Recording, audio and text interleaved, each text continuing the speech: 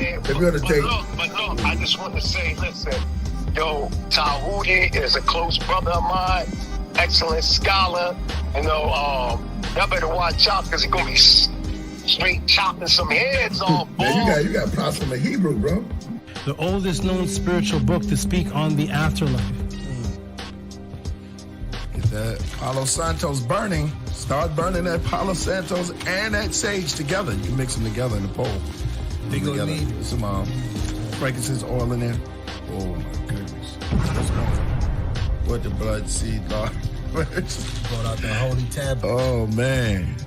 It's on. The Per M. Haru.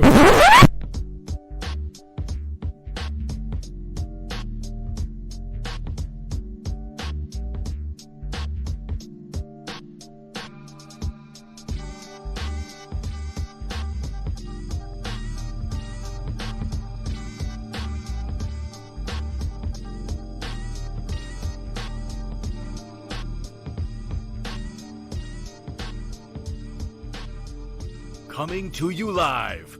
He has been teaching for over 20 years. A 9-0 record in official public recorded debates. You've heard many teachers out there before in the so-called conscious community, but none with the demeanor, calmness, and detail as Tehuti Amun-hotep Ra on such topics as breaking out of the matrix, truth on religious origins, underground conspiracies, secret societies, mental, physical, and spiritual health, the Anunnaki, the Neteru, Kemet and the origins of Mad, meanings and symbolisms of Meduneter, the only one who will stand in front of question of this wide range of subject matters, answer, question, and debate. Some have podcasts, but Tehuti is the teacher, so he has a pod class. Subscribe to the channel for updates, classes, and much more. Join the chat, call in, participate live. Get your notepads ready. Welcome to the Tehuti Pod Class. Open your mind.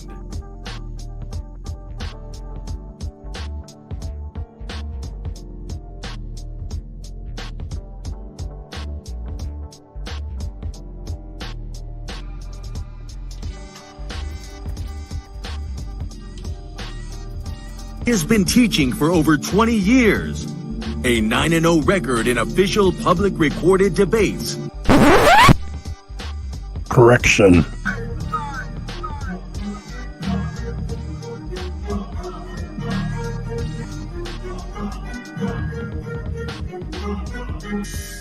All right, man. You already know what it is. That's the anthem for the debate music. Y'all already know. We got our brother Tehuti in the building, and he is going up against a heavy hitter, you know, who have been featured on this platform for a while now, Vocab Malone. I don't think Vocab, I hope Vocab put in his homework. I hope he knows a little bit about Tehuti and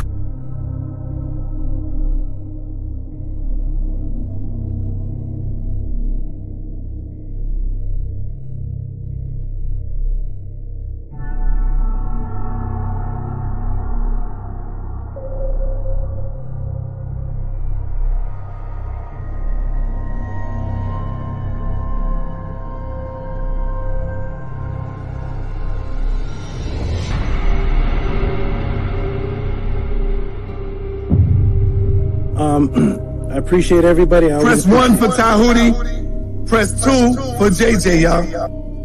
Yes, I appreciate always being here. It's fun, it's educational.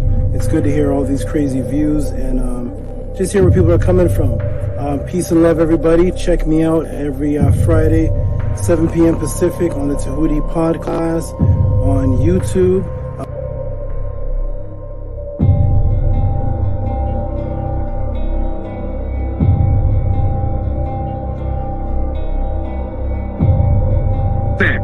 That's your words. Brother, Stand on that's it, not man. the topic of the debate, JJ. That was not the I'm topic. talking about the whole war. I'm talking about the whole misinformation. I don't give a damn about the topic of the debate. No, if you look at the community wall, I mean, damn, Tehuti is like dusting you on that shit. He killing you, Jay. And this Okay, is why then. you upset.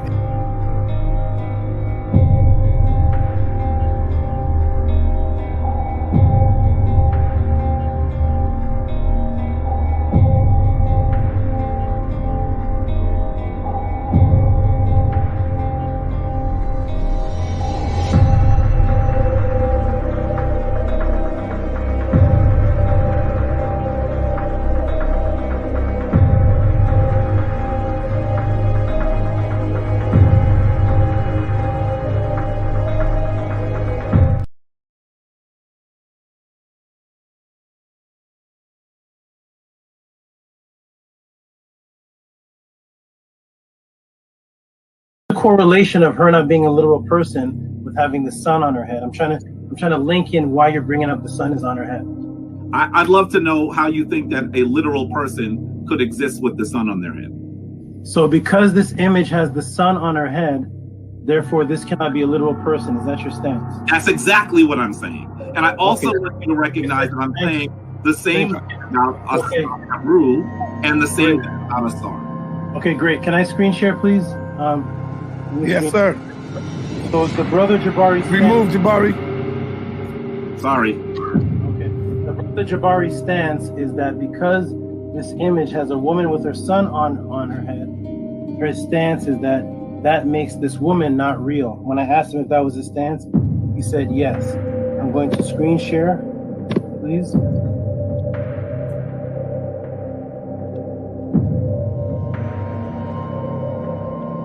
That is the premise that we are using. And I want to know is was Anksenamun a real woman, Jabari? Yes or no? Anksenamun, was that a name? Are you referring to Ankh-Senamun, the wife of Tutankhamun? Yes. Was that a mythological netter, or was that a real person? She was a real person. Everybody see my screen? Yes. Everybody see Anksenamun with the same sun on her head and the same two horns on her head that the statue of Upset has? Everybody, can you see that sun in her? Yes, we see it. Okay, this woman is Anksenamun. She has the sun on her head, the exact same sun on her head, and she has the horns on her head that Offset had on her head. And I made sure I asked Jabari clearly, what is the purpose of bringing up the sun? Is it because this woman has the sun on her head? Does that make this woman a myth or untrue? And he said that is his stance. Well, here we have a real person that the brother Jabari just acknowledged as a real person with the exact same symbol on her head, and nobody's going to ask what's the temperature of the sun. So we need to erase. Wait. Let me see. I got to finish though. I got to finish. Go ahead. You need to remove, Jabari. You need to remove the statement that you made, the premise that because you said because, and you agreed that because this woman has a sun on her head, then that makes her unreal. When Ankhenamun is a real woman, and can everybody see the sun on her head? That's a real woman. So yes, real women are depicted with images of symbolic suns on their head. Can I ask you a question, dear brother? But as soon as you acknowledge, my good brother, as soon as you acknowledge that having a sun on your head does not make you unreal.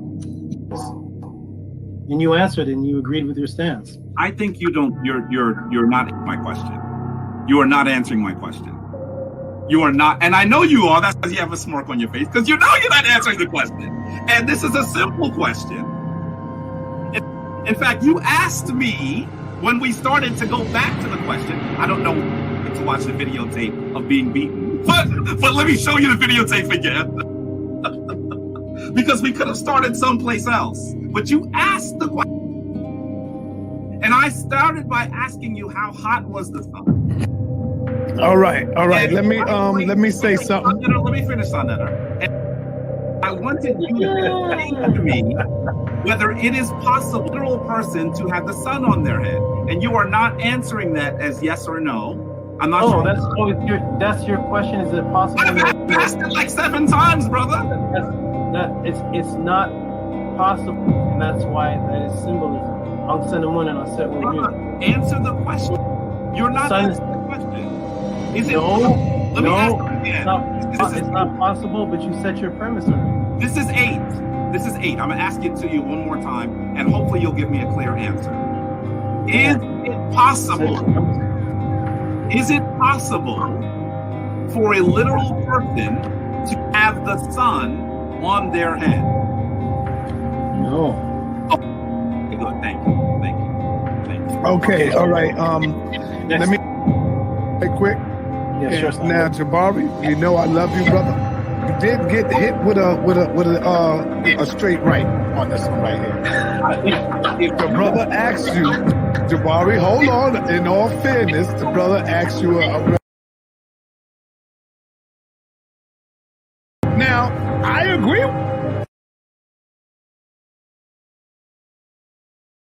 But because of the answer to you when he asked you the question, you definitely said the woman have a sun on her head, she can't be real. Brother then showed you a sun on the head of another who you did say was real. That's all it is. Hey, Jabari, Floyd Mayweather, the best of them gets hit with a jab, brother. That don't mean nothing. Come back and show the brothers and sisters out there why you are the Floyd Mayweather of the House of Consciousness. That's it, brother. It ain't nothing. This is the reason why you have to.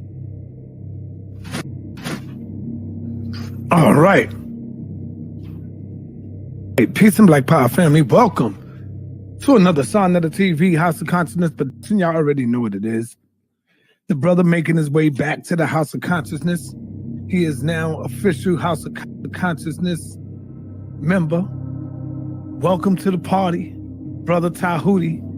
He made his official step through the door a few days ago, taking on the Floyd Mayweather of consciousness, Brother Jabari. Most people in the got Brother Tehuti winning. Now, hey, majority rule. I can't be biased. I got to go with the majority, okay? Because I'm not the referee. So, don't get mad at me, Brother Jabari.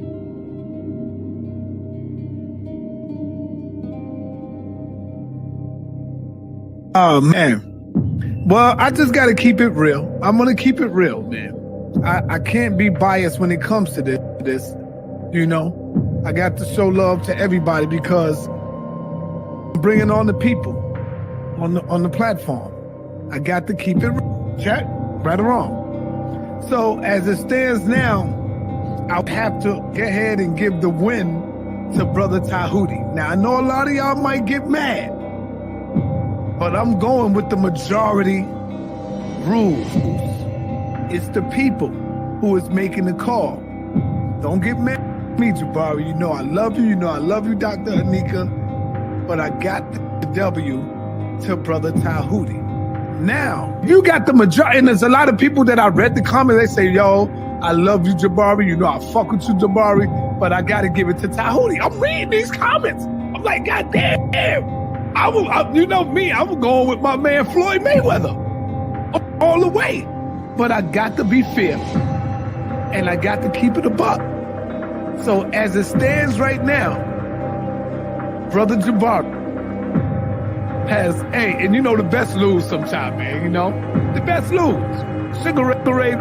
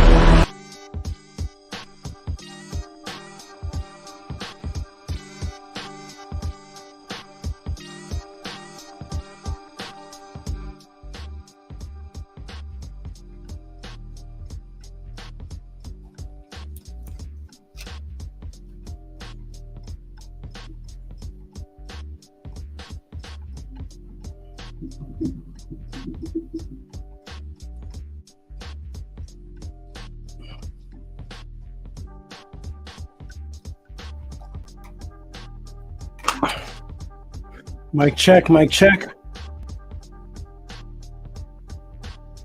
Mic check.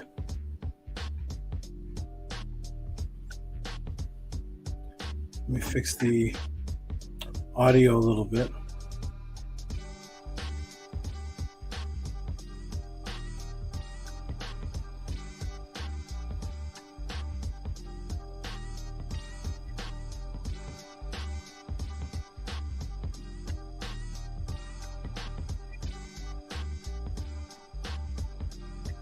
Much better. Peace, mic check. Let me do a mic check and check the room and see if I can be heard. Let me go into the room and see. It's going to be a it's going to be a painful one today. It's going to be gut-wrenching today. Let me check and see. Okay. Mic check. One person can hear me. Okay, we got, there they are. They're popping up now. There they are. Okay. We got Universal Mind. Peace. We got Stranger. Peace to Stranger. Angela Gates. Out the gate. Gate is Saba. Wonderful. Nice to meet you again. See you here consistently. Speaking of Angela Gates, the one who invited her, Heka Khepera. Heka Khepera. I think you sent in a question. Oh boy, you sent in a question. It's just, oh man, my stomach was turning, looking at it, turning in a good way. Gotta reveal these truths though. Shout out to you, Jimmy B. Shout out to you, Heka Khepera. You're actually in the class today. You're gonna be featured in the class today. So are you, Robert. Robert Williams. You're gonna be featured in the class today.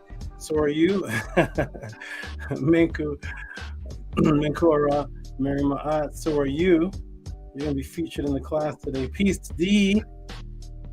Squano Trending. Squano. Queen J.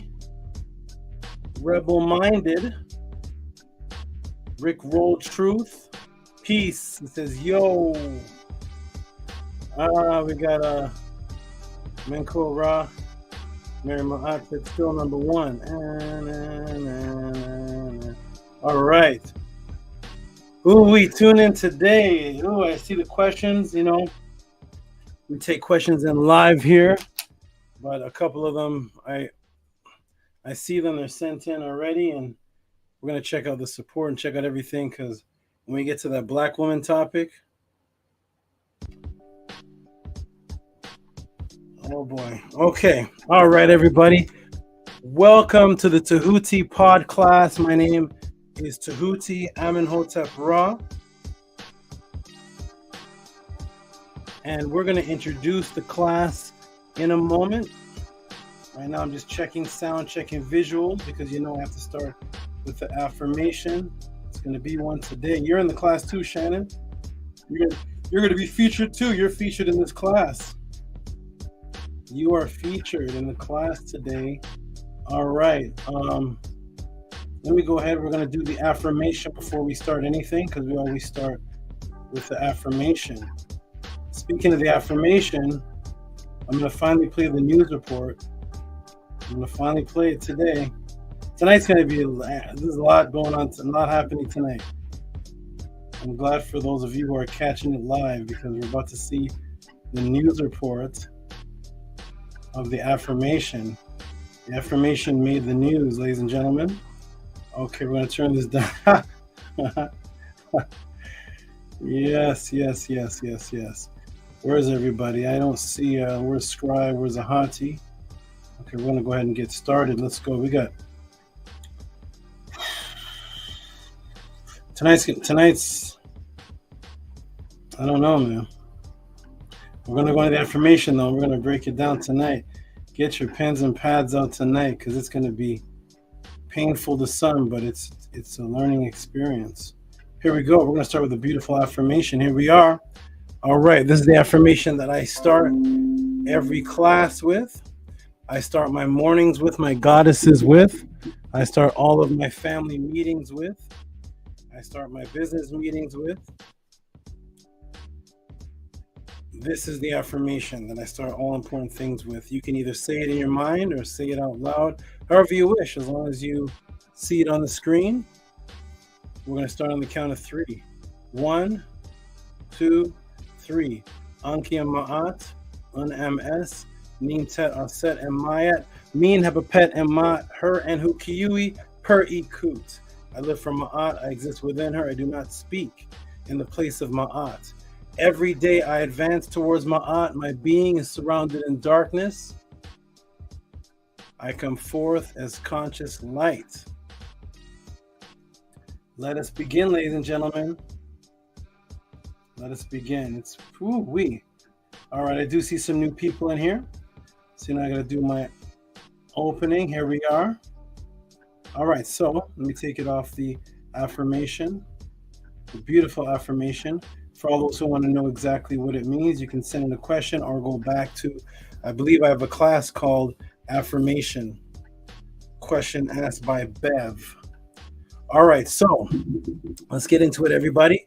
Welcome to the pod class. My name is Tehuti Amenhotep Ra. I've been a teacher for, I don't know, 30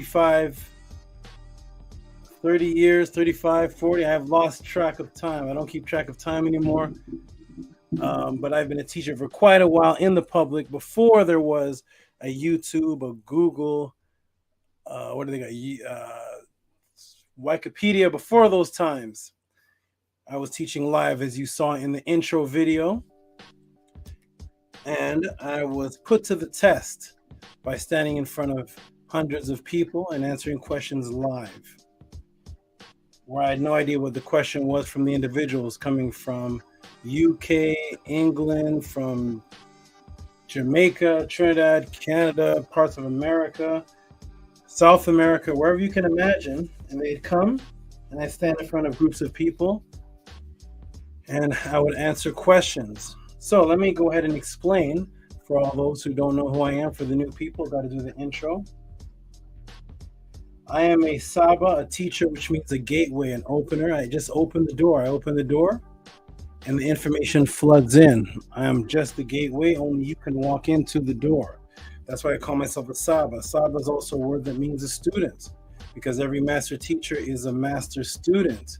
And every student eventually becomes a teacher As soon as he or she opens his mouth and begins to speak. I was teaching publicly for several years, and I joined an organization at that time when I was a youth, because I came into an awakening. My mother saw me when I was right before I was born. She saw something very interesting over her womb. She said she saw a little whirlwind over her womb and something went into her womb. And I'm here to teach that we all have that experience. We all exist prior to being born.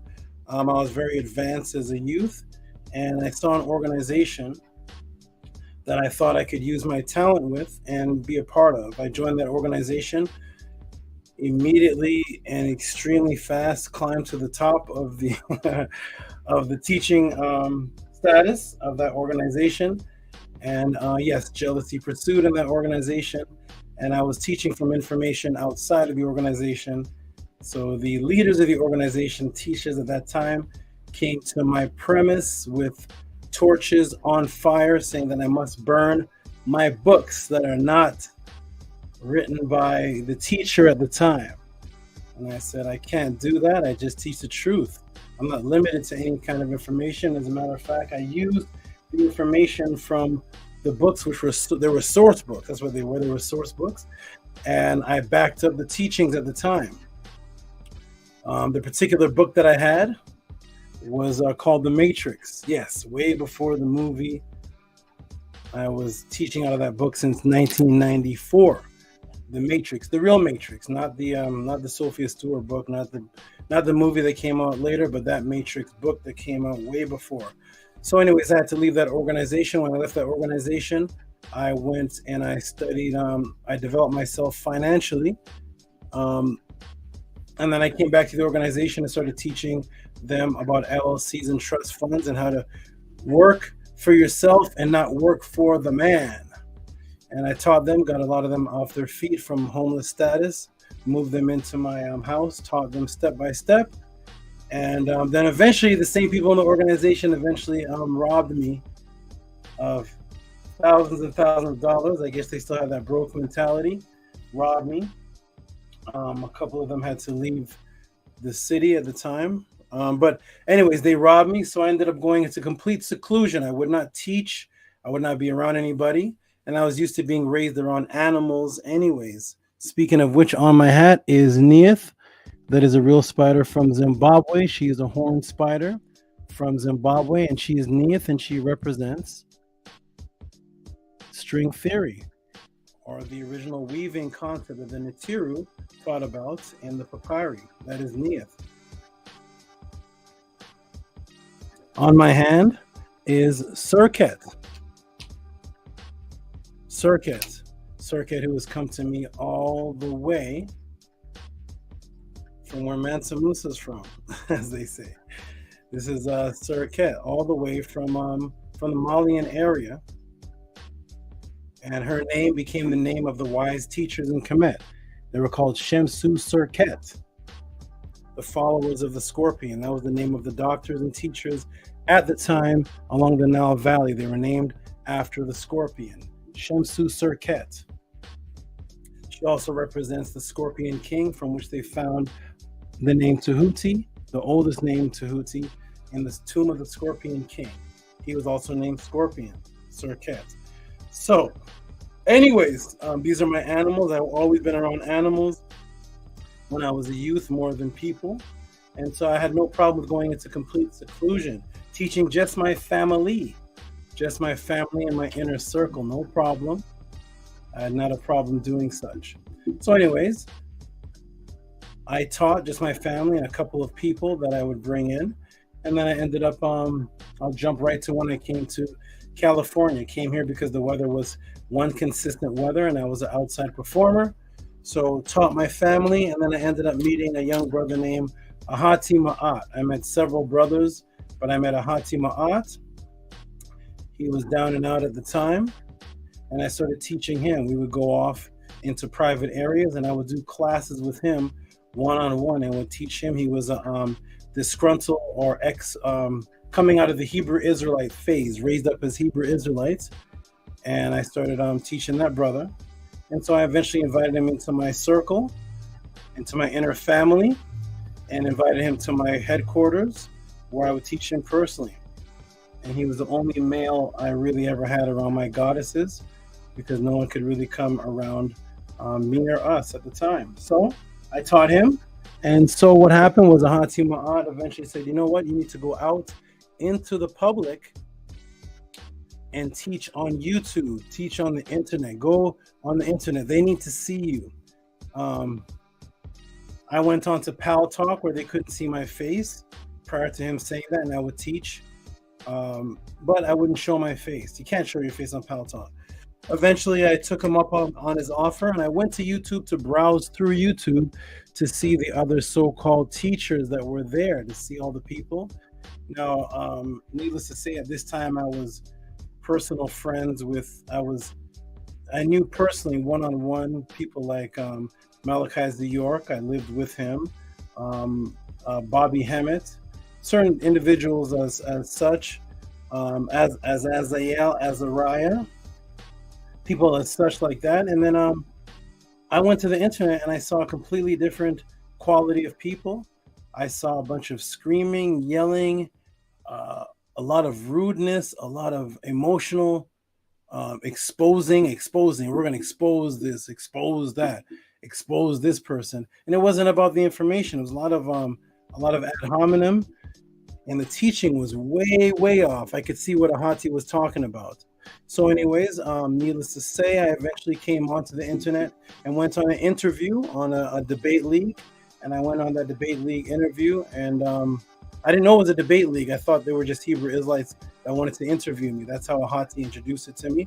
So I went there and found out it was a debating league, and they put out a flyer with my face on it. It says, Tehuti wants smoke with everybody.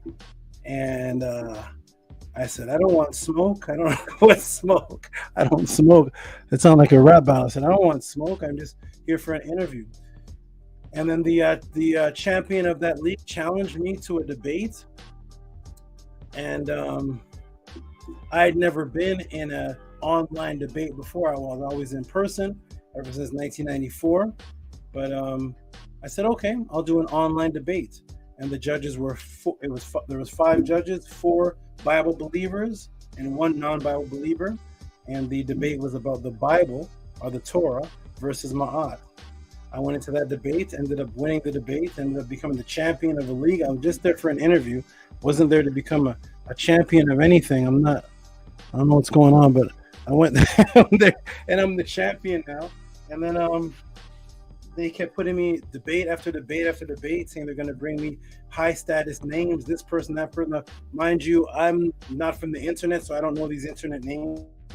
People like Bobby Hemmett, Phil Valentine, these are people that I would speak with on the phone, go to their house, live with Malachi. I knew people in person, so I didn't know anything about the online celebrity people. So they're like, we can get you this name, we can get you a Zion Lex, we can get you an Unc West, we can get you a Jabari. I said, I don't know who these people are, but okay, I'll talk to them. And so anyways, I went on an interview with good brother Son Eder. Just went on an interview, just like I went on the interview with the Hebrew Israelites.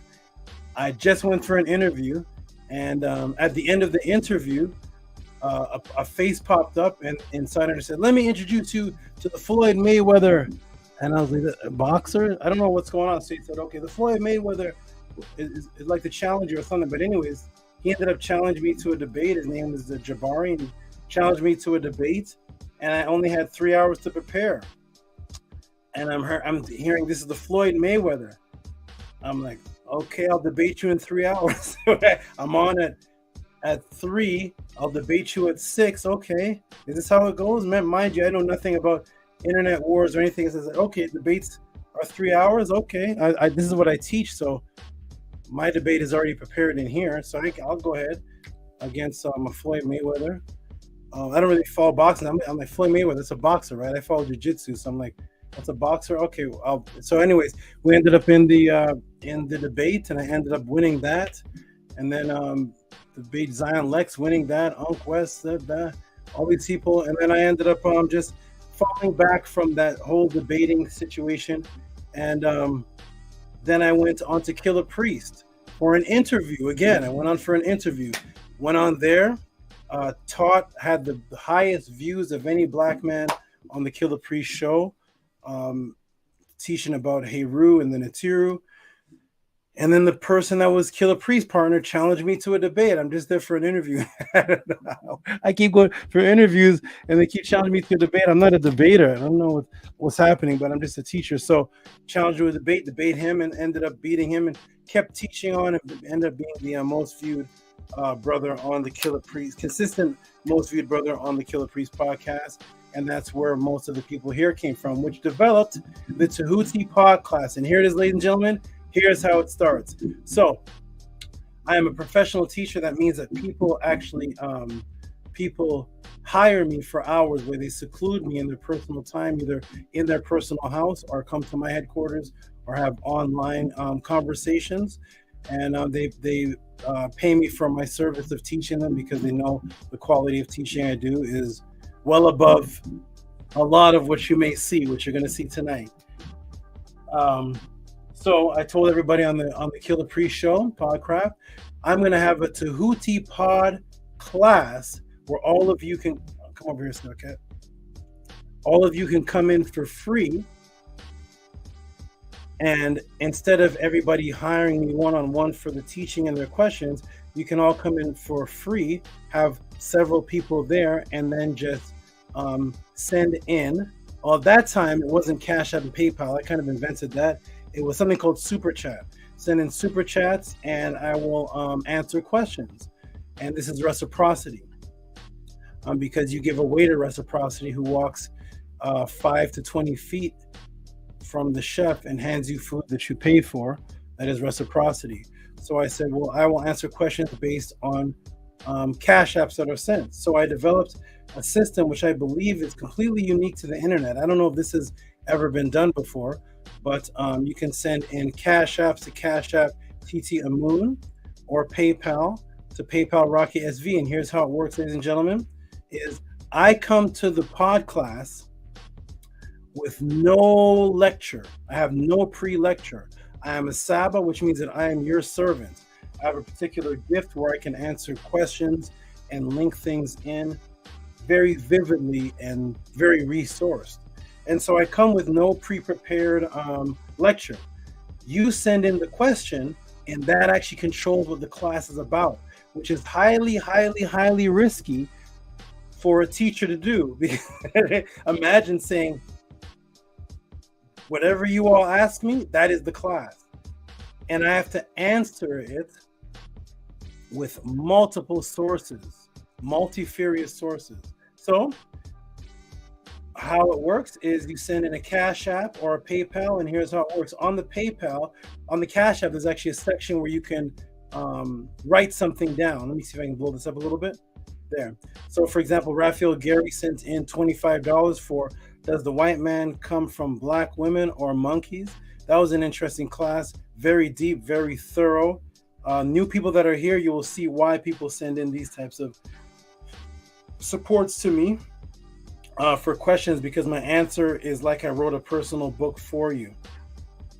Look at the variety of questions. So that was on evolution and Europeans coming from evolution or the Black woman. And then look at this, totem poles.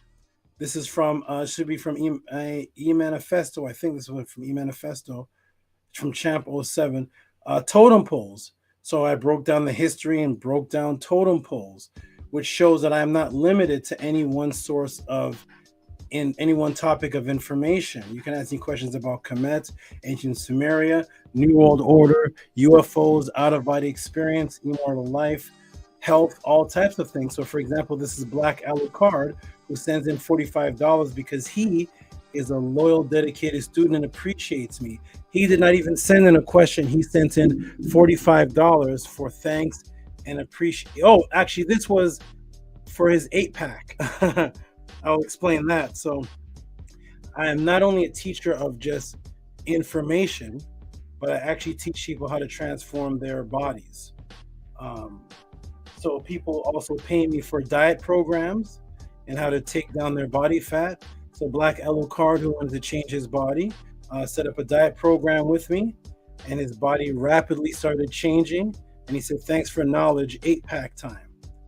Okay, so I'm not only here changing people's lives as far as their brains and the matrix, but also there are people that can vouch that I'm changing their bodies, because I'm living proof of a bodily change from 320 pounds, not having any time to exercise or do anything, because I was constantly just selling books, teaching. I was turning into like a Bobby Hemmett. So I was just selling books, teaching, selling books, going to sleep, waking up, performing on the streets, going to sleep, grabbing a veggie hot dog, and trying to do veggie stuff, and not realizing vegetables have high carbohydrates. So I ended up 320 pounds. So I transformed my focus to change that.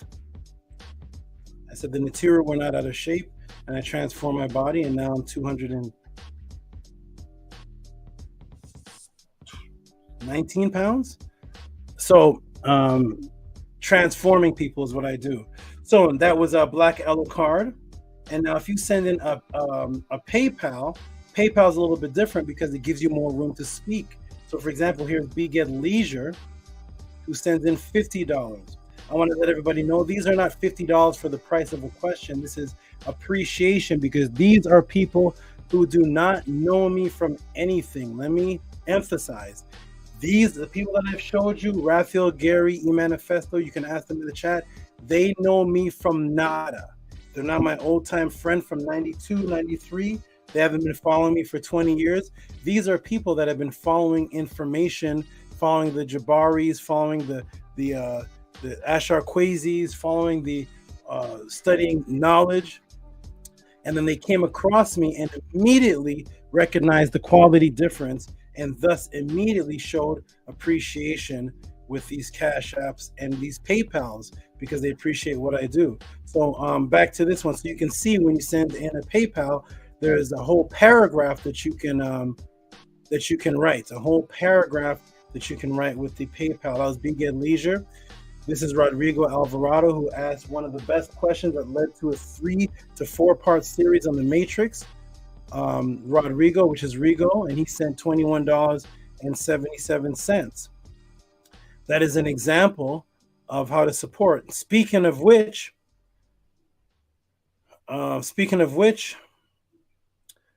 there's people like Eric Guado. Let me go ahead and put him up here. So Eric Guado sent in money for books. So you can also send in donations, and you can receive. Oh, let me fix this. When you send in donations, you can also receive books. Let me show you an example of that. So this is Eric Guado, and he sent in. This is actually for this pod class. And I'm going to go ahead and show it on the screen live to show everybody how this works. So these are people sending in for this particular week or this particular pod class. And I'm going to go ahead and do the show that on the screen. Oh, let me fix something here real quick. I'm going to show a couple, and then we're going to get right into these questions, which are woo, woo, woo, woo, woo, woo, woo, woo, woo. That's all I got to say. I'm going to put here book. Eric, put it on file, because I put everybody on file so I can see who showed, who supported, and who has appreciation. Now I'm going to go and present. So shout out to the brother. Here he is right here. So this is on the screen right here. This is Eric, who sent money for Stepping Out the Matrix and Melanin Dark Consciousness. He actually sent it in 2 parts. He sent a 20 and he sent a 10. The books only cost $25, but usually when people send me the money directly, they usually send me a little tip on top. So he sent $20 there. Said for both ebooks, and you send your email, and then you get the ebook. Okay, so speaking of the ebook, which is actually a PDF. These are the books right here. So this one here is 10. This is Melanin and Dark Consciousness. And this one is Stepping Out the Matrix. This is 15. And that's why both together are $25.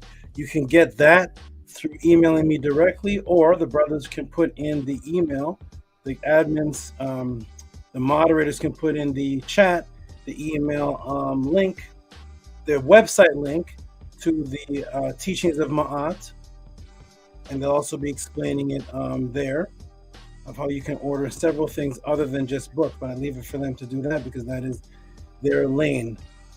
That is their lane right there. And this is mysticaltelevision@gmail.com.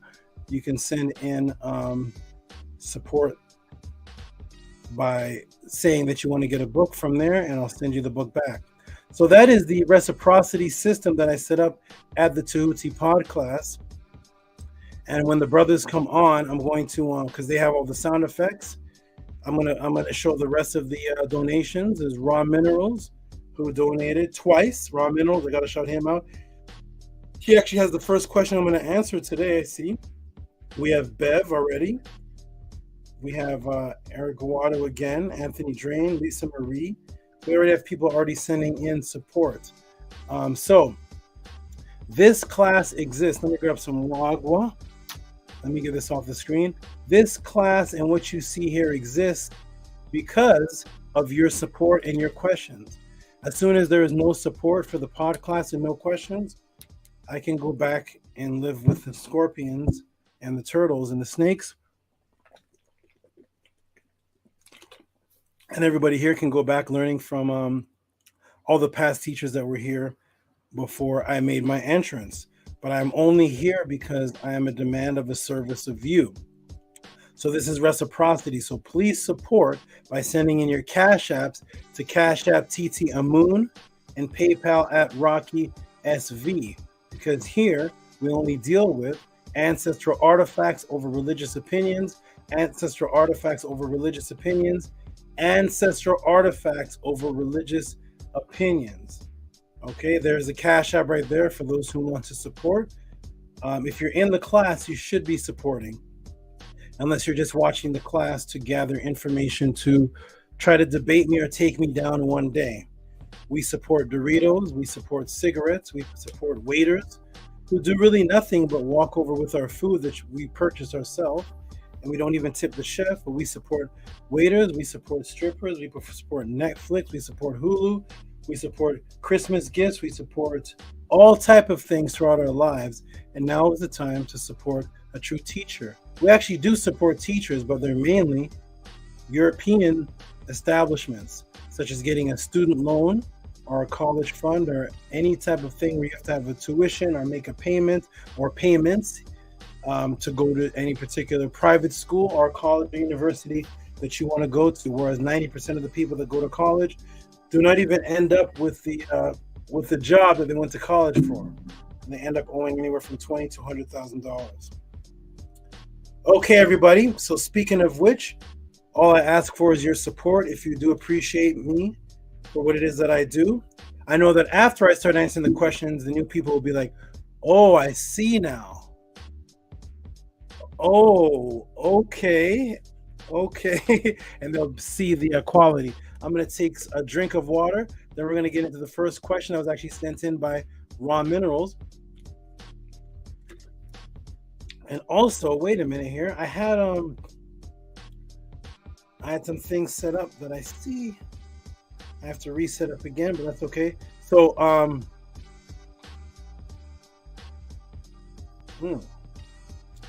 on a second. I'm going to stretch my abs.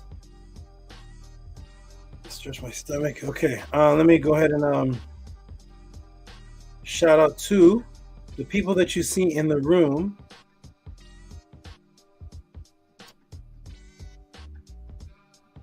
The people that you see in the room with the wrenches. I want to let you all know who they are before we even start.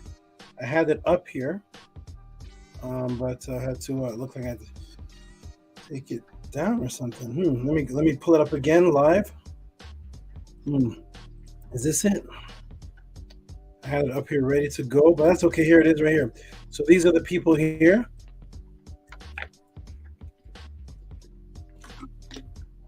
These are the moderators. Ankia Ma'at, Nanya Setmer. Well, this is the old one. Sorry, hold on. That one doesn't have scribe on it. One second, let me remove that. One second. I had it set up here. And it looks like the computer restarted and got rid of it. So let me see if I can do that again. 1 second. Oh, let me drink some more water. More water. Okay, let me pull this up again, everybody. If not, I have to moderators fine. Let me see if this is it.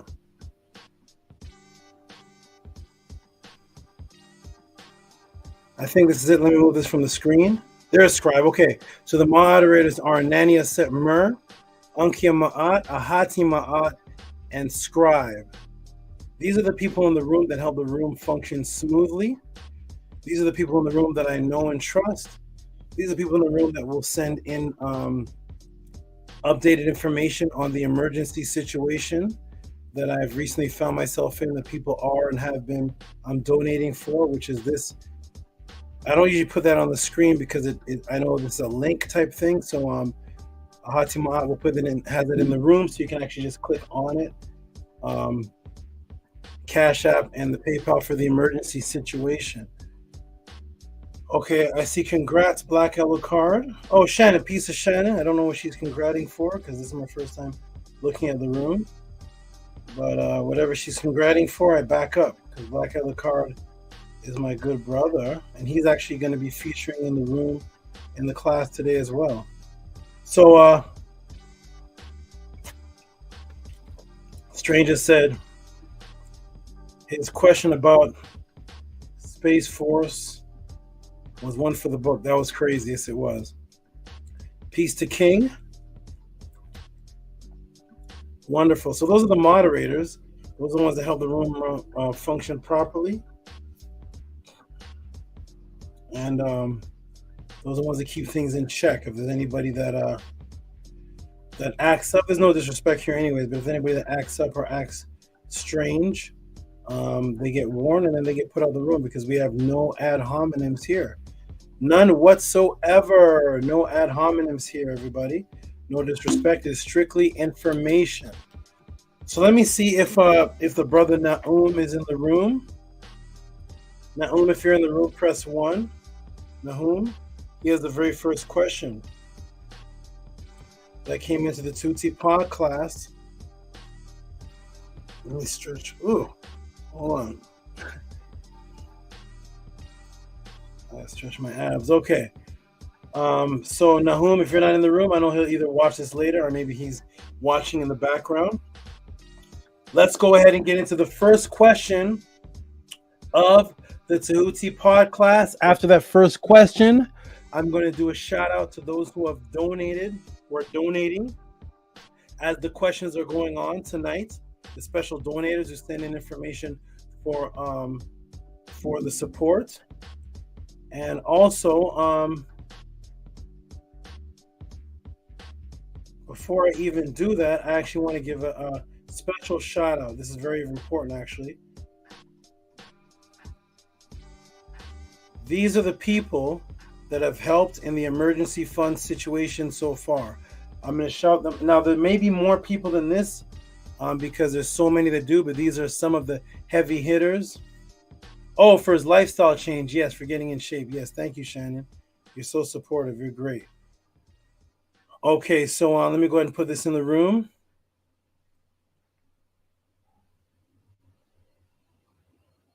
So everybody knows. If you don't know, yes, Tehuti's in a particular situation, asking students for major support and help that has nothing to do with questions, because there are some property owners that bought up a large section of property for a good reason, very good reason, for the anti-gentrification, but it actually started working against me. They have an anti-gentrification program with some brothers and sisters. They didn't want to see the area get gentrified and lose its culture. But in that, there were special programs for people, and the government actually made a mistake in my affiliation with the program and actually reversed the situation. I'm laughing, but it's crazy. Reverse the situation and actually have me owing thousands of dollars I don't know if it's the energies of the Matrix trying to remove me or what, but the anti-gentrification program, which is to benefit melanated people, actually ended up working against me and put me in a scenario where I got a letter where I have to get out of the program's area or pay thousands and thousands of dollars to stay in the area of the program. And it all goes back to the COVID pandemic situation. It's very, very interesting. I contacted the program and they said to me, we can't release any information to you. And I'm like, but you made a mistake. This is about me. So at any rate, that's Tehuti's life is always energies trying to eliminate me. So what I'm going to do is I'm going to put on the screen those heavy hitters that have supported, and there's more, but these are what can fit on the screen so far. I want to give them a special shout out. Okay, let me see if they're on the screen. Here it is. Is this them? Let me move this so I can. Okay, there they are on the screen right there. Shout out to the heavy hitters, the main, big, consistent. These are the. Oh, I see what's happening. It's not. 1 second, everybody. Let me get this off. I have to do this a different kind of way. Okay, let me do this a different kind of way, everybody. So it can be shown fully on the screen. And I'll do it this way. And then we're going to get right into the very first question, everybody.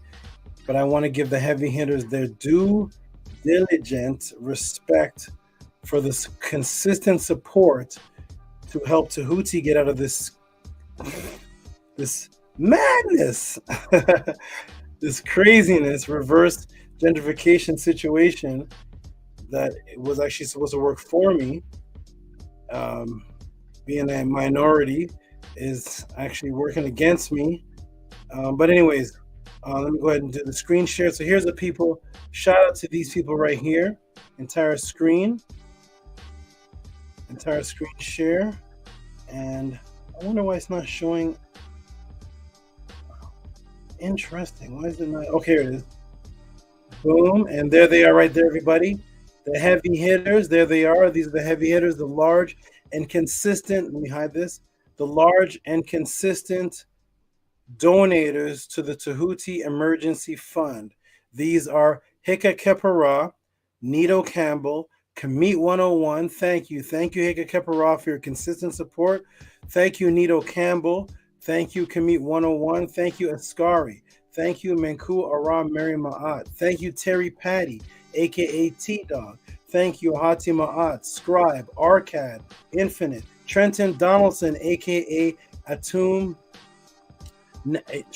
Trenton Donaldson, aka Atum, Netter Unkhotep-L, Jonathan Hacker, aka Starfeather, Bella, Boss Fee, also known as Black Alucard, Amun Ma'at Ra, thank you, Stephen E, also known as Stephen Escalar, Anthony Drain, also known as Zep Tepi Slim in the room, who donates before each class even starts, Netter Unkhotep-L, also Netter the Greatest, Anthony Peden, also known as Cash Peden, E Manifesto, stranger who actually named the moderators with his huge support, Rigo with a humongous consistent support, Robert E. Williams. Some of these people are going to be featured in the question I answered tonight. You're going to see your faces on the screen too. Robert E. Williams Jr., Vortex Ninja, Anu, Antu, Mushman, Lamont T. Williams, Raw Minerals, Raphael Gary, Shimbo Shane, Bev, Michael Godfrey. And I'm going to add somebody new to the list because I just scrolled up on my emails and saw a major donation from Queen Lisa Marie, who's also going to be featured in an answer that I give today because we're going to be talking about women today at the end of the class. I'm going to be, it's going to be crazy. But Lisa Marie, who is a consistent donator, and she just made a major donation tonight that I see I have to get to. So I'm going to add her name to this list. But thank you for the large, consistent donators to the Tehuti Emergency Fund. That is what could fit on the screen for now. There may be more people. Shout out to those who I haven't mentioned. It's always updated because each week there's more I'm giving. Shout out to all of you. Thank you for your support, everybody who supported this situation that is going on. Now, ladies and gentlemen, shout out to Banju Pharaoh. I think you're in there too. You started giving some consistent support. I'm going to see a couple more supports and then add you also. Thank you anyways. Thank you, my brother. Okay, yes, Heka Khepera, you're one of the biggest, man. You're probably in here. You're in there tonight too. Everybody, we are going to get into the very first question of the Tehuti podcast circuit. Are you ready? Are you ready, circuit? Are you ready? Are you ready, Neith? Let's go ahead and get to the very first question. New people, get your pen and your pad. Grab your seatbelts. This is how questions are answered at the Tehuti podcast. You may not be familiar with this type of answer, but I'm going to go ahead and show you why people support so strongly at the Tehuti podcast. Hold on, man. Is it an ab workout? I'm not sure. My abs are flexing and crunching. I got to stretch them out. Maybe I've been sitting too long in this position. But here we go, everybody. Let me go ahead and get this in the room. The very first question is going to be interesting because it's something that nobody really knows about. It's a group. I see this question in, and it's from, who's this from? They put it on the screen. I always give people the shout out who asked the question in the first place. And let me go ahead and put that person on the screen. His name is Raw Minerals. Raw Minerals. Let me go ahead and put Raw Minerals on the screen here to give him a shout out. He actually asked this question a while back, and I didn't comprehend the question. We cleared it up, and he reworded it, and we got it straight. Let me get Raw Minerals on the screen here. There it is. Okay, here we go, everybody. Here's an example of a question sent in that's going to be answered right now at the Tehuti pod class. I would usually give all type of sound effects and such for this, but my audios aren't working properly until my team comes in. Shout out to Raw Minerals. He's saying something that probably nobody's ever heard of before. But this is the job of Tehuti, the Tehuti podcast. My job is not to have my personal opinion involved. It doesn't matter if I've heard of it before. It doesn't matter if anybody's heard of it before. If you send in a question and it's a valid question that actually has an answer, meaning that some questions really don't have any answer because the discoveries haven't been made yet. But if you want anybody revealed, exposed information on any topic that you're studying and you want to know whether to go forward, we had one on Rana for a moon. We had a few of them, and you want to know whether to go forward with some information. I don't just say to you, don't read that book. That's garbage. Tehuti says that's trash. Don't read that. It's nonsense. It's pseudo. I don't do that. I'm going to break this down step by step, and you're going to use your own logic. So he says, please expose the book Law of One and its creators. So first of all, everybody, has anybody even heard of this before? The book Law of One and its creators. Anybody heard of this before? Very interesting, right? Law of One and its creators. Shout out to Dominique. Shout out to you. Anybody ever heard of these before? The book of the Law of One. Most people I've spoken to have never heard of this before, but my job is to break it down and explain. So once again, I'm going to read the question. Shout out to Raw Minerals with his major donation of $36.63. Paladomi. He did it in a Paladomi. $36.63. Maybe I'll break down Paladomi one day and how the Cometians invented that. $36.63. I did that class just yesterday with my goddesses. The Palidomi, I believe that's how the European pronounce it. Palidomi, 3663, meaning it goes this way, it goes that way. It is a duality, he said. So 3663.4. Please expose the book Law of One and its creators. So here we go, everybody. Welcome to the 2T Pod class. It is my job to do this. I'm going to take it off the screen. There we are. Shout out to Rosie, who says knowledge. So D, you haven't heard of it before. Lisa Marie says she hasn't heard it before. Boost Ladin, shout out to you, Boost Ladin. Never seen your name before. Boost Ladin said they supposedly are channeling Ra.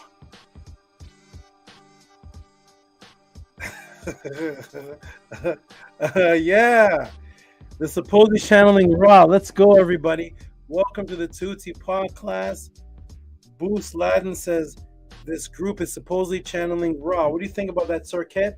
Are you ready, everybody? Here we go, and here's how I answer questions. Shannon says, never heard of the book, but just got a strange deja vu. Okay, no problem. Okay, Sir Ket, come over here, young lady. Come over here, young lady. You ate all those crickets, didn't you? All right, Sir Ket, you're going to go over here for just a moment because I'm going to need my hands free to answer these questions. This answer may sting the followers of that group, but I'm not here to be, I'm here for the truth, everybody. My opinion and feelings have nothing to do with it. My thoughts, I'm just here to give you the information, all the factual information. Go in there, Sir Ket. There you go, boom. Okay, sit right over here just for a minute. And let's get into the answer. Let's get into the question. Let's get into the answer. Once again, for those who just stepped in the room, I'll put on one last time and then I'm going to go right into it. Here we go. 3663 from Raw Minerals. And that's interesting because the book is called Law of One, Raw Materials. For please expose the book Law of One and its creators. Thank you very much, my good brother. This brother asked he asked the question wanting to actually participate in practices. He wanted me to walk him through and see how to use the book. And you know me, I got to give you the truth. So I'm not gonna walk you through anything. I'm gonna break down the roots of it. So here we go, everybody. Here is the answer to the question. Let me go ahead and see if I can do a. Here we are.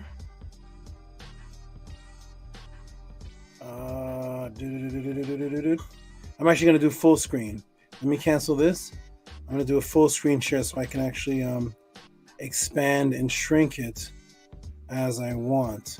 So entire screen. Here we go. Because I want everybody to see everything that I'm showing. So here we go, everybody.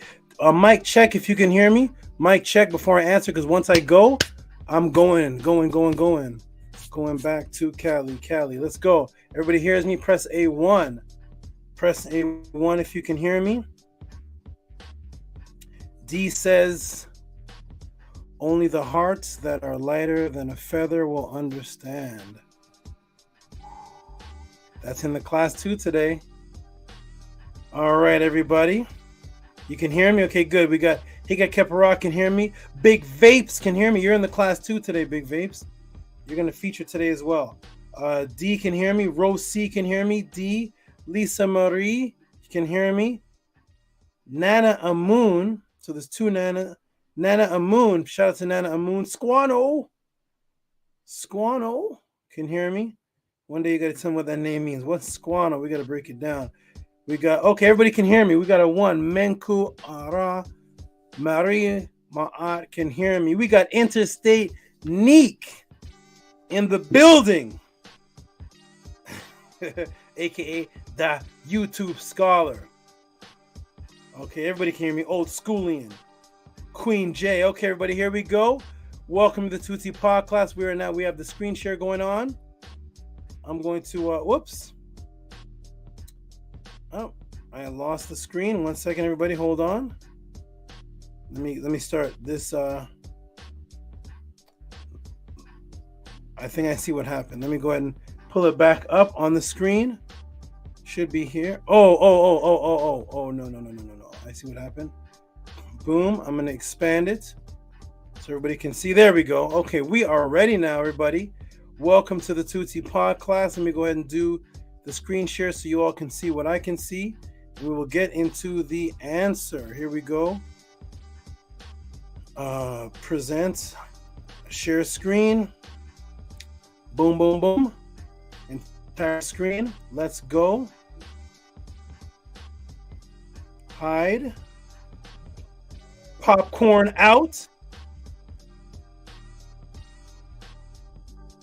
Here we go.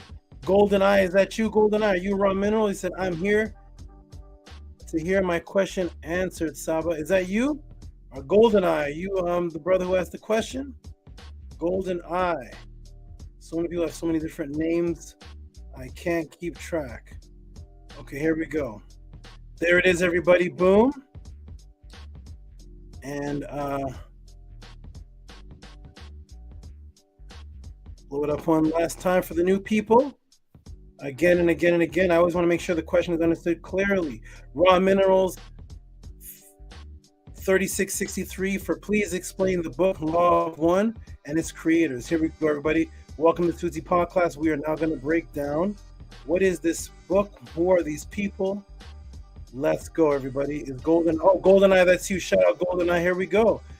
Let's talk about it, everybody. For those who've never heard of this raw materials book or the Law of One, we're about to get into it right now. So here we go.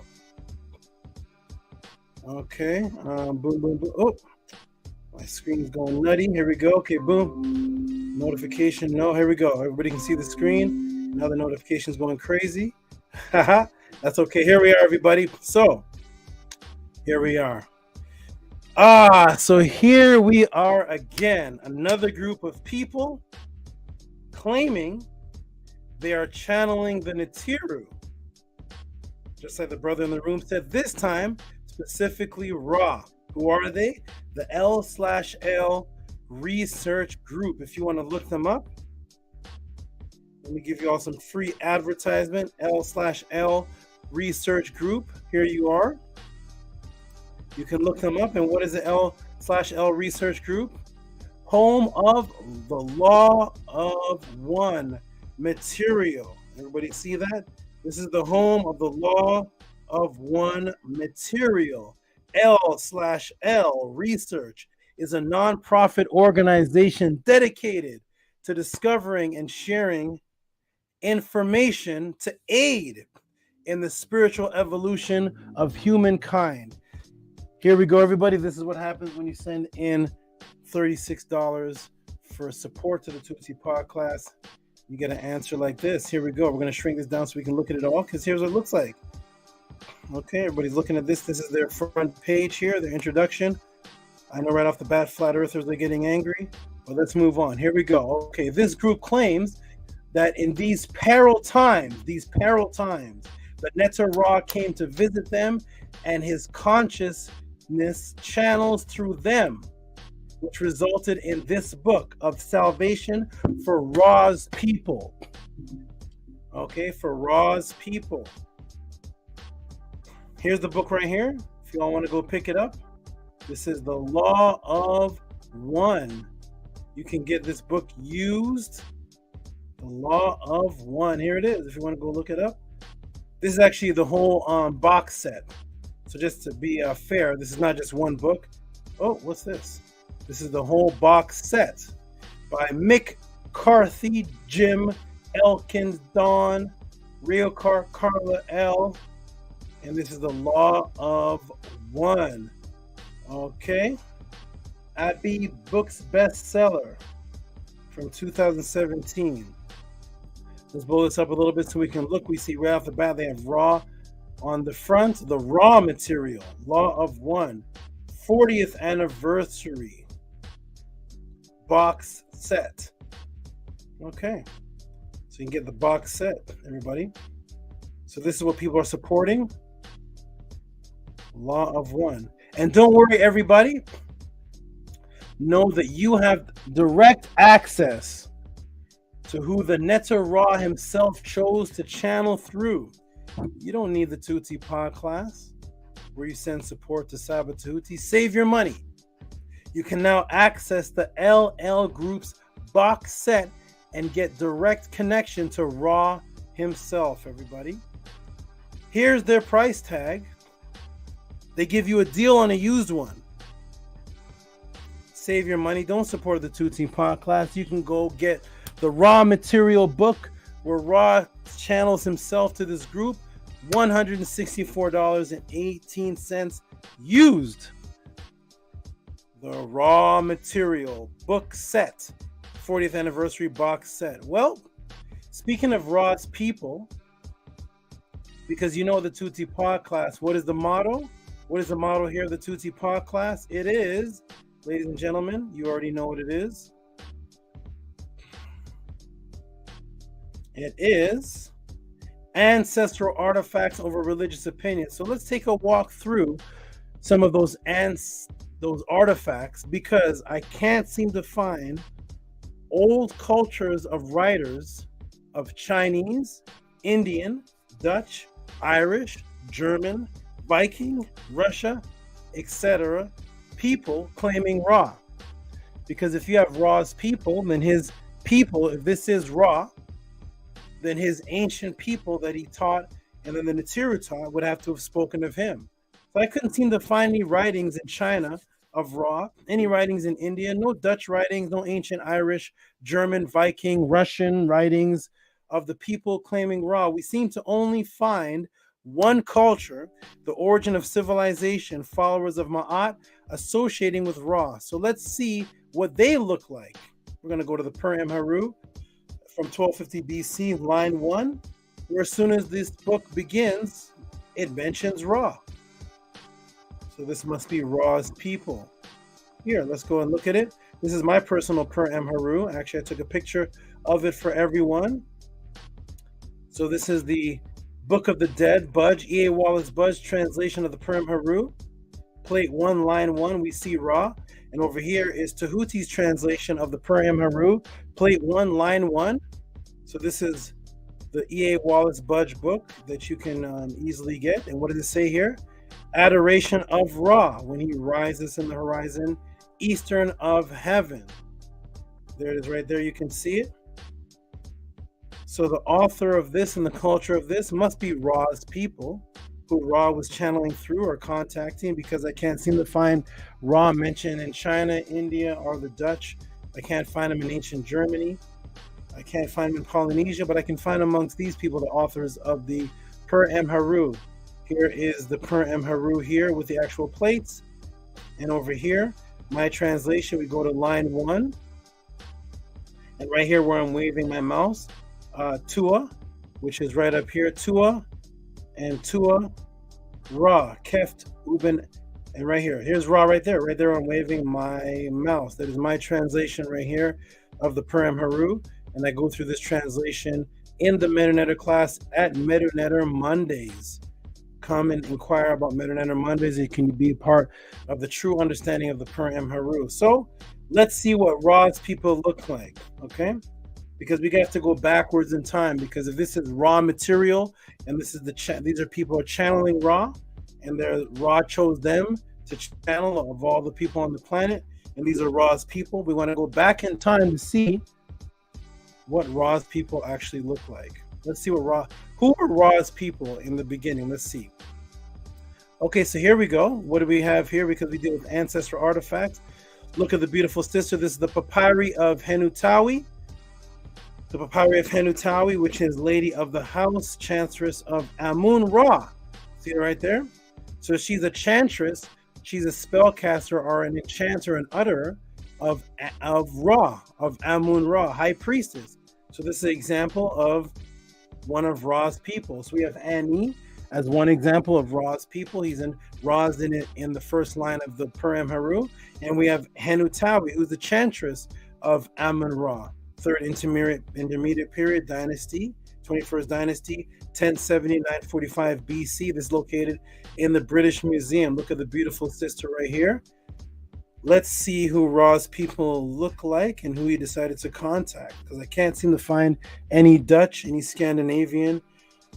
I can't find any British people that were anciently talking about Ra, but I see these sisters here with the beautiful lips and eyes and mouth and melanin, and I see the braids. Looks just like a sister of today, and she's the priestess of Ra. So here's Ra's people right here. Let's continue to go on. Okay, I'm going to shrink this down a little bit and see some more of Ra's people. So we're going to go into the wood glided from 1390 to 1352 BCE in the 18th dynasty New Kingdom. And who do we have over here? We're going to go over here and move it over here. Boom. Here's more of this is Amenhotep III. Let's take a good look. Amenhotep III looks like he could be Henutawi's brother. Here we go. Okay. Wonderful. So these are Ra's people. We're over here. These are the people that spoke of and lived for Ra. Here is Amenhotep III. There is Henutawi. Okay, beautiful, wonderful. Where are some more of Ra's people? Mentuhotep. Look at this brother right here. Here's Mentuhotep. So once again, I couldn't find any Dutch. I couldn't find any ancient Irish. I couldn't find any Germans, any Vikings, any Scandinavian people speaking and claiming that they were the people that Ra communicated with. Every time I look for Ra's people that he communicated with or they had papyrus of, I keep seeing these people right here that look like this with the beautiful brown melanin. Henutawi, Amenhotep III, Mentuhotep II. Here are the people that claimed Ra, brought the concept of Ra to this planet. So let's keep going, everybody. Then we have this. Who's this? What's this? Who's this? Are these Ra's people? What is this? Oh, this is the cartoon. Oh, yes. This is the cartoon you get of the dancers of Ra in Nebamun's tomb. These are the dancers of Ra cartoon that you get in Google, but this doesn't look like... Oh, no, wait. Here's the real one from the actual tomb of Nebamun. It looks a little different now. Here's the actual 1400 BC of the tomb of Nebamun, the dancers for Ra. These are the dancers of Ra. This is the tomb of Nebamun. So right off the bat here, something interesting has happened. Why is it when we go to the Google images, we see the skin gets lighter? I have absolutely nothing against light-skinned people. We're going to be talking about light-skinned and dark-skinned people today, actually. But why is it changed, though? Because when we look at the original images, we see these fully melanated people drawn from the followers of Ra themselves and carved from the followers of Ra themselves.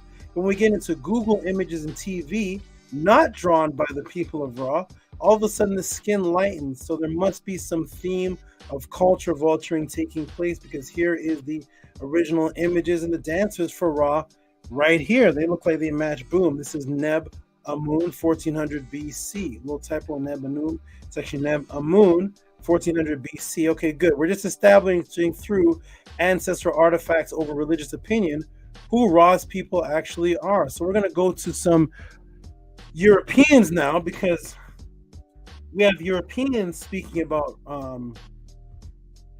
Ra's people in ancient Egypt, and we have a lot of Gaia channels and ancient aliens. But let's go to the Europeans that were actually around during the time, or close to the time, of the indigenous Kemetians. We're going to go over here because they're going to start describing Ra's people. This is Lucian Navigations, Parses 2-3. And what does it say here? Describing the young Egyptian. This boy is not merely black. He has thick lips, and his legs are too thin. His hair worn in a plait behind shows that he's not a freeman. Timolus says, but that is a sign really distinguish birth in Egypt. Lucinus, all free-born children plait their hair until they reach manhood. It is the exact opposite of the custom of our ancestors. So here we are. The European is making a distinguish between, you see this young black boy, he has a plait, and in our culture, it represents slavery. Well, in the ancient Kemetic culture, let me correct you, Lucinus, who says, this boy is not merely black. He has thick lips and his legs are too thin. His hair is worn in a plait behind shows he's a slave. He's not a freeman. Tamalaeus, the Christian man, corrects him and says, this is opposite from our ancestors. These are not like the Europeans. It's not everything has to do with killing and raping and pederasty and slavery. This actually represents life. See, to us, it represents death and abuse. To the Kemetians, it represents life and childbirth. It's opposite from our ancestors. These are two Tammuz and Europeans arguing or discussing the difference between when they saw the Kemetians. He has black skin, he has thick lips and braid. He must be a slave. No. This is a free baby born. This is a child born, right? Who thought that seemingly for old men to secure their hair with a gold brooch to keep it in place. So this is from, and you can look these people up, Tamalaeus and Lucinius. So this is what the Tamahu thought of the Kemetians that he saw. And what would that look like, actually? What would that look like? It would look like this. Everybody see this? Let me blow this up a little bit. So here's what they would see as the people of Ra. They would see this boy here, and they'd see the braid. And to the Tamahu of the time, he would say, oh, it must be a slave. Look at black skin, he got thick lips and a braid. It got to be a slave. Nope. It represents Kanum, it represents Kanzu, and it represents birth. And here's what it would look like. And here's the ancestral artifact to match. The people of Ra. Here's the side lock coming down. Here's the side lock coming down. This is a part of the culture. You see the hand to the mouth. The hand to the mouth represents youth, which represents Heka, which I broke down a class or two ago. Don't have time to get into that now, but when you see the hand pointing towards the mouth, it represents youth and Heka and speaking in sound vibration. So there are the people of Ra. Okay, so we're going to go to Herodotus, the book of Herodotus, and let's see how because he was around during the time of the Kemetians, who actually could see the people who were actually calling themselves the people of Ra, the channelers of Ra, the representatives of Ra. This is book 2, Herodotus, and you can find this in New York Dutton and Co., 1862. But of course, Herodotus goes all the way back to the BCs in the time of the Kemetians. So Herodotus on the pharaohs, what does he say? He says, so far, all I have said is the record of my own autopsy and judgment and inquiry. Henceforth, I will record the Kemetic or the Egyptian chronicles according to what I have heard. So prior to this, he's saying, what I've said before, this is coming from my judgment, my words. I'm going to now quote what the Kemetians have told me or said themselves, according to what I've heard, adding something of what I myself have seen. So he's talking about what he's seen and what he's heard from the Kemetians themselves. He's no longer adding his words in. This is a European now. He says, the priest told me that Min was the first of the king of Egypt, and that he separated Memphis from the Nile by a dam. After him came 330 kings whose names and priests recited from a papyri roll. In all these many generations, there were 18 Ethiopian kings and one queen native to the country. The rest were Egyptian. Okay, this is what he is saying that he's heard and seen. So let's go and analyze this. Now back to the group. So back to this 430 BC. Herodotus is saying from this army that came, or from these people and settlers that came, 18 kings were coming from the Ethiopian area, the southern parts of where the Nile actually begins. Okay, so yes, they would look like this Ethiopian boy. All right, now back to the group asked about, who said Ra chose them. They are Ra's chosen, because they do not claim that Ra is speaking through any other group. Ra comes and says in the book, and the book is too big for me to go through the whole book. I'm going to go through a few things, but he chose this particular people based on their particular frequency. So now this is Ra's chosen. Well, according to the real chosen of Ra, the people of Kemet, what was Ra's family line? So we're not just going to get into Ra's chosen people. We're going to get into Ra's family line according to the Kemetians themselves. Here's a depiction through a cartoonish type imagery. We can actually look at the family, and at the top is Ra, Shu, Tefnut, Jebnut, Nebtet, Osar, Aset, Set, and Pu and Heru. So here is Ra's family. So we went through Ra's people. Now we're going to get into Ra's actual family. Those would be his people too. This doesn't just come from a cartoon, from an image on Google. This is confirmed in the papyri of creation. Here's the papyri of creation in the English and the meta-netter, because here, yes, at the Tuti podcast, we just don't go by memes and Google images. We don't go by that at all, but I'm going to show you from source information. So here is creeping all things, which came into being, all of them, gave birth, Mesu'in. Here it is. I'm going to blow this up a little bit so you can see. So Mesu'in, those who were given birth to were Shu, Tefnut, Seb, Nut, Mesu'in, Seb, Nut, Osar, Heru, Kent, and Masti, Set, Aset, Nebtet. From the womb, one after each other of them, they gave birth, they multiplied on this earth. So that is the bloodline, that is the descendancy of Ra, according to the writers of the followers of Ma themselves. Here's the imagery of what that would look like, and here's the source. If you want to go to the papyrus of creation, this is it right here, which talks about the people and the bloodline of Ra, or the family of Ra. Okay? You will see at the end of this class why I'm doing all of this. Okay, so Ra's daughter is Tefnut, and Ra's great-grandson is Osiris, or Osar. How did the Greeks, who were taught by the people of Ra, describe Osiris? Okay? How do they describe Osiris? This is the Library of History, Diodorus Siculus, published in Volume 2 of the Laob Classical Library Edition, 1935. Book 3, Beginning Context, third book of Diodorus, University of Chicago, 9021 BC. From the source, says, now the Ethiopians, as historians, because we're back to the Ethiopians again, relate, were the first of all men, and the proofs of this statement, they say, are manifest. For they did not come into their land as immigrants from abroad, natives of it. They are natives of it, and so justly bear the name Autochthonous. They say also the Egyptians are colonists sent out by the Ethiopians, Osiris having been the leader of the colony. Do you see that? So the Osiris, just like we read before with Herodotus, the colonies came from Ethiopia, and the Ethiopians are telling the Greeks, the Greek Tamahus at that time have no problem. See, this is before racism. This is before the racism of trying to say the Cometians weren't black. This is before that. This is when Europeans were worshiping black people. They had no problem saying that, hey, the Ethiopians told us that they're the native. They didn't migrate from anywhere. They're natives to the land. And as a matter of fact, they migrated upwards. The colonists went out from the Ethiopian area, and Osiris was the leader. So he was an Ethiopian. Okay, let's continue, everybody.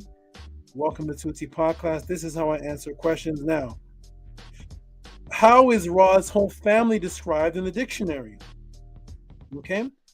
How is Ra's family described? On page 977, we go to the Bao Kim. Because remember, in the lineage of Ra, who do we have? In the lineage of Ra again, we have Shu, Tefnut, Jeb, Nut, Nebtes, Aset, Osar, Set, and Pu and Heru, which are also mentioned in the creation story. This is the family of Ra. Okay, so this cannot change. This does not change unless culture vultures try to change it. Here we go. So how are they described? We're going to go to 977 because, like I said again, the old Egyptologists and the old Greeks had no problem with acknowledging who the Cometians were and who their deities were. So here we go. Here are the same names, and it says Sudanese country. We're Sudan, right by Ethiopia, because remember, back then there was no place called Ethiopia and there's no place called Sudan. They were all one landmass area called Ta-Neter Ta-Seti, the whole Nubian, Sudan, Ethiopian area. Those are Greek words. Ethiopis, which meant black face. Sudani, right? The land of the two blacks again. All those terms are Arabic invader words and Greek words. What does it say here? Sudani country where the worship of Hathor, Shu, Tefnut, and other Sudanese gods was introduced into Kemet. Hold on. So Diodorus, Herodotus are saying that Osiris, right, the great grandson of Ra, comes from Ethiopia and migrated into what they call the Kemetic area today. The dictionary says Tefnut, Hathor, are Netiru, deities found in the Ethiopian Sudanese area, was introduced into Kemet. So the family of Ra is from Sudan and Ethiopian area. Let us continue, everybody. We have to follow the theme here to see if anybody's going to change the theme. So how was Osiris depicted even by the white Ptolemies? Because remember, the Greeks and the Ptolemies had no problem with who the Kemetians were. They had no problem worshiping black people. So we have Budge acknowledging that the Tefnut, the whole family of the Netiru, Tefnut, Het Heru, which is Aset, Shu, Jeb, all these are from Sudan and Ethiopia. Herodotus said, oh yeah, the original kings migrated from Ethiopia. Diodorus said, oh, well, so Herodotus said, yeah, they came from Ethiopia and Osar was the leader. And here's the Ptolemy's depiction of Osar. Does that look like Brad Pitt? Does that look like Owen Wilson? Does that look like Prince Harry or Henry or whatever his name is? Here's a statue of Osar. Where does this go back to? What's the date? This is who the Ptolemies acknowledge as Osar. Does he match the image of the original people of Ra? Yes, he does. What's the date of this, though? An interesting date? Look at this. 332 to 330 BC. That's the time when Alexander and the Ptolemies were in Kemet. Look how they're portraying Asar in their time period as a strong black man. No problem. They have no problem with that. It isn't until recently that Europeans become racist, or even the time of Tamilists, the Christians, where Lucianus is saying, yeah, well, he's black, skinny, has a braid. That's a slave in our area. But going back to the BC times and the Ptolemies and Herodotus, we don't find that kind of racism. We find Osar depicted as he is, looking just like the rest of the children of Ra, looking just like the rest of the Kemetian people. And Asar's son. How was Asar's son portrayed, everybody? Because I want you to know this. Who is Asar's son? Asar's son is Heru. Because remember, if you have Ra, and you have his bloodline, you have his people, you have the Netiru, you have to have Asar that's connected to Ra, Jeb, Nut, it keeps going up, and then Asar has Heru. Heru's face is depicted as the word for face all through Kemet. But how did the Kemetians see the face of Heru, Asar's son? Let me show you. We're going to go through right here. This is one of my backgrounds, right? The lentil of Senuseret running towards Min. The first settler, who's Min. Min is Asar. And here's how Heru is protected. Here's the face right here. Y'all want to see that? This is the word for Heru right there. Do you see that face right there? Do you see that Ghanaian looking brother? Do you see this West African looking face right here? This is the face of Heru. Heru is depicted by multiple types of faces, but every time they show the face of the word Heru, look how it looks. Let me scroll down and show you the other depiction of the face of Heru. Here's the word Heru right here. Look at this. Who is that? Is that one of the red pill, blue pill guys? Look at that. There's Heru. Does he look like Brad Pitt? Does he look like Owen Wilson? Does he look like David Bowie? Seems like there's a common theme going on here with the people of Ra. How about this one here? How about this over here? There's Heru again, a face of Heru. Every time they show the face of Heru, there are different depictions of people from the South African area or the West African area, the Sand people. where life and the Homo sapien and the MRCA began with the Sand People and the Ethiopians. See? There's the Heru face right there. Seems like the theme is staying in place so far. Everything seems smooth so far. Everything's good. So why is Tehuti showing all of these images? Why? Why is Tehuti showing all these images? Why? Let's get into it, everybody. Welcome to Tehuti Podcast, because we're not going to forget the question.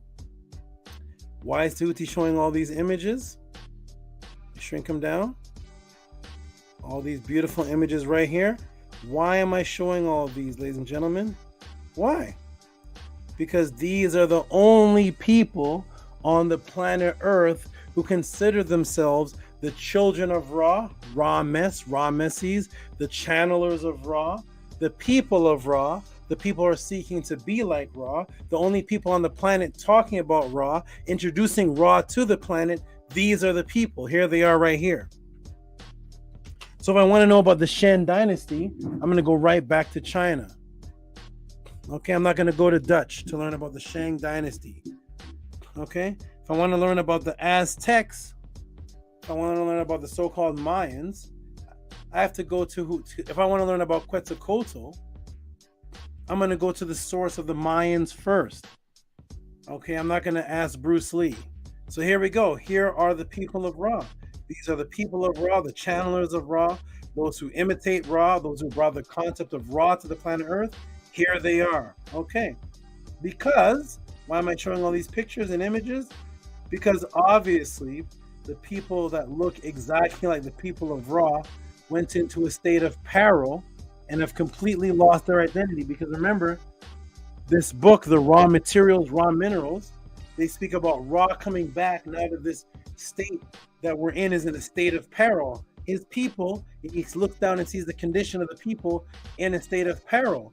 Well, here's the people of Ra. Does anybody who looks like this today? Has anybody who looks like this today looks like they went through a state of peril? Absolutely. Absolutely. The people that look exactly like the people of Ra went through all types of abusive states that supposedly, according to this book, Raw Minerals, Ra is looking down at his people in a state of peril. And here they are, the cotton pickers, slaves, women getting raped, people getting their balls cut off, children getting raped. This looks like a state of peril to me. And these people right here in these images look just like these people. So Ra would have looked down and saw his people in a state of peril. Okay? And here's what the people look like. They look just like the people that introduced Ra to the planet. Here they are. So were they in a state of peril? Absolutely yes. Now, during the time that the law of one people, the Raw Minerals people, who say that Ra contacted them, this is what was going on. The people who actually descend from the people who look like the people of Ra, they started to seek knowledge in the form of the Nation of Islam, the Moorish Science Temple, the Nuwabians, the Ansar Allah community, the Hebrew Israelites. At the same time, remember, this is back in the 70s and 80s, the same time that this Raw Materials book and these channelers, Ra came because he saw back in the 70s and the 80s that his people were in a state of peril. Well, here's the people that look like the people of Ra. Here they are. I see Elijah Muhammad. He's seeking some knowledge. Whether you agree with them or not, here are the people that descend from the slaves who are trying to get to the knowledge. Here's the Moorish Science Temple.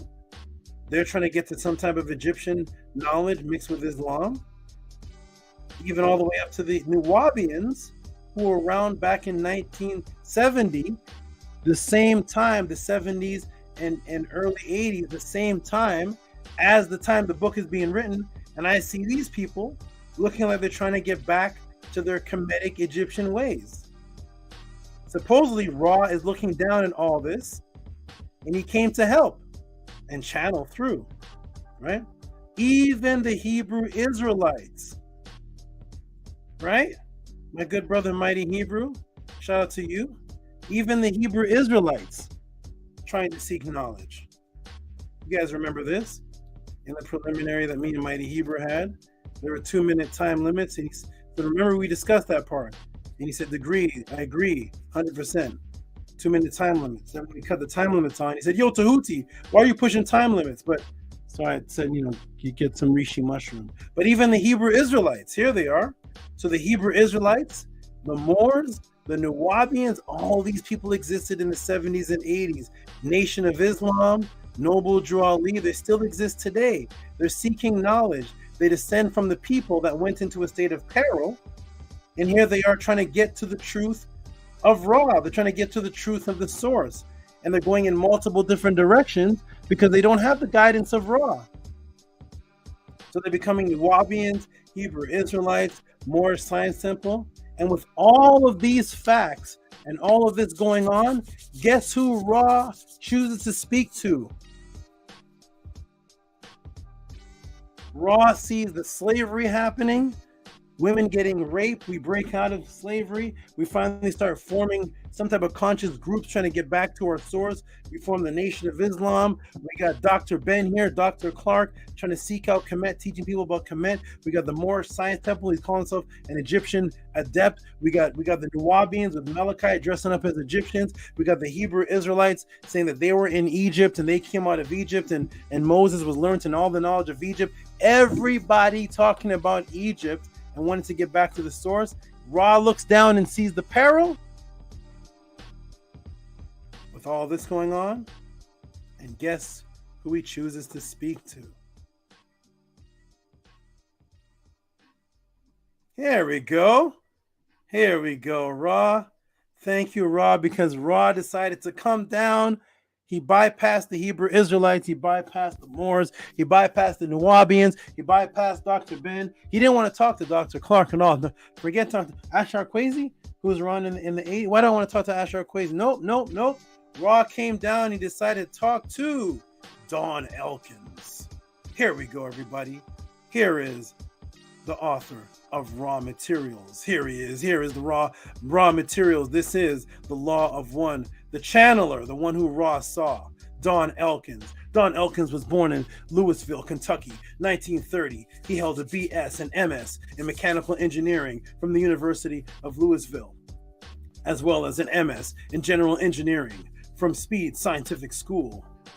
He was the founder and the head of the University of Alaska Mechanical Engineering Department in 1960 to 61. He was a professor of physics and engineering. He doesn't sound like he's going through much peril, does he? What kind of peril is he? Let me get some water, man. Does this man sound like he's going through peril? Like the Black Panthers and the people on the street being chased by dogs and shot and castrated and water hosed down and their balls being ripped off and being torn apart by German shepherds, and they're being attached to cars and driven till their skin peels off. That sounds like peril to me. And those people look just like the people that brought Ra into existence to the world. And Ra sees all this going down, and he comes and speaks to a scientific engineer who's opening departments in the 1960s in universities. This is the man going through peril that Ra decides to channel through, because this guy can get through to the Nation of Islam. Don't worry, everybody. Forget about Elijah Muhammad. Don Elkins can get through to the Moorish Science Temple. He can raise them up in Ra. He can teach them about Ra. Yeah, that's right. Right? Don Elkins is definitely going to teach Malachi. Don Elkins is definitely going to teach Dr. Ben. Don Elkins will raise up Ashar Kwesi. Here is the channeler who Ra decided to talk to. Here he is, everybody. Here he is. Before the organization was so named, he was in the U.S. Army too. This man's living a great life. He's in the U.S. Army. Don began to work of the L-L research solo in 1955 amongst his areas of focus. He used age regression, hypnosis, research, reincarnation. He talked with and visited UFO contactees all over. In 1962, Don began to experiment in channeling using protocols he had learned from a contactee group in Detroit, Michigan. So he was right there with Elijah Muhammad and Master Fraud Muhammad in Detroit, Michigan. experiment blossomed into what became the principal effort of L/L research to collect and share information for spiritual advancement of all humankind now. His experiment, as it were, continues an unbroken line today through our weekly meditations where we work with both silent and meditation and channeling. Law of One Materials represents the crowning achievement of Don's life and work, along with his other research associates, Carla L., Ruckert, and Jim McCarty. That's who Ra came to, everybody. We didn't even get into the book yet. Do we have to get into the book at all? But here's who Ra came to now. And don't forget Carla L. Go, Carla. Go, Carla. Carla L. Ruckert McCarty was born July 16, 1943, Lake Forest, Illinois. She completed her bachelor's degree in English literature at the University of Louisville in 1966 and earned her master's degree in Liberty Service in 1971. She served as a librarian, bibliographer to college and school libraries for 6 years. Does it sound like a woman going through peril that Ra saw? Ra saw these people and decided, you're the ones going through peril. Forget that arm on the ground that was ripped off by the German Shepherd. Forget that. Forget the guy whose balls he just got castrated hanging from a tree burning. Nope. Forget those black people. You two are the ones in peril. I'm going to come to you and channel through you, although you two will never talk to any black people. Here we go, everybody. Welcome to Tehuti Podcast. Let's break it down. So she now became partners with Don in 1968 and 1970. She turned full-time to assisting Don with his research. Together, they formed the L/L Research. In 1974, she became channeling and continued unceasingly in the effort until she was stopped in 2011 by spinal fusion surgery. Here are the people of Ra, everybody. Oh, do you want to see her? Do you want to see her, everybody? Hold on a second. We got to do this, though. I got to do this. I got to go back up to, I got to go back to Hanatawi. So here's the people of Ra in the time of Ra. Here's a sister here in the time of Ra who introduced Ra to the world. Here's Hanatawi. Here's the people of Ra. And now we're going to go to the people of Ra today. Here are the people of Ra that Ra chose. Here is Carla Ruckert. Yeah. There you are, Carla. You look just like Hanatawi. That's right, because this is who Ra chose. Forget Angela Davis. Who's Angela Davis? Who's that? Forget Angela Davis. Forget that. There's no Angela Davis. Not when there's Carla. Carla's here. What do we need Angela Davis for? What do we need Angela Davis for? We got Carla. Angela Davis can't contact. Ra doesn't contact Angela Davis, but Ron contacts Carla. Here is the savior, everybody. Here are the authors of the Raw Materials book. Here they are, everybody. Look at them, the Brady Bunch. Do you see them, everybody? Here we are. These are the saviors and the writers and authors of the book that Ra decided to channel through. Here they are. There they are. All right, everybody, let's go. And the Tamahu psyops begins. Once again, the infiltrators begin and the Tamahu psyops begins, everybody. Now, I'm not going to spend much time. I'm not going to spend much detailed time, as I usually do, breaking down each error in their teachings. My students at this point are wise enough to identify the contradictions already. We haven't even opened the book and you see the contradictions. And the continuous theme of Tamahu culture vulturing to turn a profit. But for entertainment's sake, I will show you some of the nonsense in the book and let the audience and the people in the chat see the psyops without me explaining anything. You are all wise enough by now to do that. I'm going to explain a little bit, but you all are going to dissect this. Let's go, everybody. Welcome to Tehuti Podcast. Let's get into the book now. Finally, I had to set all of this up before we even get into the book, because some people may not know who Ra's people are. Some people may think that this is right here. Some people may think this is King, what King Tut's father looked like. Some people may think this looks like this is Queen Tai. This may be Nefertiti to some people. I don't know. but I had to break down the source and root so we can get into the psyops, because the Tamahoot always comes in with the psyops, everybody. Culture vulturing. So let's get into the book, everybody. Let's get into some entertainment. Here is the Ra contact, because Ra contacted them. They are the chosen of Ra. They are Septepen Ra. They are the Septepen Ra. So Ra contacted them. And here he goes. You all want to see Ra talk? Here we are. Law of One, book session 1, January 15th, 1981. Ra says, I am Ra. I have not spoken through this instrument before. We had to wait until she was precisely tuned as we send a narrow band vibration. We greet you in the love and light of our infinite creator. We have watched your group. Ra and the Natiru watched this group. They didn't watch Elijah Muhammad. No. They didn't watch the Black Panther movement. No. Why?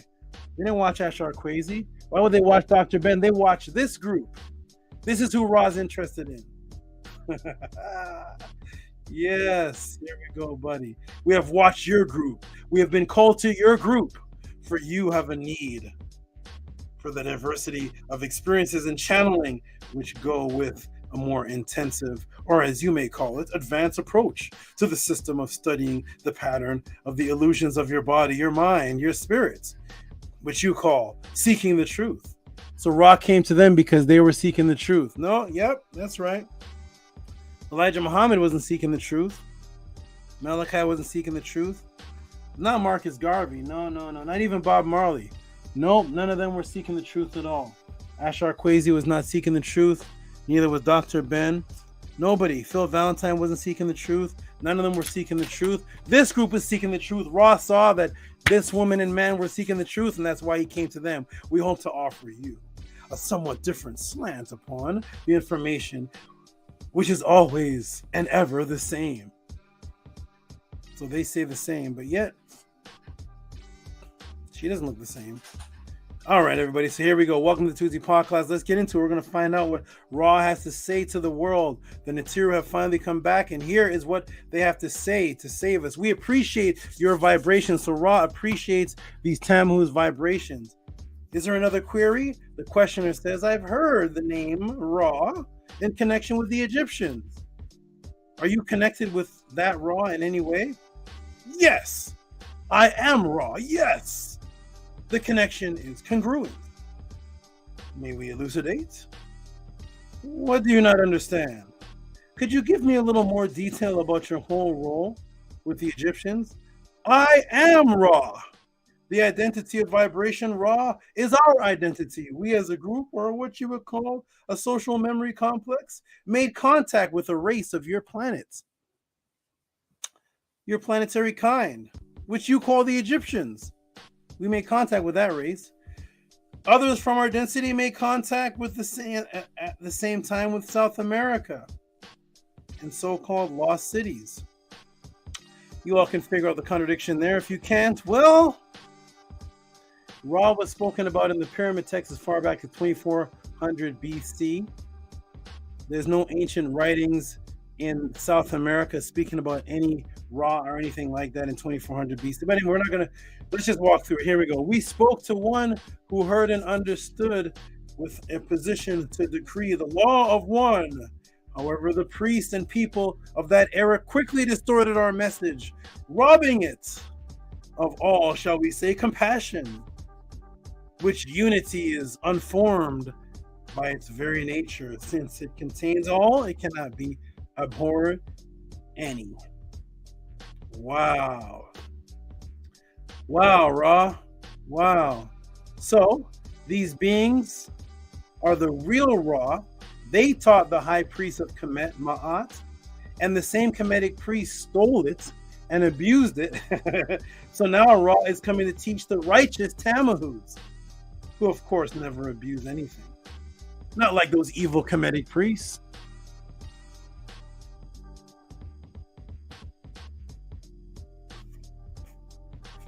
They taught Akhenaten, but people wanted to go back to many Natiru. This is what Ra says. Here we are in the book of Ra. This is Ra talking, in the 18th dynasties. In the 18th dynasty, as it is known in your records of space-time distortions, we were able to contact a pharaoh, as you would call him. The man was small in life experience on your planet and was what is this instrument you would call? Wanderer. Thus, this mind-body-spirit complex received our communication distortions and was able to blend his distortions with our own. This young entity had been given a vibratory complex of sound which vibrated in honor of a prosperous god. And this mind-body complex, which we call instrument of convenience, we call Amun. The entity decided at this time, being in honor of one amongst many gods, was not acceptable for inclusion in the vibratory sound complex. So having many Tiru was not acceptable. This gets interesting. Thus he changed his name to one which honored the sun disk. This distortion, called Aten, was a close distortion to our reality as we understand our own nature of mind, body, spirit complex distortion. However, it has not come totally into alignment with the attended teach learning which was sent. This entity, Akhenaten, became convinced. On page 76. Okay. So let's continue, everybody. Let's go and see what this Ra is telling them. Let's go and see, everybody. Let's go and see. Now, what does he say? He says the Kemetic people were not intelligent enough. So guess who was more intelligent to teach the message of Ra? Guess who's more intelligent, everybody? The Kemetic people were not intelligent enough. So Ra says, however, this entity's beliefs were accepted by very few. His priests gave lip service only, without spiritual distortions towards seeking. The people continued their belief when this entity was no longer in this density again. Polarized beliefs in many gods came to their own and continued until one known as Muhammad delivered the people into a more intelligible distortion of mind-body relation. So Akhenaten and the Kemetians, they stole. They were too corrupted. They were too distorted to understand the message. So the more intelligent people were Muhammad. Muhammad delivered a more intelligent version to be accepted. So, oh my gosh. This all coming from the last claimed one to communicate with Ra, the Tamahu master teacher, Don Elkins. There he is, everybody. There he is. Who said Muhammad was more intelligent to teach Ma'at than Akhenaten. All right. Here's what it always comes down to. The main agenda of the Tamahu psyops, under many disguises. Let's go to page 26 of the Law of One book. Raw materials, page 26. What does it say here? I gotta break it down, everybody. Here we go. I cannot overemphasize the necessity of becoming able to understand the nature of potentials within your illusions, and then by self-analysis, meditation, reacting to that in a way that will express thought and generated us the thought of our creator. This was done by the teacher who you know as Jesus. Oh my goodness. Jesus is back. This man recognized his position. He recognized the illusion. He understood the reason for potentials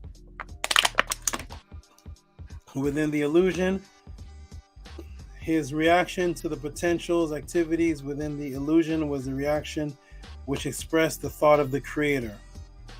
So Muhammad, Akhenaten wasn't intelligent enough. The Kemetians were thieves of the knowledge. So it was passed to a more intelligible person, which was Muhammad.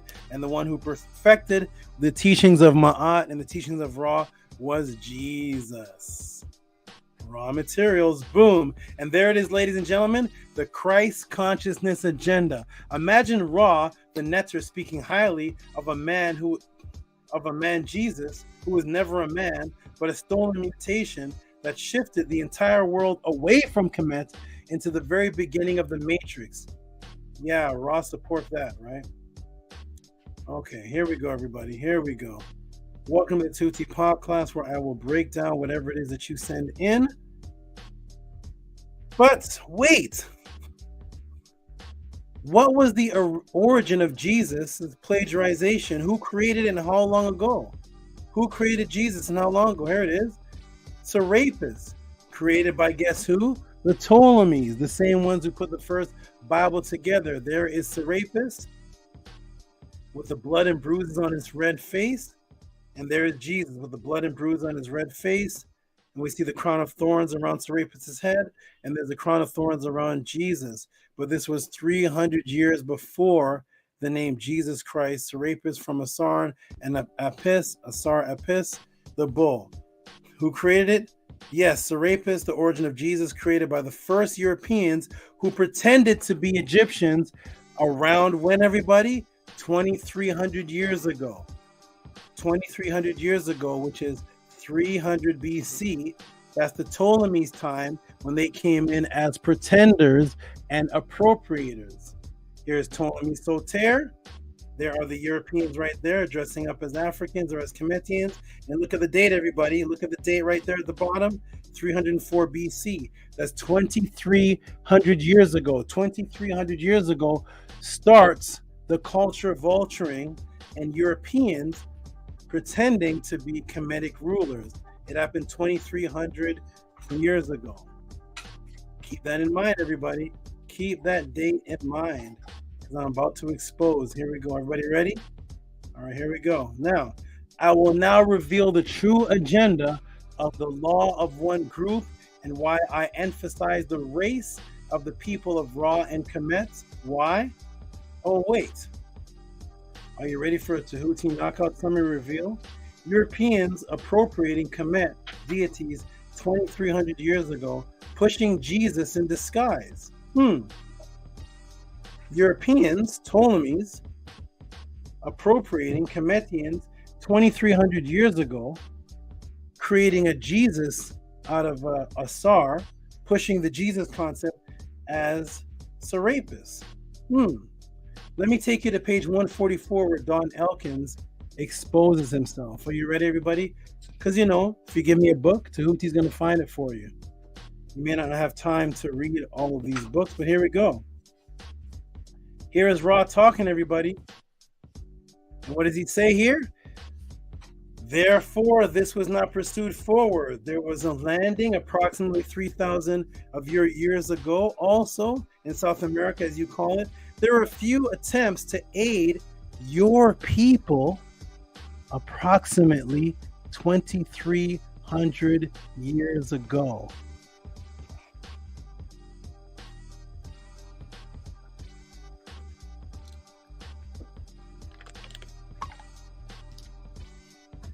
Oh boy.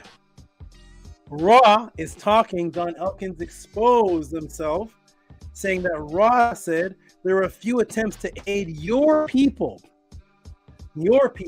because we know that the ancient Tammuz acknowledged, like Tamilis said, the Egyptian boy, those are not our people. That's not our customs.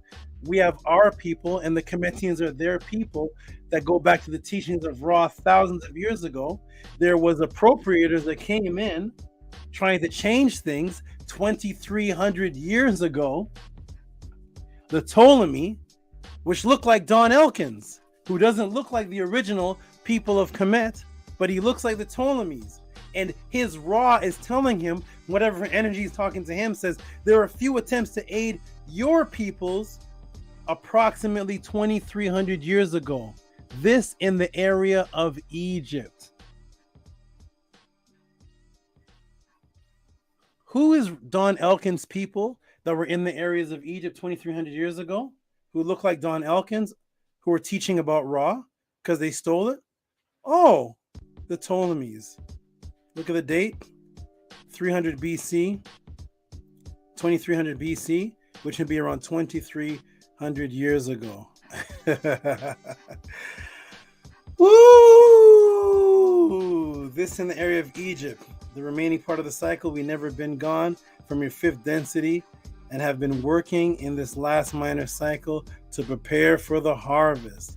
There is the contact of Ra, and there is Don Elkins, the appropriator, culture vulture, who slips up and writes that whoever he's talking to, who's imitating Ra, was there helping your people 2,300 years ago. Have a great evening, everyone. Boom. That is my answer to the question. I hope, Raw Minerals, you appreciate it. That is how Tehuti answers questions of the Tehuti podcast. You are exposed. You are revealed. Teachings and contact of Ra can go right out the window in the garbage with the Bible, because we see, just as the Ptolemies were bringing in, the first to bring in Christ consciousness with the invention of Serapis, supplanting the first white image of ever in Kemet with Serapis, which became Jesus to supplant the original black African Asar. Eventually, now we have this Christ consciousness coming in, and we have Don Elkins slowly saying that his God, his Ra, whoever he's talking to, try to teach the Egyptians. They were not intelligent enough to understand. They were stealing information, abusing it. So it therefore had to go to the Prophet Muhammad, a monotheist from the Abrahamic religion. He was more intelligent, but the one who came and perfected it was a man named Jesus. Once again, promoting the Jesus Serapis concept, just like your ancestors, Don Elkins, the Ptolemies did. And that's why your God impersonator Ra, who's impersonating the original Ra, said he came and tried to teach your people 2,300 years ago. Boom, that is my answer, everybody. Hope you appreciated it. Welcome to the Tehuti podcast. This is how I answer questions. If you see answers like this anywhere on the internet from a random question sent in, please drop the link of that teacher in the room and I will attend his class as a humble student. If you've seen nothing like this type of breakdown before, from a random question sent in about a random group that nobody's ever heard about, impersonating Ra, and Tehuti breaks it down page by page, showing you ancestral artifacts. If you appreciate that, that is my particular talent and what I do, then please support. Please support everybody with, taking off screen share. The PayPal to keep this going is PayPal at Rocky SV, Cash App TT Amoon. I'm going to check the room to see who liked the answer, see if anybody got anything out of this, see if anybody says, hey, man, I've heard all of this before. We get this on the such and such channel. Yeah, this is common. There's 1,000 Tehutis out there doing this. Yeah. But if you appreciate this, then please send your support, because this is what I particularly do. Just like your auto mechanic, he particularly fixes cars. That's what he does. And you support him for fixing your car. You're not going to pay him to make a donut. That's what the chef does. He's an auto mechanic. The chef makes lobster. I do this. Let me go ahead and check the room and see if everybody appreciated it. And the link is in the room for the team. Jump on right now, because I'm about to step off, take a break, refresh myself, and you all talk, introduce, and I'm going to come back, give a shout out to the donators. Let me go and see if you all appreciated the answer. Or maybe I should go back and live with the scorpions. Let me go. Here we go. All right, ready, everybody? Let me go and see everybody. We got Boots throwing up fire, and bombs. We got mute your mic, my good brother. We got Heka Khepera saying, go Saba Tehuti. Thank you, my brother. We have Raw 100, Raw 100%. We have Big Vapes putting his hands up in the prayer. Okay, you guys did like the answer. You guys are appreciating it. We got we got Angela saying that was named after Angela Davis. We got the voice, little Saba. We got Rebel Minded putting on fire. Okay, you guys really did appreciate it. We got RPM saying wow. We got Kami 101 saying great voiceover. Let me see why this is so small though. Hold on. My screen is extremely small on here. I gotta Why is it so small? I'm gonna see if I can expand it, but I'm gonna expand it. Then you guys are gone. Okay, let me go back to small screen. No problem. We got Shannon putting up fire.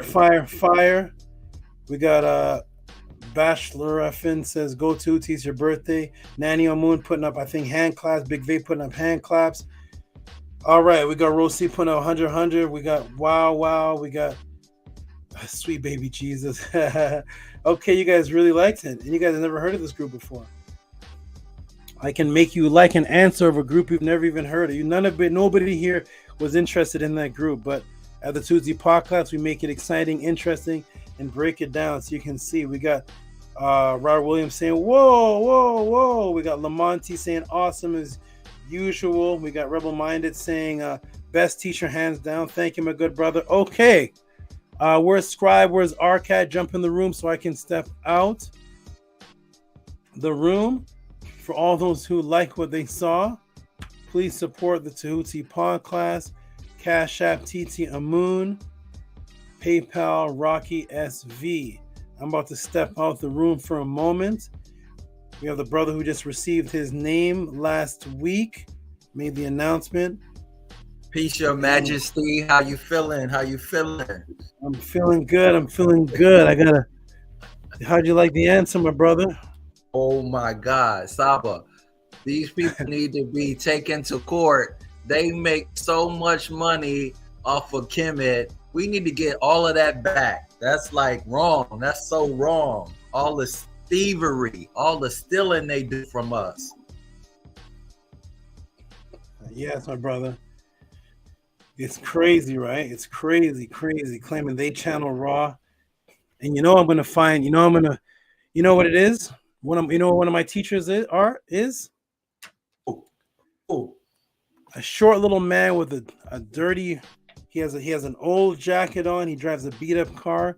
His name is Columbo. Just go look up Columbo, and you're gonna see that's one of my teachers. Just type in Columbo. Look up the show Columbo. Watch a couple episodes, and you're gonna see Tehuti. That's who one of the men I was raised up on. I'm gonna be the detective. I'm gonna find that page.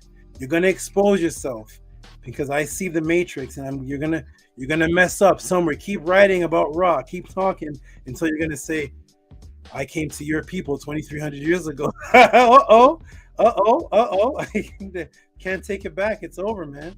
It's over. There's a hottie. Okay, good. Where's Mr. Come Join Us?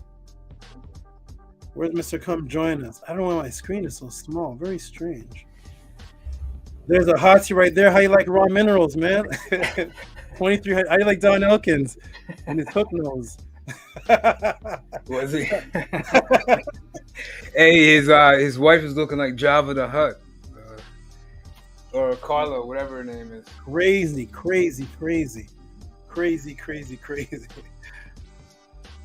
Okay, I'm gonna step out. Scribe, if you see Arcad, are you able to let him in?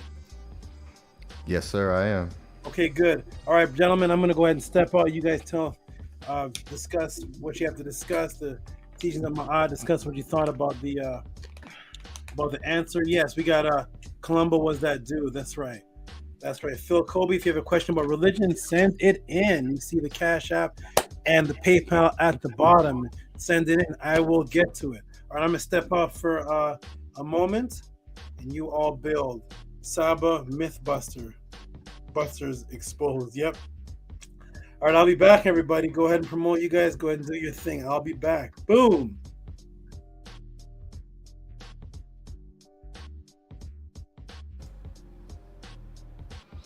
Peace, everyone. How is everyone doing in the pod class? Hope you are doing well. What an excellent way to start the pod class. Dispelling all the false narratives it's such a refreshing feeling. It's very refreshing. So peace and love. Shout out to everyone out there. Be sure you're showing your love and your reciprocity to the great Saba. His Cash App and PayPal is posted throughout the chat. It's also in the description of the video. So be sure you're definitely showing your reciprocity for these mind-bending, teachings, helping to give us a guide and foundation to stand on when it comes to actual ancestral artifacts and what the people said themselves that actually brought these concepts to the planet. All right, so just peace and love to everybody. Arcad Infinite, are you there, my brother? See a black screen. Are you in the Netzer Kurt, my brother? Come on out. All right, so yes, of course, we have the Teachings of Ma'at Foundation. We have a live stream that we do every Sunday. And right now we are going in and we're breaking down Saba Tehuti's Melanin Dark Consciousness. And you can make that purchase on the website, teachingsofma'at.org. If you have not, please go and get that book, as well as Stepping Out of the Matrix. That is, on our YouTube. We have a full 13 episodes of breaking down the Stepping Out of the Matrix. And we're doing the same with Melanin Dark Consciousness now. And the great brother Arcad started us off. I did episode 2 last Sunday. And it's the great brother Ahati Ma'at's lesson this Sunday. So make sure that you are there in attendance to receive these wonderful, wonderful frequencies that we are putting out for you all based on Saba Tehuti's teachings. All right, so we're doing what we're supposed to, and taking the information and applying it and utilizing it and expanding on it, as we're supposed to do, as we build and grow together, and as we build a community, and the whole purpose is to allow this to expand outside of the online airwaves and bring it to face-to-face interactions, person to person, and expand as an actual community to start making a difference for the people that are immediately around you. All right, and Saba Tehuti is leading the way in that and showing us how to do that at the highest level, to dispel all the false narratives and build on a foundation that can be validified. All right, so just peace and light to everyone who is out there, and Tuwa Hotep Ma'at, and I'll pass the mic to let the great brothers express their tones and their frequencies, and it's good to hear from those of us who are doing what we can to expand on this knowledge. It's beautiful. So peace to everyone on the panel. The great brother Minku Ara, how you doing, my brother? Peace to you. Peace to all the brothers on the panel. I'm doing very well. A lot of transformation happening for me since I had my name changed. Getting sorry y'all can't see this because of my virtual background. It's my actual paperwork with the court systems in my county to get my name changed. Feeling very grateful, feeling so appreciative. Man, a lot of change is all positive. So I'm happy to be here. Saba teaching is amazing. It's great to be in your brother's presence. And I'll let Arcad, I'll let you go, brother. Peace. Hotep Ma'at, peace and love. Can y'all hear me? Yes. I was having technical difficulties. A real talk, man. Listen. Y'all know that y'all not messing with Saba, man. We got the best teacher out there. Shout out to our teacher, Tehuti Amun Hotep Ra. Peace and love, Saba. You are the best on the internet right now. Everything is alive, man. I want to just share something with everybody. So I was having technical difficulties because I'm inspired by my brother, the scribe at the top, and a good brother, Hati. So I've been taking some time to organize my computer and try to get more organized and set things up. So I was having technical difficulties because I was trying to use a different browser and get my things all set up. But that's the thing, right? Is that as people, we tend to be haters instead of congratulators, and participators. And I just want to give a shout out to my brother Scribe, to my brother Menkari. Did I say that right, brother? Menkura. And my brother, the great brother Ahati. You know, I love you brothers, and you know, y'all brothers continue to inspire and motivate me. And that's where I'm at right now. So if you're not motivated and inspired by the truth, then what are you motivated and inspired by? The lie? Because everything is a lie out there. You know, so you know, I just want to celebrate the truth. And today I've had some great experiences today, but I had some insight today when I was just sharing some things with people. And I come to realize that it's puzzling me that why does the truth offend people?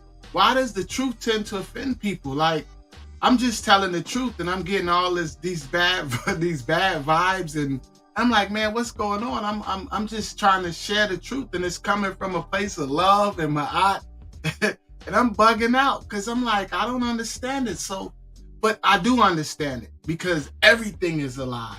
Everything is a lie. Everything is stolen. Everything around us, everything they taught us was a lie. Everything was taught to us by the oppressor. And when you tell the truth, people tend to get offended because it's strange or it appears to be strange. But shout out to our teacher, the breaker of the matrix. Peace and love to you, Saba, for breaking us out of the matrix. And that is the true definition of ma'at. That love and that courage that it takes to speak the truth consistently and stand on ma'at like you do is inspiring. It really is. And I just want to say I appreciate you, Saba, and I appreciate all you brothers on the panel, and I appreciate everybody in the chat, everybody that celebrates the truth and that appreciates the truth, because man, everything it's all mixed up. It's all confusing. And man, I just want to celebrate our real leaders, and I just want to celebrate the truth. And I want to give a shout out to all of the Natiru and all of the people that believe in the truth and that understand the truth. Peace and love, Hotep Ma'at. I'm going to end it with that, and I'm going to let my good brother Ahati speak while I finish trying to set my cameras up. Peace and love. Hotep Ma'at, good brothers. Mankora. Yeah, Saba is something special, and I remember when we first went on JJ's platform. That was funny. I sort of knew it was gonna happen, but it was fun it's actually a fun experience for me, because it's the first time I got to watch Saba single-handedly dismantle a whole group of men that thought they knew what they were talking about. And it got to a point, as you all saw at the end, where even the owner caught feelings. But I actually don't have anything against JJ, because JJ actually defended me one time. I was reminded of that the other day. And but anyways, yeah, great teaching, Saba. I never heard of the law of one. Great question to raw minerals. That was an excellent question. I never heard of the law of one, but I'm not surprised after Saba started breaking it down, where it's just another group of Tamahus following their energy. And their energy is to keep the deception going and keep us in the dark of our true nature. And that's following Ma'at. And I haven't ever experienced any other energy than her. And I don't even know if there's one that exists that's greater than her. Because it's definitely a life-changing experience, as you see with Mankura. And especially is for me too. And it still is every day. It's like I'm learning new stuff. I'm getting closer and closer to the Natiru, specifically the Kemenu. And it's just a beautiful journey that we're all on if you're truly practicing this. And I know ARCAD is because when you're truly living this life, you get pushback. It's not always everybody showing love all the time. Well, maybe it is for some people. For me, in the street, no. But you just got to be honest, you know? You got to be honest. It's an honest life now for me. It's interesting because for so long in the past, I lived a dishonest life. And now living an honest one, I could pick up the BS very quickly now. And it's like looking at myself in the mirror in the past. And I couldn't have done that without these teachings. And it moved me so much to open a book study initially, and then to create a movement with these great brothers on the panel. And I'm glad I did it. I'm glad I did it because you can go over there every week to YouTube, and you can watch us on Sundays at 5 p.m. Pacific time. And you can come over here on Fridays and watch Tehuti at 6 p.m. Pacific time. And I was just thinking while he's doing his breakdown, it's entertaining. It's like in the past watching television, you know, whatever your favorite television program was in the past. Not only are you getting great entertainment, you're getting great knowledge at the same time. So it's constantly that constant dual, that dual relationship. And I've never personally experienced that in my life before.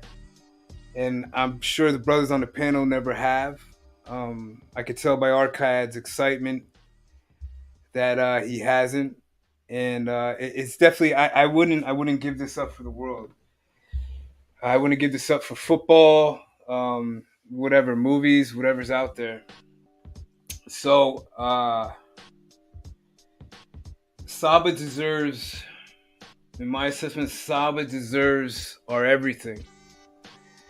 So if you're into movement and you're not into half measures, and you really feel the way you do about Saba, he's gonna need support too. And it takes more than him. It takes a group of females and males, sisters and brothers, women and men. I mean, this is how the Natiro operated. It wasn't just the males, or it wasn't just the sisters. It was both. We need everyone. And like Saba says, and I know it.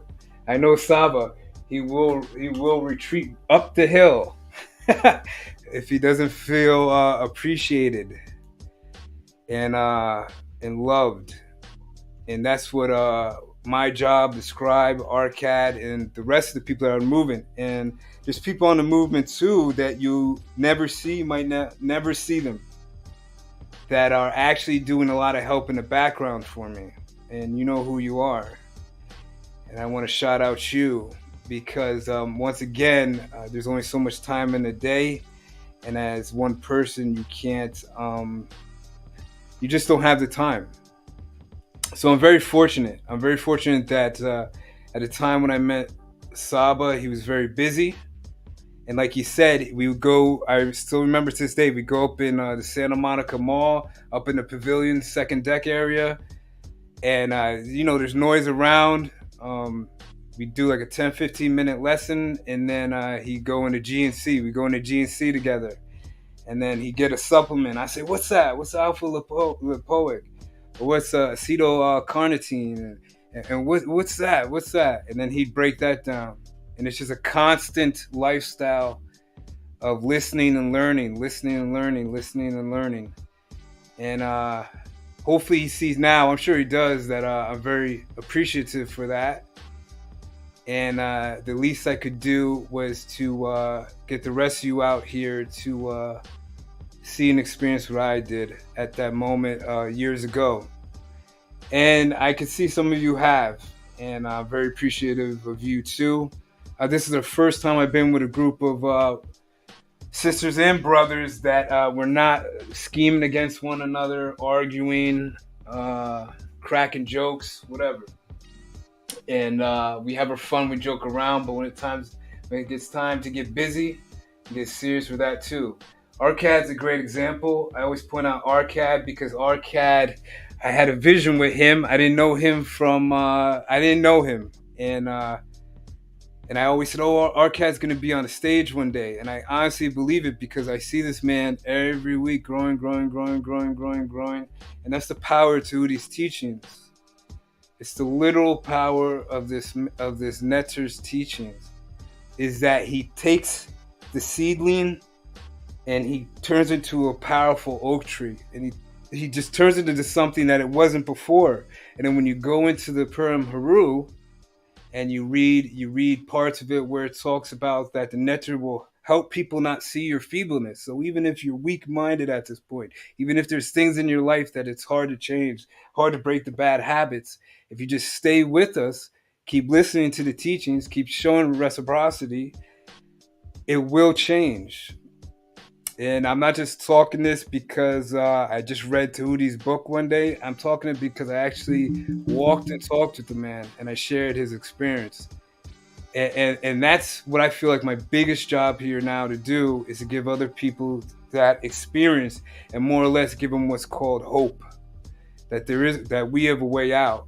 And like Tehuti says and the brothers say and I say, there is no other teacher out there like him. Period. There is no other person out there that would move me to a point where I'm willing to risk my life for that man. I mean, there is no other person out there. And the reason why is because they're not totally honest with me. To the point that they can't admit when they're wrong. Or they might get embarrassed over something. And that's one of the key assets. I'm not saying put all your business in the street, but at times you're going to admit when you're wrong. He's corrected me a lot in the past. Did I like some of the times he didn't? No. Some of it was embarrassing. But I see now it's the growth I had to go through to get to a point where I'm at now. So we're not all here patting each other's on the back and blowing whistles at each other. We're doing it because the men up here deserve it. They actually took physical steps to break out of their comfort zone through the teachings of Ma'at, through the teachings of Tehuti Amenhotep Ra. That's why I hail him. That's why I hail Kemet, because without Kemet, there is no Tehuti Amenhotep Ra. And without Kemet and Tehuti Amenhotep Ra, Ma'at, there is no us. There just simply isn't. There is no way out of this. We are in see, to me, this goes beyond entertainment. We are in an epidemic crisis. We're in a crisis. I met a brother the other day. He had never heard of Killer Priest. He had never heard of just the debate. He's just bare bones. And I felt like this uncomfortable energy around him because there was a Tom who was standing right next to him. And I'm just brutally honest. I don't care if they're standing right there. And the Tom who's all getting like this. And the brother had to act because he was in his job. He had to act a certain way because I understand it. He had to act a certain way. And that became very uncomfortable for me because I don't act like that anymore. And I felt very bad and sad for him. I felt very bad. And I see him all the time and he's very nice. He's always saluting me. He's always hailing me. But when he couldn't switch up, when he couldn't be himself because that guy standing there, that Russian guy, I felt like, man. But anyways, I just felt like I had to share that. Saba's back, so let's leave it at that.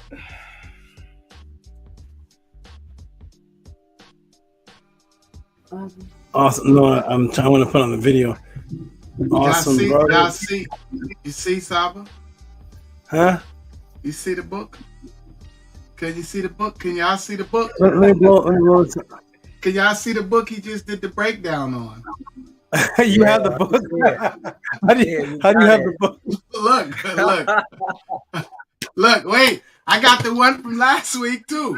Look, I was in the Matrix, man. Y'all think it was a game, bro. I know the truth because I done seen the lie. Look, so I know what the truth is because I done seen the lie. What? He has it. You have it. There it is. That's what I'm here for. That's pretty good. I haven't read the Ra book yet, but I had it. And I had to go find it. I'm like, I think I got that book. Yeah, I was close, and now I finally found the truth, everybody. So I got the truth, the whole truth, and nothing but my eye. So yeah, we'll have a burning party for this. I use that in my fire pit. What do you say, Arcade? You have a what? I put it in my fire pit, man. It make some do good book burning. Yeah, it makes some good. It's getting cold down here. What I want you to do is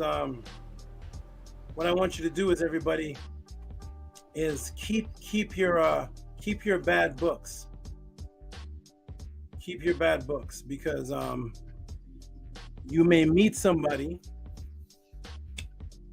who is like how you were, and they come over and they hear you and they say, "Oh, I'm studying Egypt too. I'm studying raw materials." And now you have the breakdown, and you can point out, "Oh, look at page 26 and look at page 24." Just like I've never burnt any Bible. I've never really thrown them away. I keep my Bibles, I keep my Qurans, because if I come across a Christian or a Muslim, I need that to open up. If Ron Ephraim's people come here, I need to open up the Ron Ephraim book and say, "Look at this, look at this, look at this, right here." I have several of the books. I actually keep the books. I say burn them as a joke, but I do actually keep them, because you can actually use these bad books to save people's lives. You can use these books in that one breakdown of raw minerals, or of the Medunetter book, or 11 Laws of Ma'at. You break it down for them, and that breakdown makes them say, "Oh wow, wait a minute. So what is the truth? My whole life was based on the 11 Laws of Ma'at. So wow, what is the truth? Oh, Tehuti podcast." But if they come to your house and you don't have the book, I mean, you could probably go to the podcast and press play. They got to watch for an hour, but right there. But if you have the book and you take notes, write the errors in the book from the Tehuti podcast. Write page this, page that. Write the errors, so when they come over, say da da da da da da. Look at that, and boom. Now you broke the spell. If I didn't have access to all of these books and Bibles, I may not be able to teach you all. The only reason I could teach you all that class is because the book was sent to me. So yes, keep the book, brothers. Keep all the trash. Keep all the trash. That's how you're going to help people out. The evidence of the lie is just as important as the evidence of the truth. Yeah, absolutely. You'd be surprised, definitely, man. So know what I'm going to do now? I'm going to give everybody a little treat before I go into, you brothers stay on right there, before I go into giving shout outs. And the next question in is actually on it's on the quarter. There's a quarter where George Washington's face is facing another way. I don't know if you ever heard of that, but somebody sent a question in about George Washington's face facing the other way on a quarter. Have you guys ever heard of this? Have you ever seen it, notice it? Okay, well, it's on the quarter in your wallet right now. If you look at your quarter in 2002, George Washington is now facing where Abraham Lincoln's facing. We're going to get into it, though. So, all right, so now what I want to do, though, is a little treat. I want to actually play for you the affirmation making the news. I've been saying I wanted to play this for a while, but the affirmation actually made the news. And you see the white news reporters translating Anki Ma'at. Ma'at is the goddess. Yo. The affirmation made the news with the graffiti, and the news reporters are there, and people are there. The Christians are there breaking down what Ma'at. Let me go ahead and play this little treat for you, because somebody went and graffitied the affirmation. Let me go and see if I can find it, play it, and then I'm going to get into the shout out. But I always wanted to show you all this. This just happened a few weeks ago. Let me go ahead and see if I can got it. Here it is, everybody. I want to put in the affirmation made the news. Oh, wait a minute. Oh, what? This should be under. Is this plugged in? Yes. Let me plug my hard drive out and in. One moment. And let's go for this again.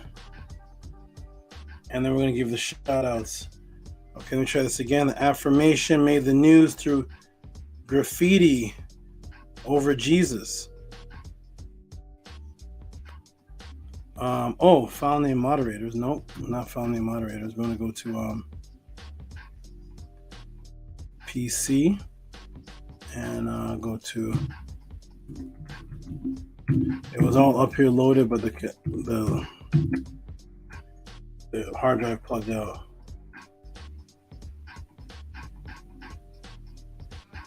Here it is. Okay, ready, everybody?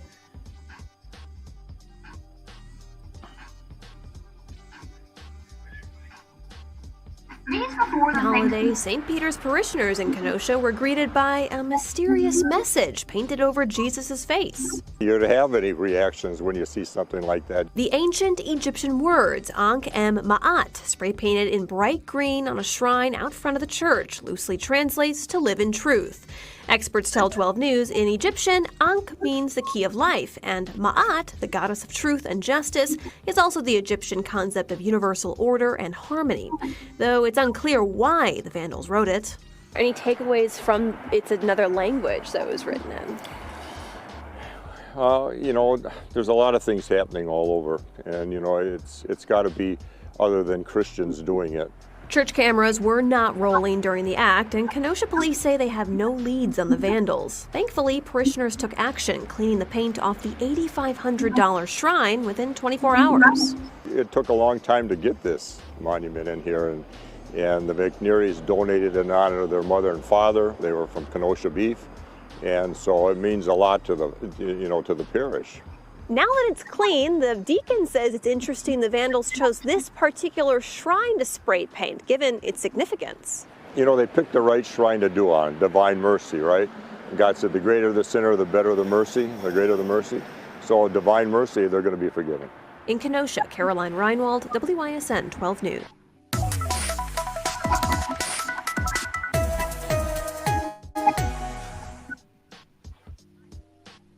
All right, so there it is on ABC News. They translated and everything. So they translated and everything. Yep. So They said it was Egyptian. you gotta watch.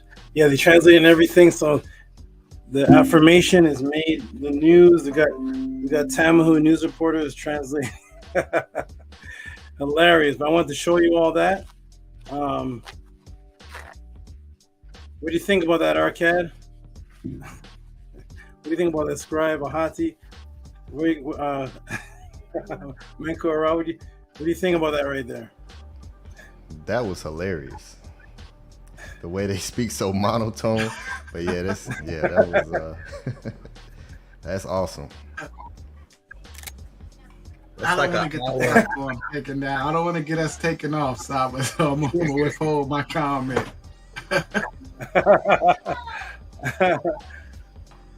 Oh man, okay, so interesting. So all right, everybody. So we got black hearts, law of mercy, hilarious. Peace to the lawbreaker, all kind of stuff going on. All right, so now what I'm going to do before I get into the next answer of the Tehuti pod class, the brothers are here. For the Thanksgiving. Let me take this off. Let me slow down. All right. Oh, isn't it? Hey, is he here? Let me blow the screen up. Menkora, isn't that where you are at? Wisconsin? Yeah, I was gonna say that's like an hour and a half away from me. So I wish I knew who did that. I would. Was that you? Was that you that did that? You did that? Oh man, I wish I should take credit for that. I was just gonna say I want to give dap to whoever did that. I'm gonna pay him. I'm gonna pay him to do it again. Oh no! All right. Oh man, Arcad is like, I'm gonna withhold my comment because I don't want to get taken off, and Menkora is like, I'm gonna pay him to do it again. It's hilarious. Oh my goodness, man. Oh man.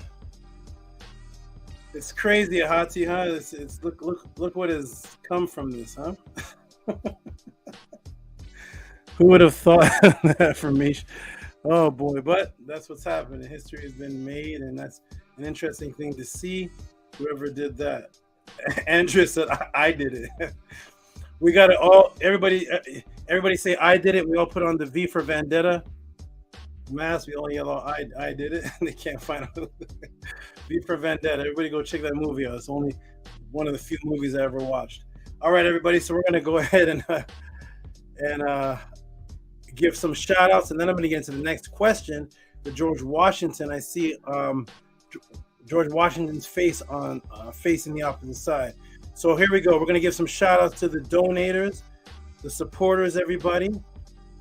Oh, man, the sisters are coming through. Here we go. All right, so let me see what we got here. So we got Raw Minerals. You guys get ready to drop the bombs because he actually there's actually a multiple donation that he's is split up. So we're going to put this on the screen. Wait till we get to the black woman breakdown, everybody. Oh boy, oh boy, oh boy. Okay, this is support from Raw Minerals. Let me go ahead and save this under support. Support Raw. Okay, here we go.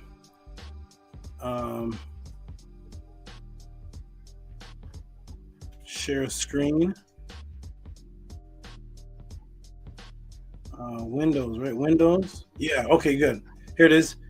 Give a shout out to Raw Minerals 1272 for support. It's going to be back to back with another one that's going to equal probably over $40. But 1272 to Raw Minerals. Shout out to you, my good brother. He's actually the one that sent in the support for the last question. That Law of One. That was his donation as well. Give him a hand clap and some noise, brothers.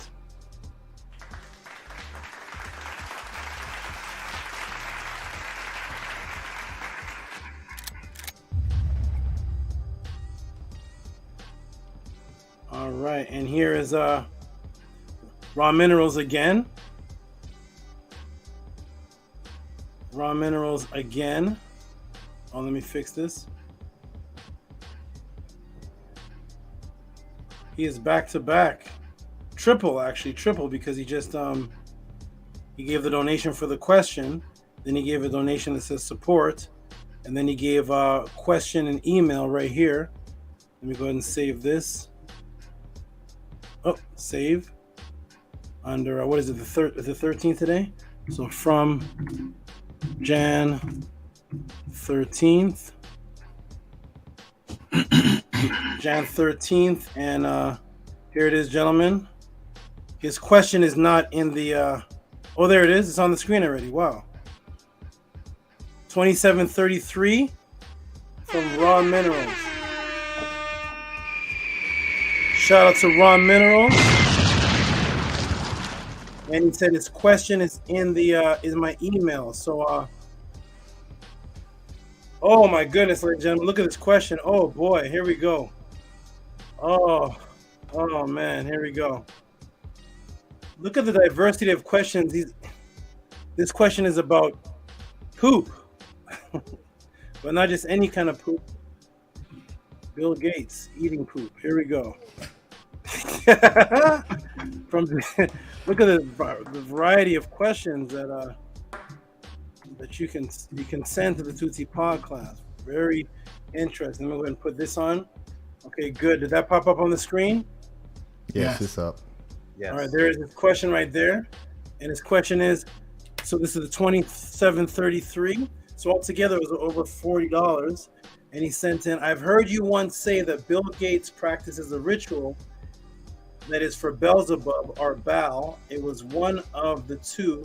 I don't quite remember which one exactly, but you said that he was to take waste and converting it into something that can be ingested.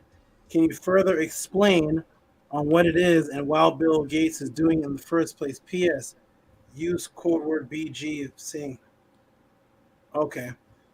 All right, Uncle Jasineb. All right, question about Bill Gates. So we will get to that. That is on the list. We got to get into the questions that were sent in prior to that. But shout out to Raw Minerals for that. That's going to be good. That's a good one. Good one. Good one. I don't think I've heard anybody break that down. Now, I'm going to shout out to some major supporter females that have sent in some great support for the situation. We're going to go with Miss Lisa Marie. Get ready to drop some bombs for Miss Lisa Marie. Lisa Marie, who sends in support. Is that on the screen yet, brother? What's on the screen right now? Nothing. Nothing? Okay, let me go ahead and do this. Let's see if this is, I'm going to put support. Look at the major support from Miss Awesome Lisa Marie. Lisa, who's actually featured in she's going to be featured at the end of this class. Support Lisa. Tell me if that, is that on the screen now? No. Okay, let me try this. Present, share screen. Get ready to give this woman some bombs. Window. $50 from Lisa Marie. $50. Bomb it up, gentlemen. Give her some bombs, please.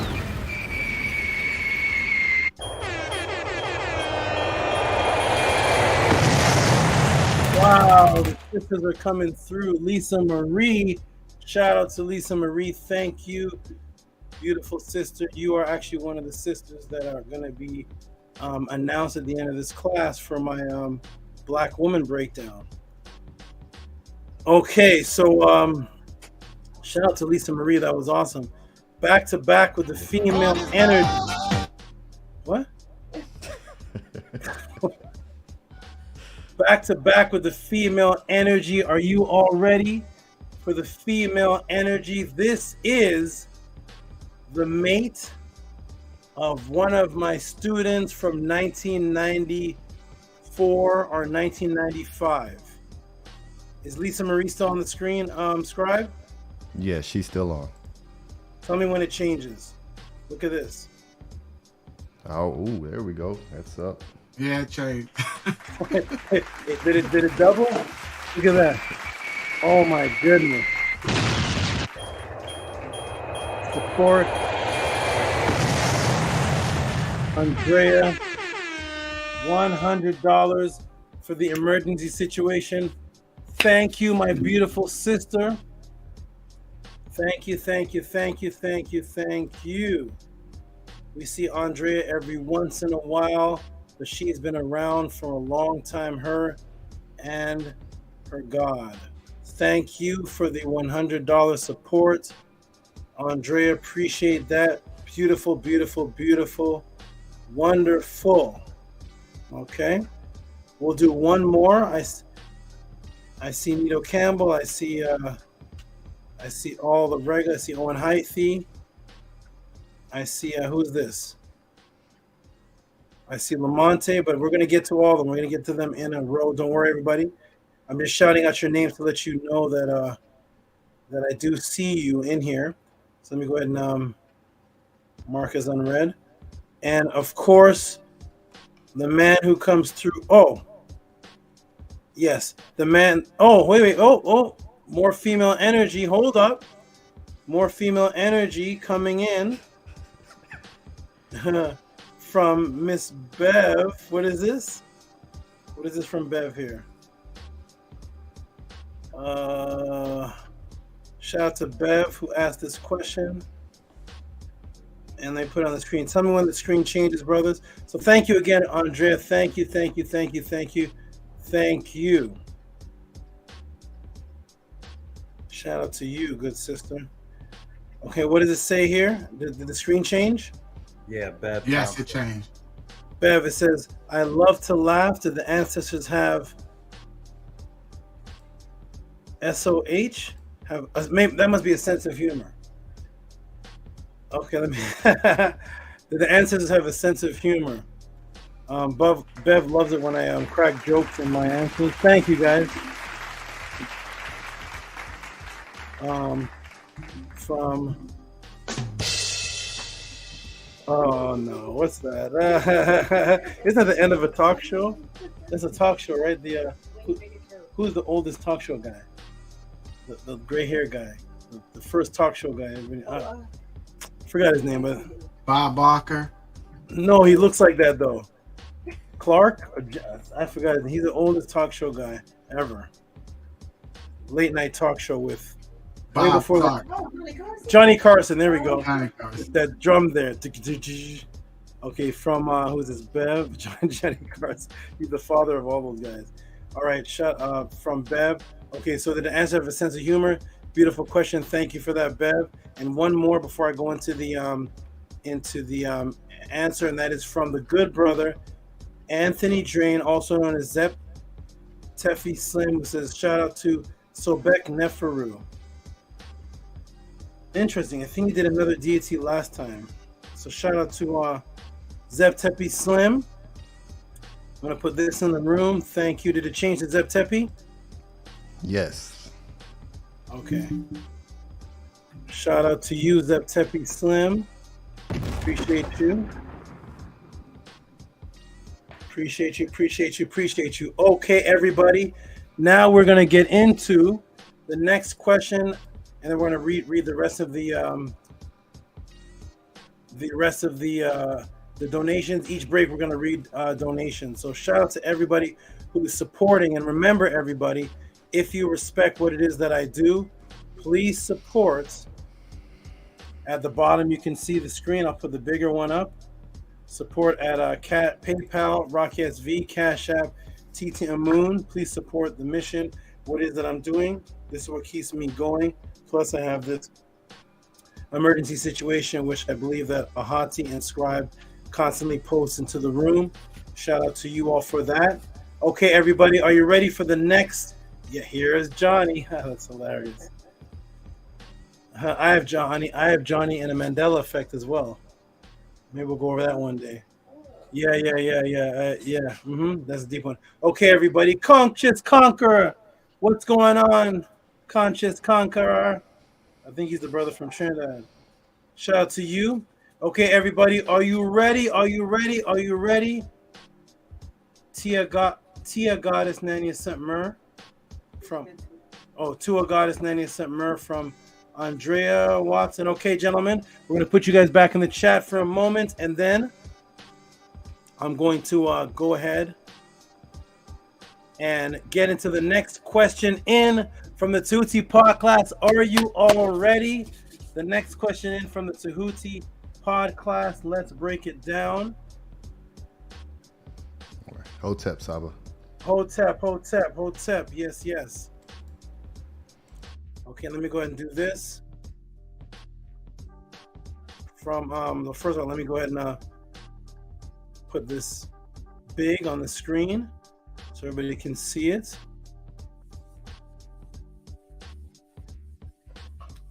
Okay, let me see if the screen moves smoothly. Yes, it does. Okay, here we go, everybody. For the next question in for the Tehuti Pod class, just let everybody know. Okay, I gotta put Hati. He's in the back room. Okay, so here's the next question, everybody. In the Tehuti Pod class, just to show you the variety of questions you can actually ask here. This question in here is from Sarah Jean. Let me go ahead and put the question up here from Sarah Jean. Full screen share. Let me cancel this. I gotta go to full screen share. 1 second, everybody. Share screen. I'm gonna go to full entire screen. Here we go. All right, everybody, here we go. And if you can see my screen, press the 1. If you can hear me good, press the 1, because once I go, I'm just gonna go and get into it. So here's the question, everybody.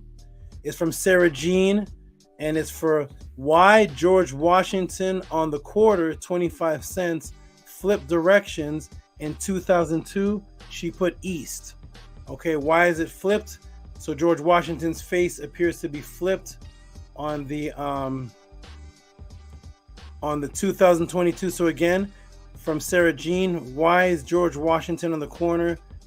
Why George Washington on the quarter 25 cent flip directions in 2022 east? Okay, I'm gonna check the room. If you all can hear me and see me clear, press A1. And let me ask everybody before I begin, has anybody heard of this before? Has anybody looked through their quarters? Actually, one of my goddesses just mentioned this a couple days ago, a week ago, about the George Washington flipped on the quarter, and then it comes in as a question.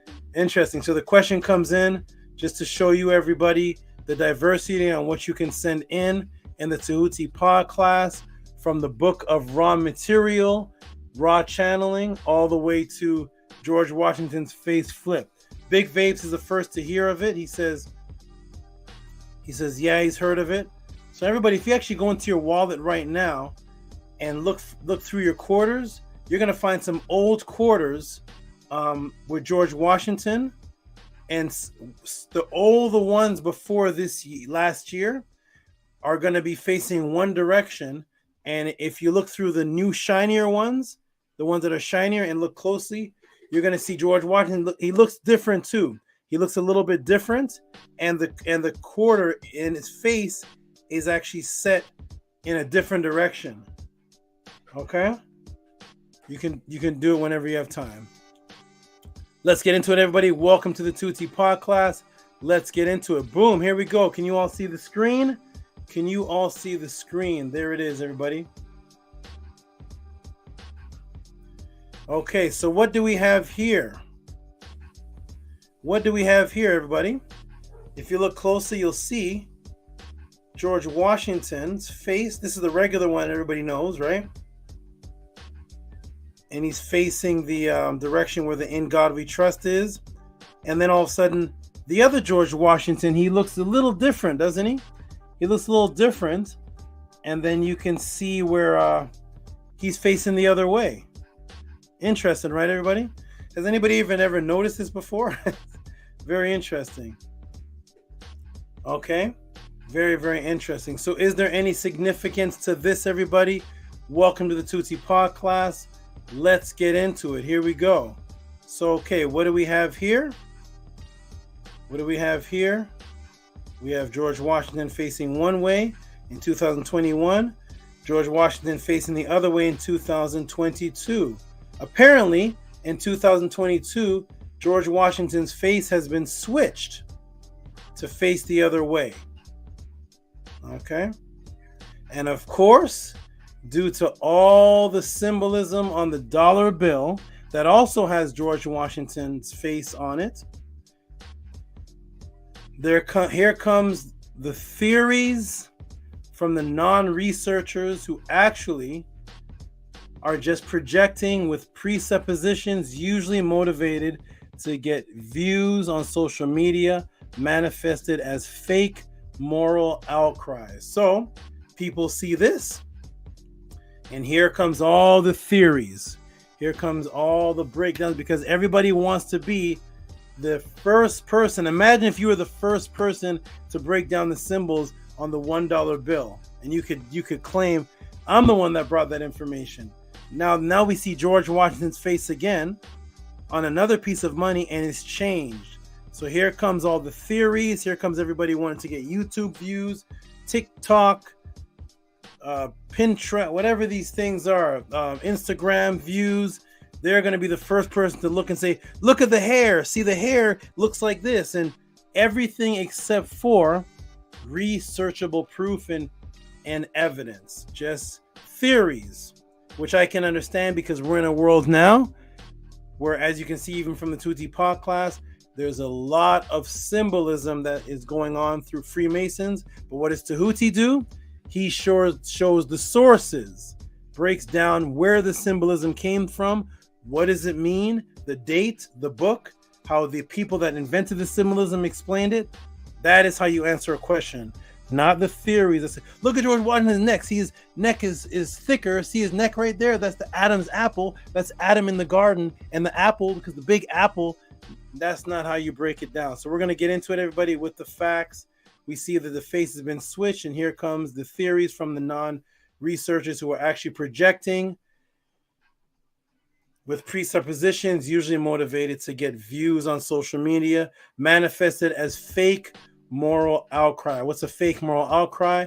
Is when you make an outcry about a conspiracy or an abuse of something that you yourself don't really care about. In actuality, it doesn't affect you whatsoever. You're just doing it to get attention and views. So here, I found a couple of them. Here we go. We're jumping on, I think this is TikTok or Instagram. And it says here, and here is the reason America is in the condition she is in. Has anyone noticed the quarters the head usually faces towards "In God We Trust"? On the new 2022 quarter, he turns his back to the "In God We Trust." So now the theorists come in and they theorize that, hey, in God we trust. And now the other one, he has his back to God. And that is the condition. Listen to the chaos, everybody. These are called pivotal illusionary points. When you're pivoting on different axes of the matrix, but you're still in the matrix, you're just on different pivotal points of it.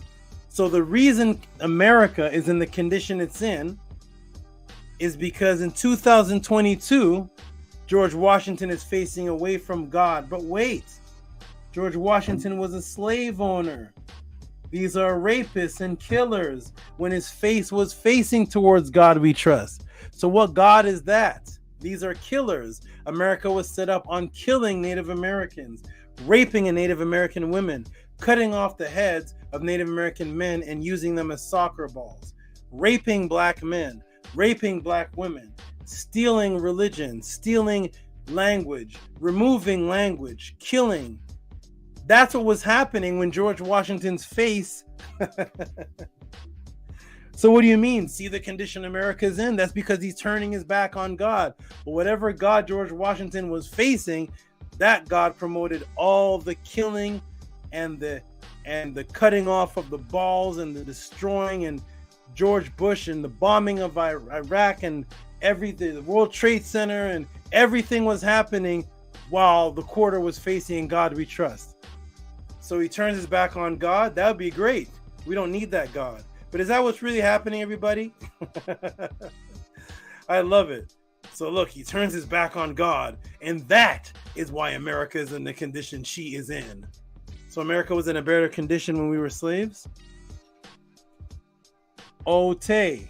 All right, here we go, everybody. Let's get into the Tutti Pod class with the actual facts. Oh, we have another one. Here we go, Brittany Humes. Here we go, Brittany.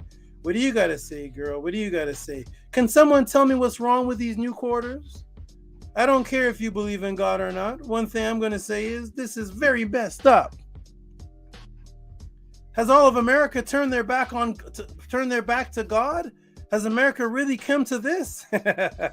Do we not trust God anymore? Someone please answer these questions for me if you can. If you haven't noticed, in 1994 quarter posted below, George Washington is facing "In God We Trust." Now in 2022 edition, George Washington is facing away from "In God We Trust." Brittany.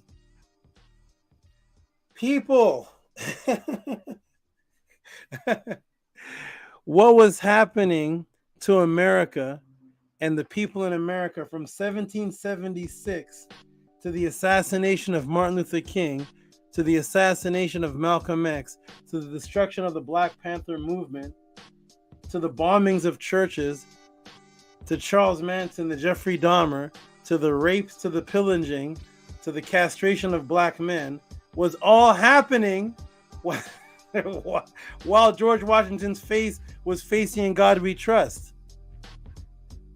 But of course, the theorists, they want internet views, they want YouTube views, they want Facebook views, and all of this nonsense. But let's get to the truth, and that's why you're here. And again, I appreciate that my students will come to me for the truth. So what is the truth here? Is this a new coin developed in 2022 to disrespect God? Is it? Factually? Let's find out, everybody. Welcome to the Tutti Pod class. Let's find out if this is a new quarter designed to disrespect God. Let's see. Okay. No. No, everybody. No, and no. In actuality, this coin in actuality goes back to 1932. I will get back to this date soon. It was reinstated to do the bill H.R. 1923. So Bill H.R. 1923 and Public Law Act of 2020 Public Law 116-330. And yes, Tehuti has the actual official Bill Act law. Want to see it, everybody? Here is HR 1923. Because see, we don't go by theories here. You come to the Tehuti Pond class, and whenever you ask about, you get facts. So if you're going to ask about something, I'm going to teach you. Go to the source. Don't say he's turning his back on God. Now America's in shambles, and we were great in slavery, but now America's bad because a quarter changed. In 2022, America got bad. Everything before 2022, we were with God. Yeah. Nope. It is, once again, back to 1932, and it goes back to a 2020 law. And the 1923 Public Law Act of 2020, Public Law 116-330. And yes, Tehuti actually has the official Bill Act. So here it is, everybody, if you want to see the Bill Act. Here's the actual act of why the quarter is like that. And it is, let's see if I can blow this up a little bit more. And it is, okay, I'll shrink it down a little bit, actually. HR, so it is the 160th Congress of the United States of America, second session. And here it is, everybody. Let's get a look at this. Okay. And this is the amend Title 31 United States Code to require the Secretary of Treasury to mint issue of certain circulating collectible coins and for other purposes, be it enacted by the Senate and House Representatives of the United States of America and Congress assembled. Section 1, short title, this act may be cited in the Circulating Collectible Coin Re-Sign Act 2020. What's the act, everybody? What's the bill? What's the act? Here it is. We go to Section 2 because we go to sources.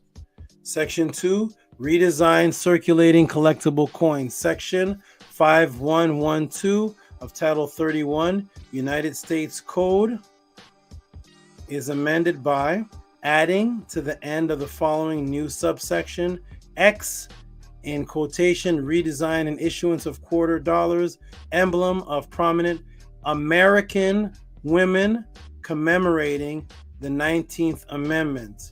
Redesigned of the quarter dollar beginning 2022. A in comma, so in quotation 1, redesign of quarter dollars beginning 2022.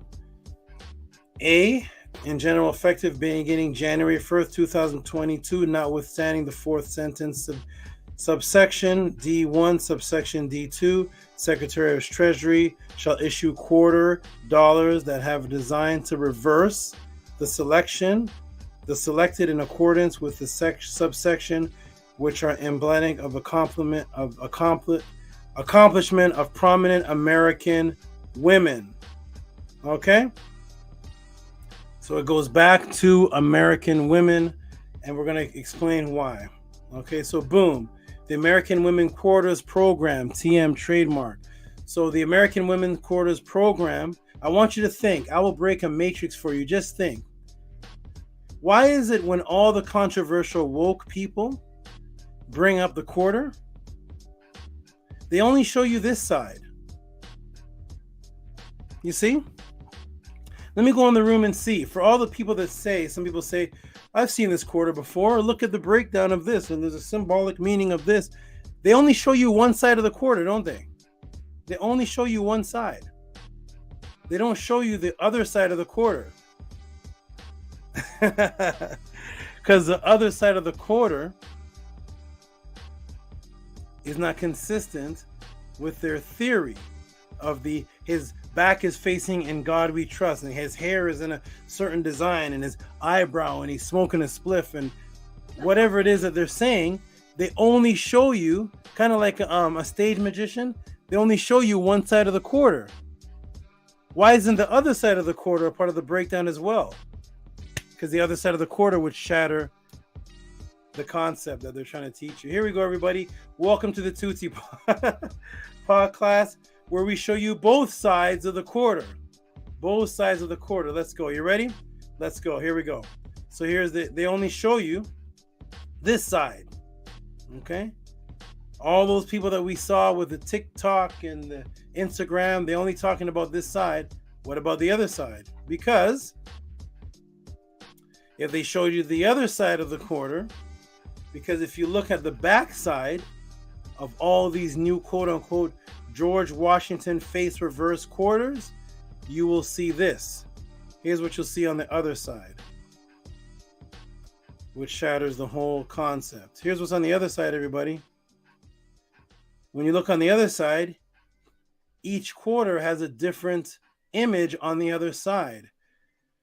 What you'll notice on the other side of the quarters that does not look like the quarters in 1994, 1995, 2000, 2001, 1998, is you're going to see different images of who? All women. Maya Angelou, celebrated writer, performer, and social activist. Dr. Sally Ride, physicist, astronaut, educator, and first American woman in space. Wilma Mankiller, first woman elected principal chief of the Cherokee Nation. Nina Ottawa Warren, a leader in New Mexico's suffrage movement and the first woman superintendent of Santa Fe Public Schools. Anna May Wong, first Chinese American film star in Hollywood. Bessie Coleman, first African American and first Native American woman pilot. Edith Kanakaoli, indigenous Hawaiian composer, custodian of Native culture and traditions. Eleanor Roosevelt, first lady, author, and civil liberties advocate. Right? Jovita Edor, Mexican American journalist, activist, teacher, and suffragist. Maria Tall Chief, America's first prima ballerina. Okay, that's what you see on the other side. All of these women that they're giving tributes to. So each quarter that you look at in your wallet, all of them will have George Washington facing the other way. That's the same. But if you pick 4 quarters, one could have Maya Angelou, one could have Wilma Mankiller, one could have Anna Mae Young, one could have Bessie Coleman. They'll actually be different. That doesn't match the narrative of George Washington's face going the other way because he's turning his back on God. So he's turning his back on God, and thus we start celebrating women. All right. Welcome to the Tutti Pod class, everybody. This is how we get answers on the Tutti Pod class. Here we go. Everybody ready? Let's break it down. So we got into the bill H.R. 1923 and the Commemoration of Women's Act. Let's continue to break it down. Okay, ready? Here we go.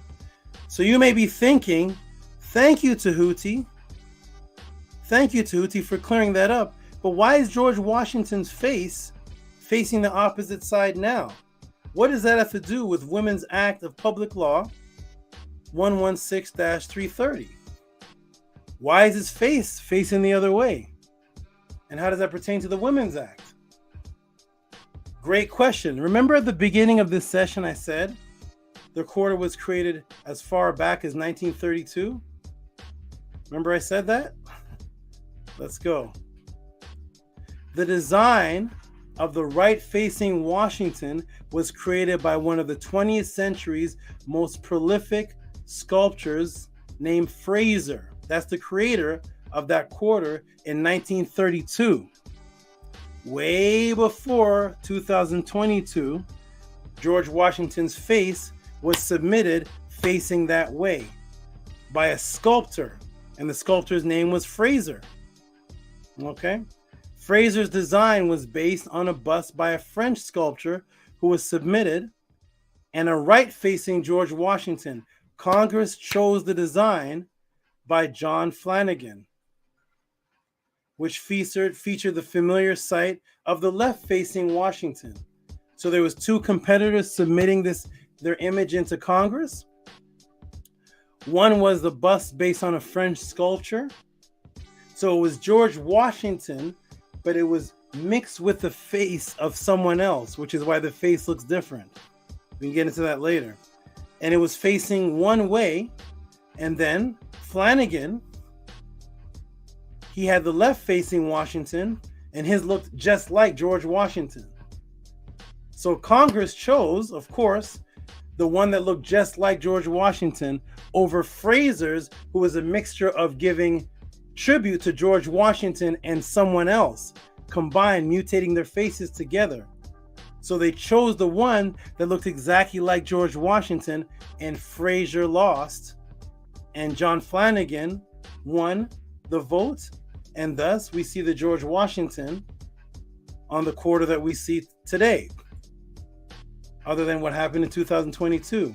So why did they bring back the 1932 facing George Washington that was denied back then? Why did they bring it back?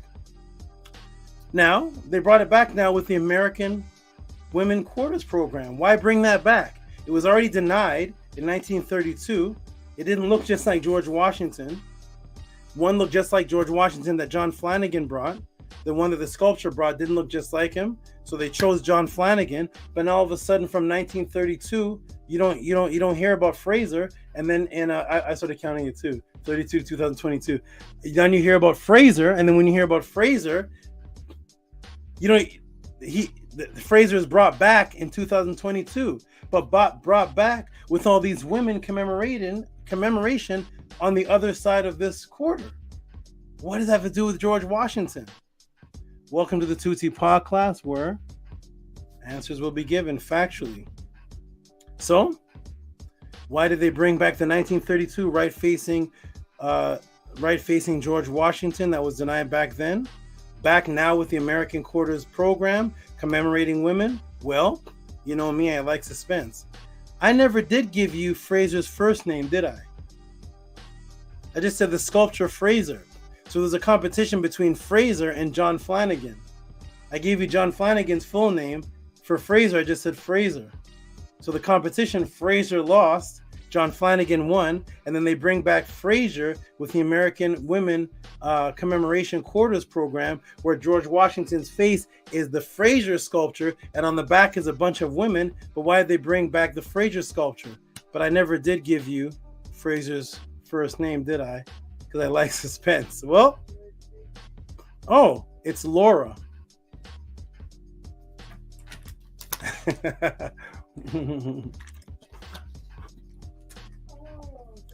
Fraser that made that sculpture is Laura.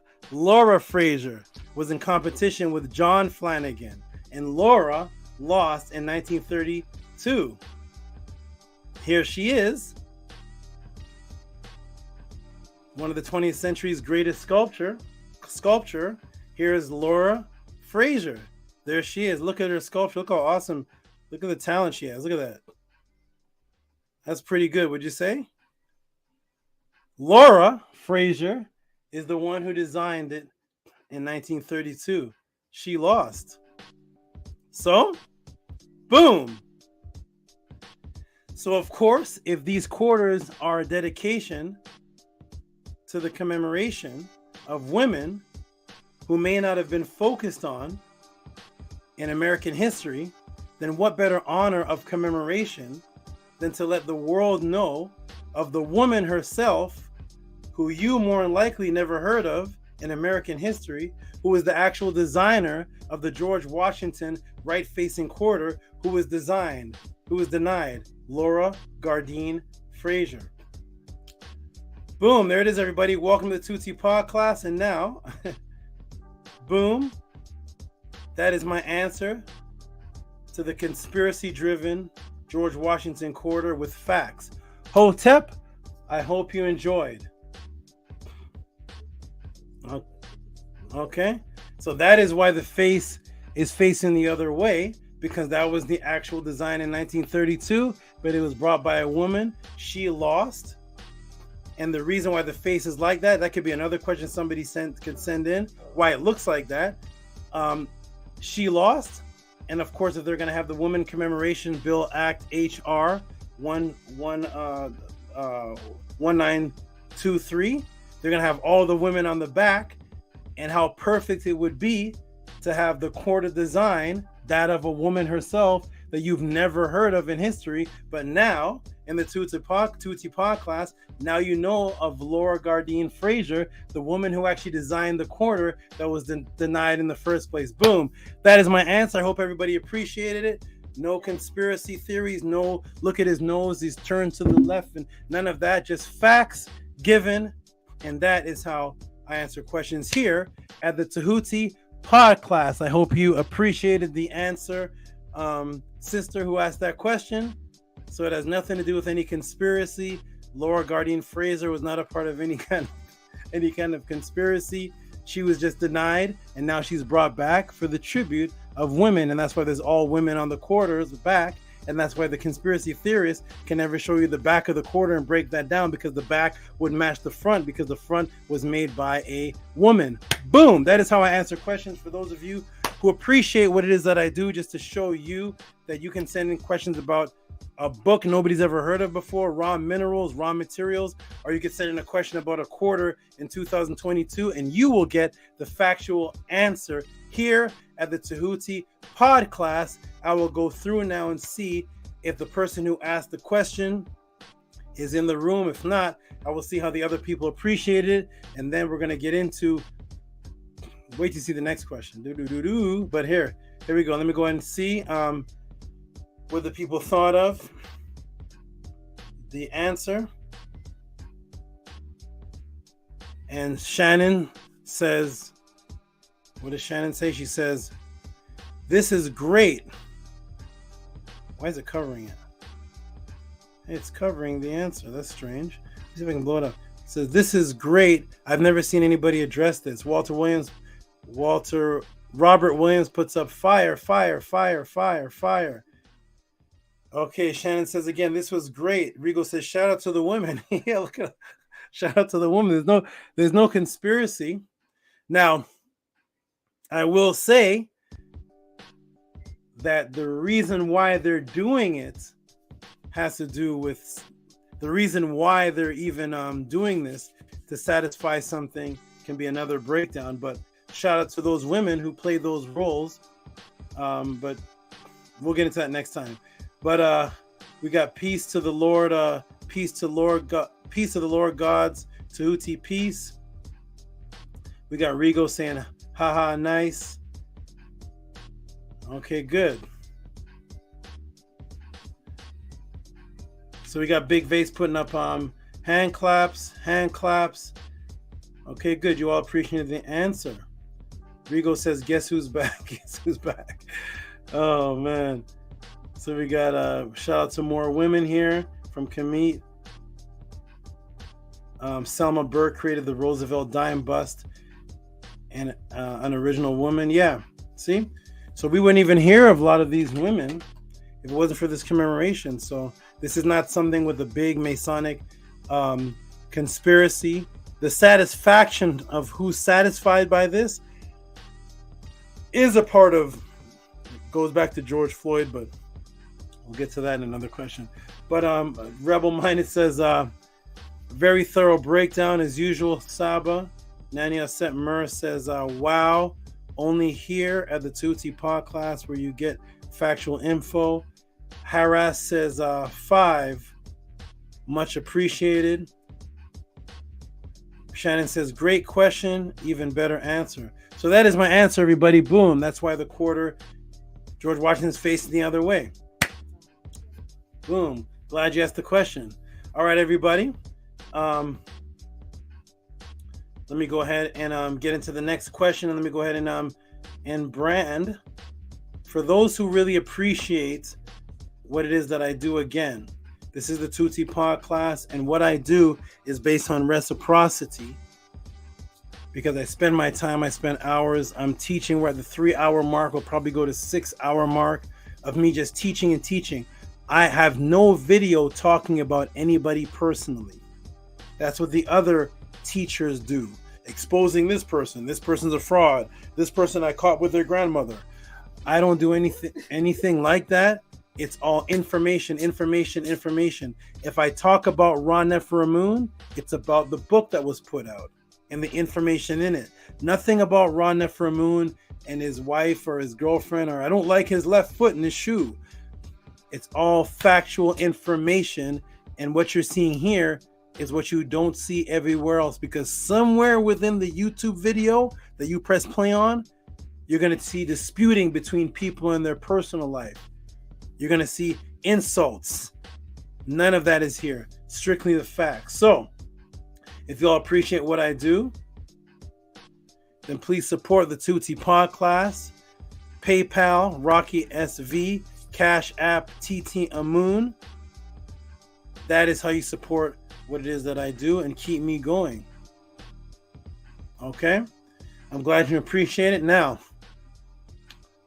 we're going to get into the next question. So shout out to Sari Jane for asking that question. And there is your factual answer. Anybody who gives you an answer other than what I just gave, tell them to source it factually. Don't say, look at his hair, his left braid it looks like it's twisted, and that means they're twisting the truth. You see, left braid, he's a Brady Bunch. None of that nonsense. Harry Potter, none of that. Everything they say, tell them source it. Source it. They can't, because that takes thorough time and investigation to do, or unless you have a gift. All right, everybody, let's get into the next question. And then we're going to put the brothers on, give some more shout outs, and get to the black woman question that I know that everybody's waiting for. But this one here, what's the next question that was sent in to the Tehuti Pod class? What is this one here that came in? Oh, Heka Khepera from Heka Khepera. And you're going to love this, scribes, because you've already heard some of this. Same with you, Arcad, and some people that I've taught in the Mennetter class. But look at what Heka Khepera sends in. Uh-oh. Heka Khepera, one of the greatest supporters ever, man. He's one of the greatest supporters ever. Let me go ahead and put him, put his support in the room. And let me close this down a second. Let me go in the room for a moment. We're going to get through this class. We're going to get a lot of stuff done. Woo! Rigo says, damn, too much nonsense out here. It's true, because people just want to seem deep. But it's about research, man. And research takes discipline. So here we go. Okay, ready, everybody?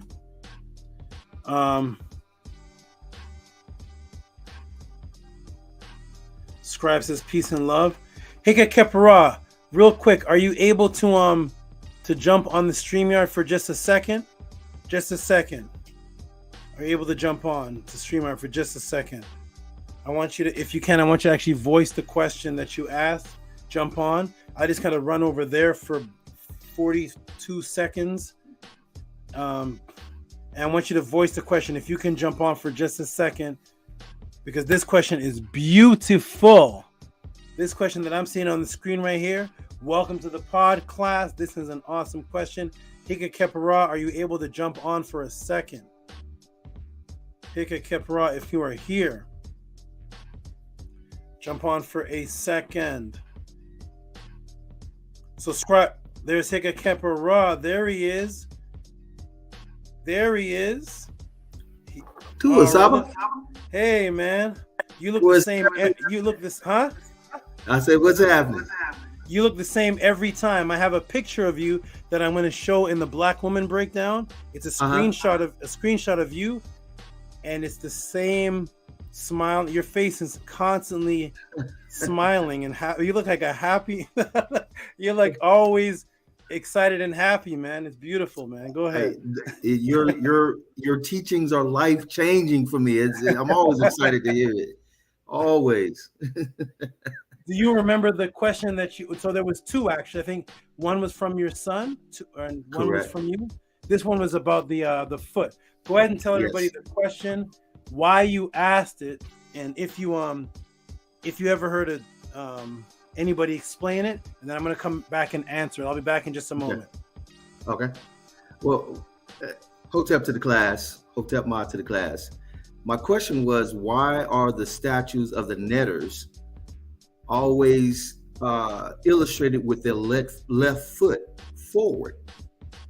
I've never heard anybody break it down. I have heard some theories as to why they're always represented with the left foot forward, but I never had a complete expression or explanation of why that was the case.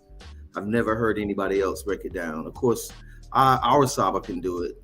He can do anything, and so that's why I asked the question.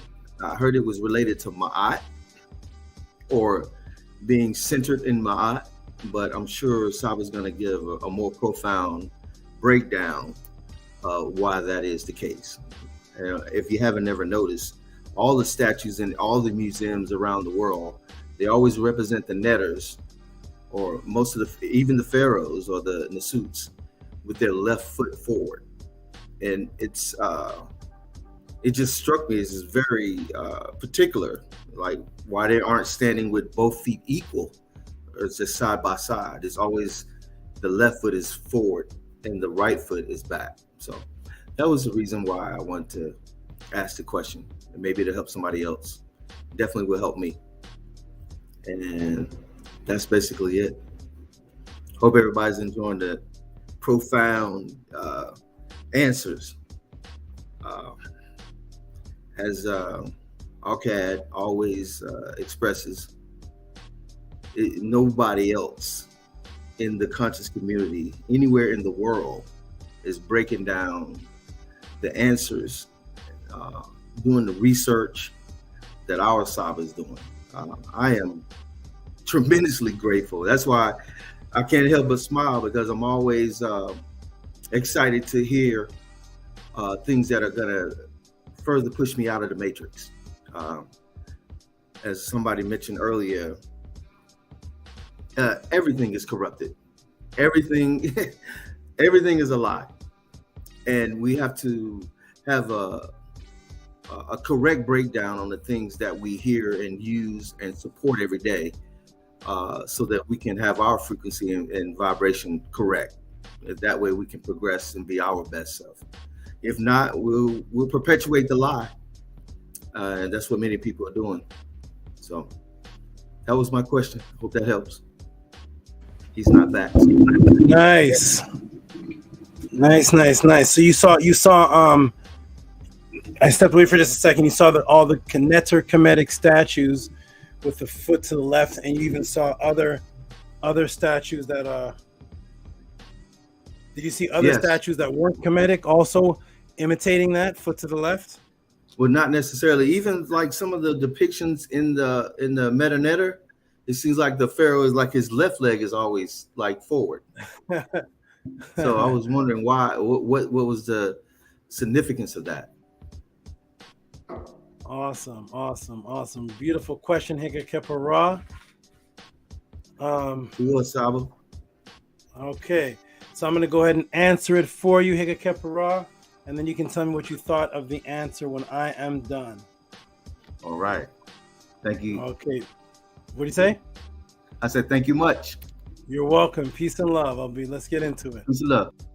Okay. All right, everybody. So once again, from raw materials to quarters facing the other way to why the Kemetic statues of the pharaohs always have their left foot out. You see the variety of questions that you can send here to the Tehuti Pod class. I really hope that you truly appreciate it, because this is our university. This is our class. Here we go. So I'm going to go ahead and even though the brother verbalized the question, let me see if I can okay, yes, perfect. Okay, good. We're going to shrink this down. So even though the brother verbalized the question, I'm still going to put it on the screen in respect of the major donation that was given to ask this question because this is a big supporter. Heka Khepera is a big supporter. So I'm going to go ahead and share the screen and show you all the type of support that he does. Entire screen. Share. Okay, so here we go. So I'm going to close this out.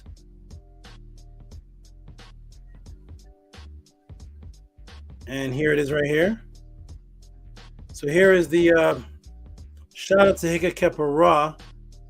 $30.72. When I first saw this, I didn't know what I was reading because I guess to fit it all in, he didn't separate the letters.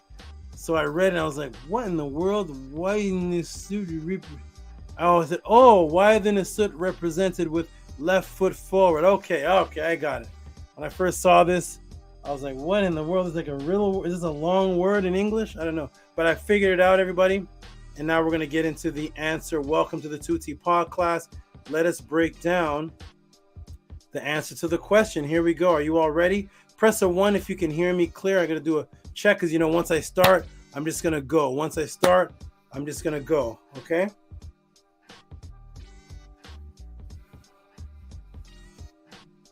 Woo!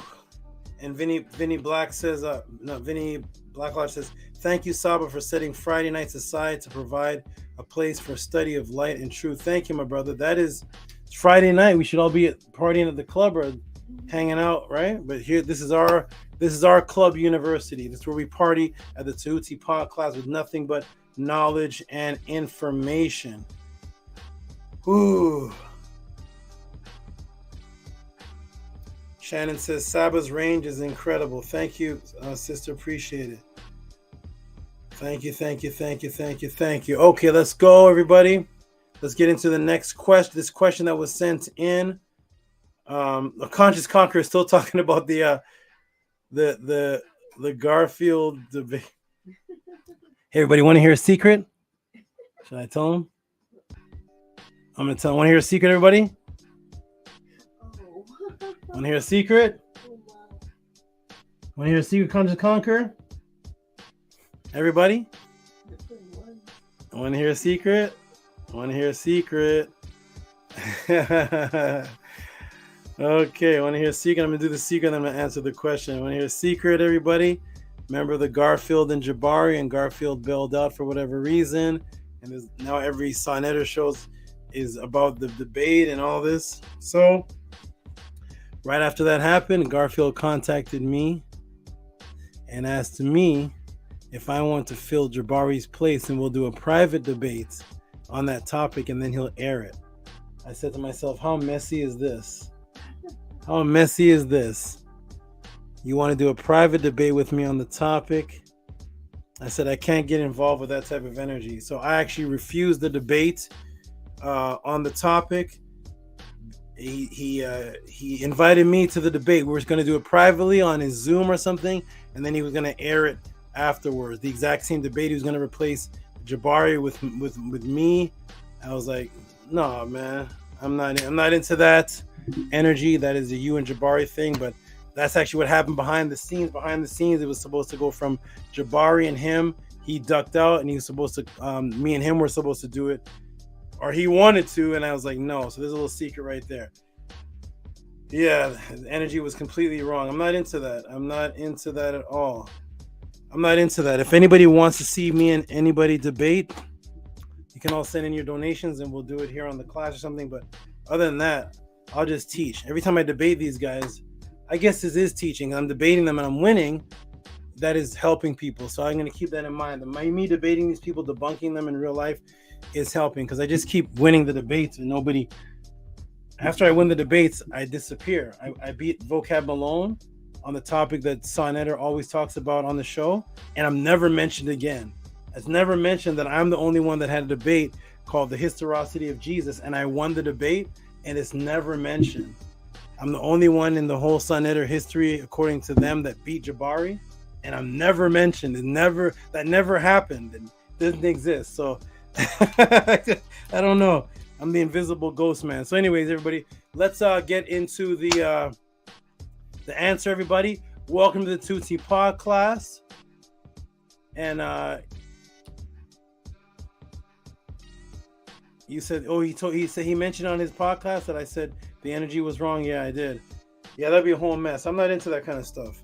Anybody wants to see me debate anybody, even if it's for 20 minutes, send in a nice donation, and I will give somebody just like it takes me half an hour to answer a question of 20 minutes. If you send in that same donation, I'll talk to somebody and debate them with the rules right here in front of you and break them down and teach you all how to debate. Okay, let's get into it, everybody. Let's get into it, everybody. Welcome to Tutti Pod class. The question was about the left foot from the good brother who asked the question about the left foot. Let me see. Oop. Here's the question again for all those who just stepped in.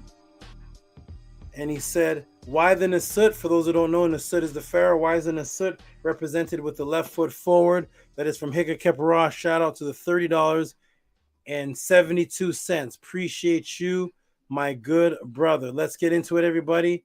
Welcome to the Tutti Pod class. Let's get into it. Exactly, Darius. I already proved it, but I don't. I'm the Mandela effect. I beat people and then I don't exist. So let's get into it, everybody. Welcome to the pod class. Here is the answer. Boom. There is the question. Oh, the question popped up again. All right, so I'll read it again. My mouse sensitive. Why? From Heka Khepera, why the Nysut represented with the left foot forward? Let me close that down. And here's the answer, everybody. Welcome to the Tutti Pod class. Here is the Tehuti answer to that question.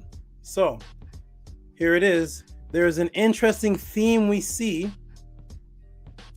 a very interesting theme we see in Kemet with the images, paintings, and statues that gets overlooked, yet is an extremely important advanced message. That is, if you look at the feet of many of the images, their foot is out. So let's take a look. Here's a Kemetic statue, an example of what the brother was speaking on. And we see the foot is out. See the left foot is out right here. We'll blow it up a little bit so you can see closely. This is what Heka Khepera, and you'll see this when you look at the Kemetic statues. You'll see a foot is out right there. And he's standing on his foundation with the foot. Look at the detail. These images are like 4,000 years old. Look like they were made 2 weeks ago. And look at this, everybody. So you see, left foot is out. Okay. And we're going to go to Tut Ankh Amun, 1332 to 1323 BC. And we see the brother here, and the foot is out again. Can you all see that? The statue and the foot is out. What does this mean, everybody? What does this mean? Okay. But not just any foot. Make note, it is the left. Let me take you to the Trinity of Merikara, where he has two female protective rebirth neterts beside him in the Cairo Museum. Get a good look. So here is Menkara. Sorry, typed that wrong. Menkara, the king, accompanied by Het Heru and the gnome goddess, with the crouching jackal emblem of the gnome of Sinopolis. Menkara is wearing the white crown of Upper Kemet. The sixth statue is from the Valley of the Temple of the Pyramid, Menkara at Giza, Old Kingdom, 4th Dynasty, around 2500 BC. Now in the Egyptian Museum of Cairo, number JE46499. We'll look at it closely and blow this up. This is Menkara, and we see Het Heru and Ba'at, and there they are. You notice his foot is out. Same foot over here. Here's Menkara's foot out. Here's Tut Ankh Amun's foot out. Here's a statue. Here's foot out. All of their left foot is out. So Heka Khepera has come across this, and other people have too, and they're asking the question, why? Why is this? We know the Kemetians are very intricate. They do nothing by accident. So, but why birth neterts? So on the other side of Menkara, they're birth goddesses. So why birth neterts, both with cows over their head? Let's take a look closely. So we see him with the left foot out, and then when we look closely at Menkara, we see Het Heru, we see the cow horns over her head. And then look closely over here.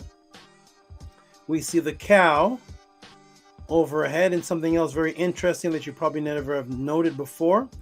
But this right here, the body of the cow, you see the body right here that my mouse is over? That is called a Tiet Aset or a Tet Aset. And it's actually the first tampon that was invented. And the tampon was drawn sometimes in the shape of a woman's body, representing the 3 stages of contraction. If anybody wants to send in a question about that, they can.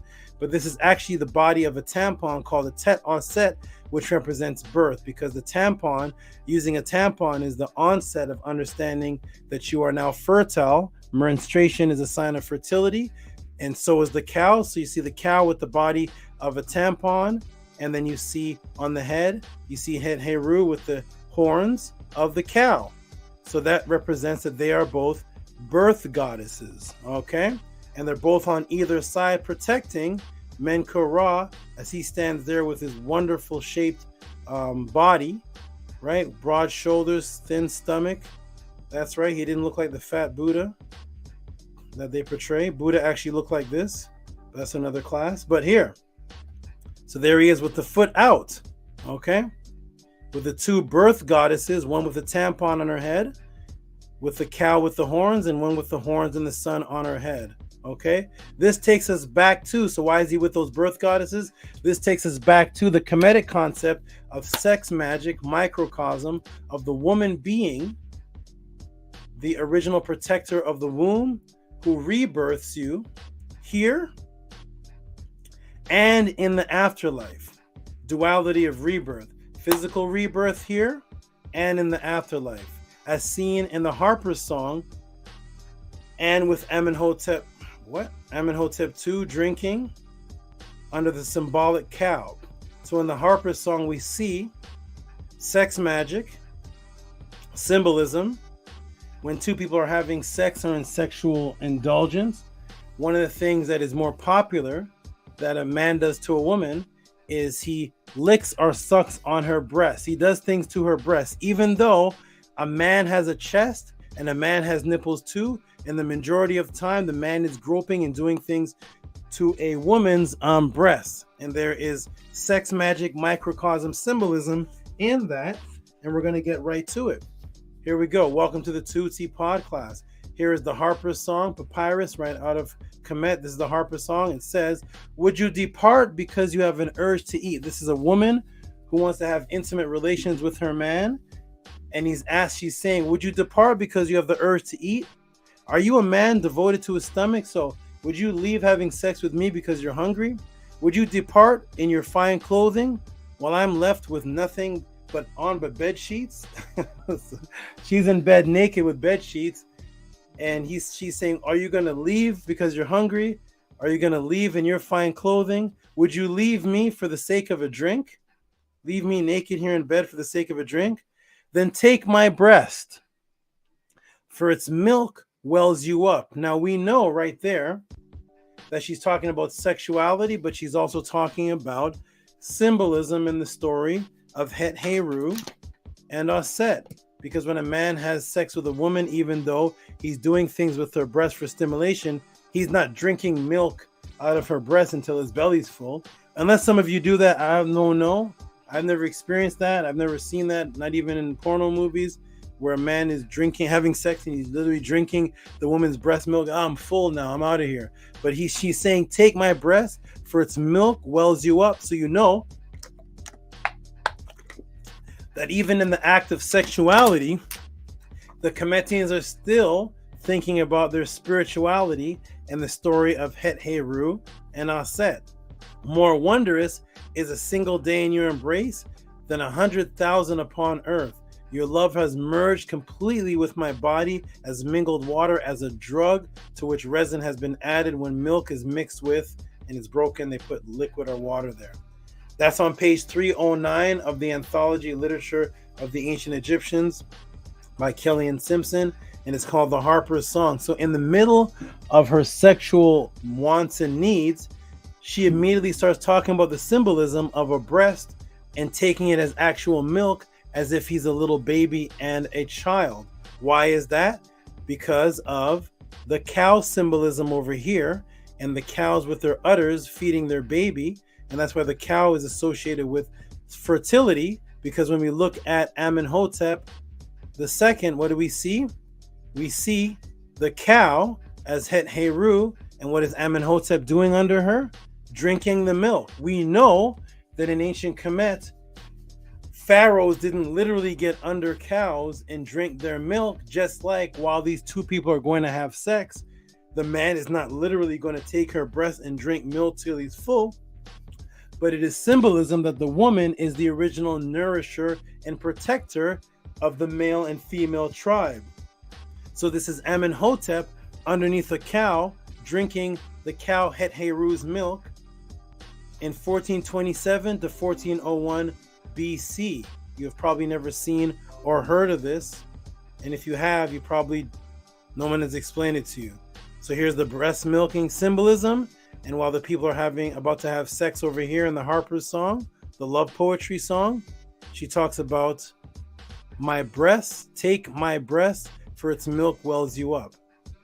We know that none of these things actually happen in the physical world, but they're symbolic of sex magic. The sucking of a woman's breast is reenacting the power of Het Heru as the nurturer and becoming one as a baby is one with his mother as she feeds him. Okay? Symbolic that the woman is the original nurturer and life giver. Again, so that is the symbol of the breast and the cow, because the woman gives birth to the male and the female, and their body is called a khat. A khat. K-H-A-T or K-T, khat, which means the body. Do you know where khat comes from? Anybody know? Khat is body. Where does it come from? The letter T is not initially a part of the word. The letter T is the feminine aspect, which represents birth and fertility. It means sustenance because bread was the main sustenance in Kemet. So you add the letter T to a word and it represents birth and fertility and something expanding, sustained, like a woman sustains a baby with the umbilical cord. See, the original word is actually Ka, which is the spirit, the Ka. And the Ka was Aset and Nebtet, who gave birth to smaller Kas, because the woman is giving birth to an echo of herself, and that becomes the Khat. That becomes a baby now, a physical child. But before it was a baby, it was a spirit called a Ka, and that's why Aset and Nebtet, when you pluralize a Meduneta word, you put a U at the end, and when you put U at the end of Ka, it becomes the word cow, cow, and that's where you get the word cow from. So even the English word cow is giving commemoration to the concept of this image that you're seeing right here, which is the Ka pluralized. Boom, there it is, a little bonus feature right there. That wasn't even a part of this breakdown, but you know how it works here at the Tehuti podcast. I hope you all appreciate it. Let's go. Here we go, everybody. So now we have the cow, the Kau, Aset and Nebtet are the two women with Kas on top of their head. Ka, which is also symbolized by a bull or a cow. The Ka pluralizes Kau. So two Kas are two cows make a Kau. That's what it is. And they protect the man inside because he's surrounded by Ma'at, which is from the word Mut, which means mother. He's surrounded by the female energy on either side of him, just as if he was in the womb, and the womb energy would be on either side of him in any direction. So those are cows on either direction, protecting him as a Ka until he's born. And then when he's born, he becomes a Khat, a physical man. Now, there's an interesting theme we see here in Kemet with the images and paintings and statues that gets overlooked. Yet is an extremely important advanced message, okay? So we're going to move from here. We're going to go here. And now, and the son of this rebirth is Heru, and the son of the holy cow. Why you get excited and you say, holy cow, holy smokes. That's bullish. All these concepts have ancient meanings. So she is the holy cow, thus reenacting you becoming a Heru, walking, stepping towards a sar. You're walking and stepping with your foot forward towards a sar, who is the first to be reborn, just as the mother rebirths you as Heru in the physical. The duality is Heru is born as a physical child, Asar is reborn as a Ba spirit. Thus you become both as you walk the journey, stepping forwards towards the truth Ma'at by the light, because no one got to the Father Asar but by way of the Son. Wait, where have I heard this before? Let me read this again. So you step forward as a spirit towards the truth, the light. You step forward as the light towards the light, because no one got to the Father, Asar, but by way of the Son. Where have I heard this before? Where have we heard this before? Oh, of course. I am the way, the walking, the truth, Ma'at, and the life, the Ka, the light. No man comes to the Father but by me, the Father Asar, the Son Heru. No man walks and gets to the Father but by Heru. That's John 14:6. Let me shrink this down a little bit. So the Kemetic concept is that no man gets to the Father but by Heru, and the Christian concept is no man gets to the Father God but by Jesus. But is there actual depiction of this? Because we go by sources. Is there an actual depiction that Heru is actually the one that takes you to Asar? Did that exist in Kemet before John 14:6? No man gets to the Father. My computer's locking up a little bit. Hold on, everybody.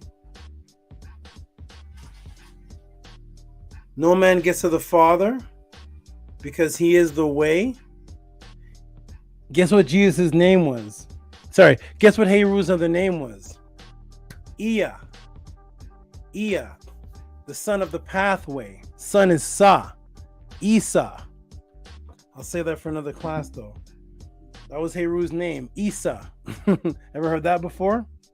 Isa. He was the Iyasa, the son of the pathway, the son of the way to the Father. That's Iyasa, Isa. All right, everybody. So welcome to the pod class. Here we go. Why did this jump all the way up here? Strange. Okay, here we go. So here it is. Where have we heard this before? John 14:6. Oh, nice. Hey, Jesus. There he is. Hey, Jesus. Okay, back to the stepping journey of the deceased and Heru in the Per-Em Heru. What is this, everybody? Is that Heru holding the hand of the deceased? Uh-oh. Heru is holding the hand of the deceased, and their left foot is forward. Where is he taking him to? Uh-oh. Is that Asar? Is that Heru, the son? The only begotten son? The holy child? With his left foot forward? Taking the deceased to the Father, Asar? While the two Marys are behind him? Two Marys? Mary, the mother of Jesus, and Mary Magdalene were there at the tomb of... Okay, so here it is right here, everybody. There are the two Marys with Asar the Father as Heru takes the deceased to the Father, because no man gets to the Father but by way of the Son. The word for son in the Hebrew Jesus would be Ben. So the word for son in Hebrew would be Ben, as seen today in names like Osama bin Laden, Ben Stiller, Dr. Ben Yochanan. Well, this is directly from the Son rebirth, first line in the Per-Em Heru. You see him walking here? This is his first phase in the Per-Em Heru. This is how it begins. He's walking to the Father, Asar. Well, in the first line and he'd be called Ben, son. Like as in Yahweh, Ben Yahweh, God the Son of God, Ben, as in Dr. Ben Yochanan. This is directly from the Son rebirth, first line of the Per-Em Heru. Just like this is the first set of images in the Per-Em Heru where he's walking towards Asar. In the first line, we see the concept of Jesus, the Son of God, which would be Ben Elohim or Ben El, the Son of God, or Ben Yahweh. We see in the Per-Em Heru as you reenact Ra being born in the horizon of the east, as you resurrect and rise. Here's the very first line of the Purim Haru that we go over in the Metanetter class. It took us 2 classes to go over 3 words. That's how deep my breakdown is. But anyways, come to the Metanetter class, Metanetter Mondays, if you want to find out about it. Ask me or one of the moderators. So here it is. Look at this. Tua Ra Kef Ubenef Mkut Abtit and Pet. This is my morning affirmation that I say with my goddesses every morning as we open up the window and let Ra shine in. And as soon as we open up the window, let Ra. We don't do it unless the window drapes are open. So as soon as Ra shines in, we are with each other and we say Tua Ra Keft Uben F Mkut Abtit and Pet. Adoration of Ra when rising he in the horizon of the heaven. There's your Uben from the word Ben, Uben, because that is the rising, that is the birth. Every morning the sun is rebirth. That's where you get the word Ben, Ben Yahweh, as in the son of God, Ben Osiris, or Uben, which is Heru, the son of Osar, Jesus, the son of God. This is a beautiful microcosm, this is the beautiful microcosm principle of you being reborn in the east, as the sun, Orion, and Sirius would be seen in the east, creating the rebirth of the flood each year in Kemet. This is how deep the Kemetians were. So each year in Kemet, there's what's called the vernal heliacal equinox rising. And the vernal heliacal equinox rising is when the sun, Orion, and Sirius rise at the same time, and then the flood comes, which represents the rebirth of Kemet and the rebirth of Heru, which is why Sirius was called Subti, which Subti, Sobet, was one of the names of Aset. And the 3 stars were the 3 stars of Orion seen in the east, like the 3 wise men, and then the water would break and then the seeds would grow like a woman's water breaks and then the sun comes out. That's how deep the Kemetians were. So this was all a reenactment of a microcosm, microcosm, as the Kemetians literally had a religion based on the reenactment of nature itself. So this goes back to what's called the Aket, as in Akhenaten. The Aket, the first season of ancient Kemetic calendar, was the Aket, which means the appearance, right? Like a rebirth, like the birth of something when it appears. It would rain from mid-July to mid-November. This was the season in which the inundation occurred. It was hoped that the flood was not too low, resulting in a poor harvest, or too high, resulting in the destruction of mud brick houses and the paths built near the Nile. The inundation was also associated with the star Sirius because the star reappeared after 70-day absence. There's your number of Tehuti. There's your 70. Break that down later. But 70-day absent at the new year, heralding in the flood. So at the new year, heralding in the flood, the star was associated with Subtet, Sothis, and Osset. The inundation was a quiet time for farmers as the fields were largely submerged. So here's how it looks. They would also see Venus too, but here's Sirius right here.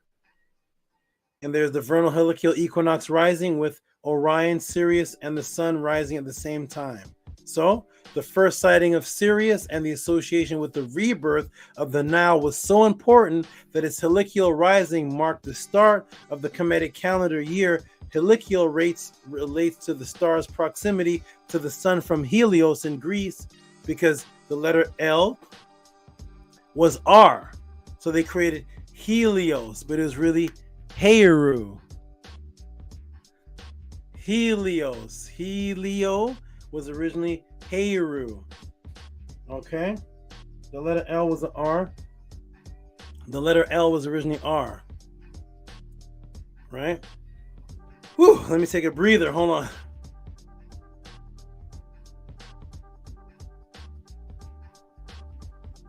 Yeah, so I said the word, created the word day, created the word ray called Herios. The letter L was the R, was pronounced Herios, stolen from the god Heru. These were all Nitirus. The term Nitiru created the word ta neutrinos, atomic particles so small their mass was thought to be 0. That's one of my from one of my songs. But anyways, all right, let's go. So let's go back to it. Let's go back to it, everybody. All right, so now it gets even deeper. I will show how serious the followers of Ma'at imbued the microcosm. Now remember, the sun was rising east. Okay? The sun was rising east, and you wanted to rise as the sun. Let me show you the word in Medu for east in the exact same line we just read. Let's look at the word for east in Medu. Here it is. Perm Haru, line 1. Tuara keft uben f emkut abtit and pet. Look at the word for east. The word for east is abtet. That is the word for east. We look at the word. What do we see? We see the rising fire because the sun would rise. And we see the mountains here. Interesting. Okay, let's go. Let me shrink it down. So the word for east is abtet. Okay, abtet, abtitit. And what's this? It has a foot in the word. What? There's a foot in the word. Look at the word east. The word east and the direction that you're walking in, there's a foot in it. There's one foot in the word, abtit. And there's a foot in the word for east. Very interesting. Remember, I showed you Menkara with the rebirth goddess as he stepped forward and just showed you that you are rising, reborn, stepping towards the east. Let me show you the word abtet, east, in the dictionary. Let's see just how much time the people of Ma'at put into what would be the people of today, a mere word. So we have these mere words, like we just have east, we just say it. But look how much time the people of Kemet, of Ma'at, put into the word, just the word east. Let's get a look. Here it is, Abtit. Get a look. Goddess of the east. You see that? Who's the goddess of the east? Auset. Auset is the goddess of the east. When the Freemasons took this, they took Auset's name and east, and Auset was symbolized by what?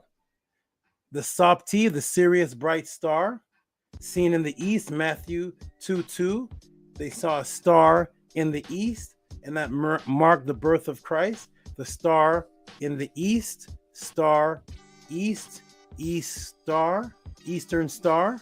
So the female Masons are called Eastern stars, representing the star in the east, which is Auset. That's why the Masonic star, the five-pointed star, is actually the name of Auset. That five-pointed star is actually a Medu Neter name of Auset. We'll get into that later. Here we go, a little bonus. Boom, the goddess of the east. Did you know what Heru's mother's name was? Yes, it was East. Did you guys know that? It was East. It was an Ia or Ia and an ST sound. People say Auset, Ost, East. It's East, Auset, East, all the same. So Heru's mother's name was East or East. People pronounce it different ways because they actually don't know how it was pronounced. It was just an A sound, an E-A-S-T, East. That was her name, East. Wait, what else is here under the definition of Abbey? Abbey, which is the root word of Abit, with the same stepping foot and rising sun glyph? Look at this. Here's Abbey. Uh-oh. Look what Abbey means. Left foot. Let me get some water, man.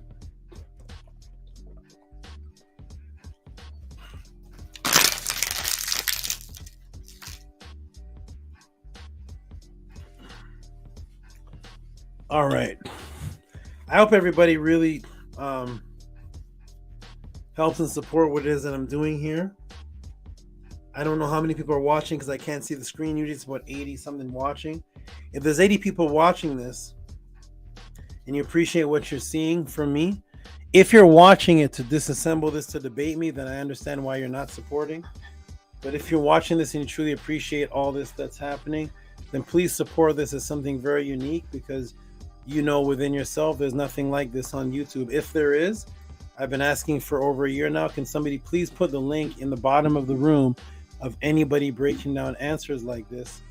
Kemetic or non-otherwise, where people just send in a question and they get a breakdown this thorough like this. Send the link in so I can go see the class. But if not, understand how deep the Kemetians are and appreciate that I'm bringing this to you, taking my time to bring this to you.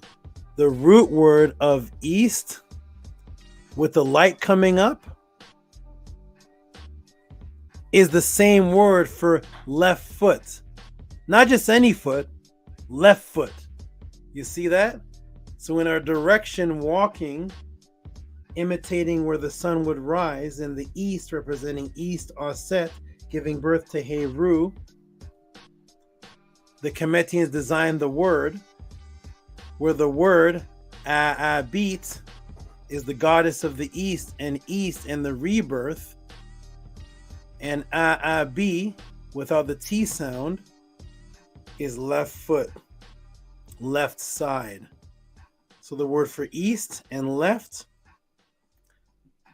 are the same word. And you can even see the same fire glyph there, resurrection glyph there. There's many different letter A's in Kemet. Go look it up. Why this particular symbol here with the fire, with the rising sun and fire, why is this the letter A that the Kemetians put for your left foot when they could have put about 4 different A's there? It's the exact same fire symbol in the rising sun of the eastern sun rising right there. There it is right there. I'll blow it up. The exact same symbol the Kemetians put in, and they put the B that's the foot. And over here, B, the exact same rising sun, and they put the B that's the foot, and it doesn't mean any foot, it's just your left foot. Boom! It also means left with a foot in it. The people of Ma'at were not playing around, everybody. This is how serious they were, how much time they took just into one word. One word has the whole Asara set story in it. And they knew it. None of the words that you use today in English have a story in it that you know. That's the difference. They spoke as they moved. Everything was the Asara set story. Everything was, they were imbued. It was the true religion. It was the true way of life. There was nothing to do because everything you did was the religion. There's nothing like that on earth. And here comes some evil people trying to say the Medu Neter has not been deciphered. You can't. So therefore you got to give all this up. Our only choice is being a Hebrew or Muslim. Because if the Medu Neter has never been deciphered, then we can't talk about any of this. Kemet's not even a choice. But no, here it is. Look how deep these words are. A'abit, the east. A'abiti, east, left. So here we see A'abi and A'abiti and Abti are the same word, east and eastern, which is also left, with the rising fire and the foot, left foot. See it right there in the dictionary? And thus, if we look close, we see Heru leading Ani, both with their left foot forward. Let's look close. See them there? See how intricate the people of Ma'at were? You'll notice here at the Tuti Pan class, I say more the people of Ma'at than I say the people of Kemet. There's a reason why I'm doing that. But I say the people of Ma'at more than I say the people of Kemet. And there's a specific reason for that. So here it is. So look what the people of Kemet do.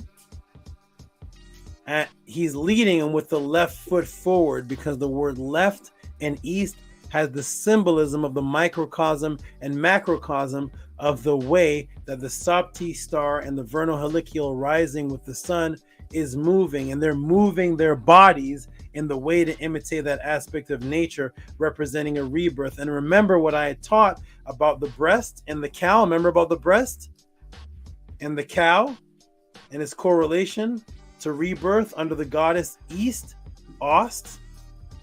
Remember what I taught you about that?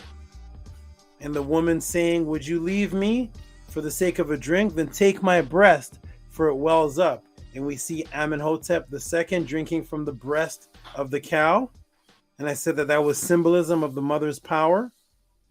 Well, guess which breast gives life to the boss spirit in the oldest spiritual writings on the planet of the afterlife, called this pyramid text. Guess which breast?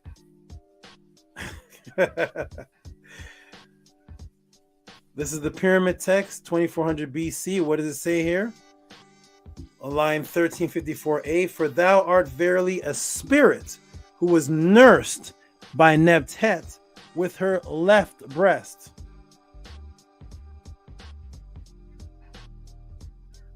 Thou leaneth on the earth on thy left side, having joy. Thou lives life, because the Netter has ordained thou to live. Unas leans on the earth on his left side, having life for a joy. He lives life because the Netter has ordained that he live. Unas ascends on the eastern side of the sky. He descends as the green bird. Guess what the green bird is? It should be the bird right behind me in my background. That's the Bennu bird, the green bird, the Bennu bird. Remember Bennu, Ben, son, rebirth. See how deep the people of Ma'at were? He descends, Lord of Tat, lakes, and purifies in the lakes of semen of the goose. Remember the goose? I don't know if I broke down the goose here. Or was that in a Meta class? I don't know if I broke down the goose here. I don't think so. Okay, boom. Now, of course, I could end here, but you know, Tehuti, I'm an extremist, like the ancestors were. So you know my motto, I am not done. I'm not done. I'm done. But did I answer the question? Did I answer the question? Of course, the question has already been answered, but you know, I'm not done, because when you give $30-something donations and this big support for a year, I'm going to feed you till you're full. I'm going to feed you till you're over full. This is for E-Manifesto and Ahati and Ascari. They're going to like this. Here we go. So we were so imbued in Ma'at microcosm that even in war, where we would risk our lives, we walked, depicted the importance of the left foot. Did anybody ever notice whenever they show you the warriors of Kemet? Look at their left foot.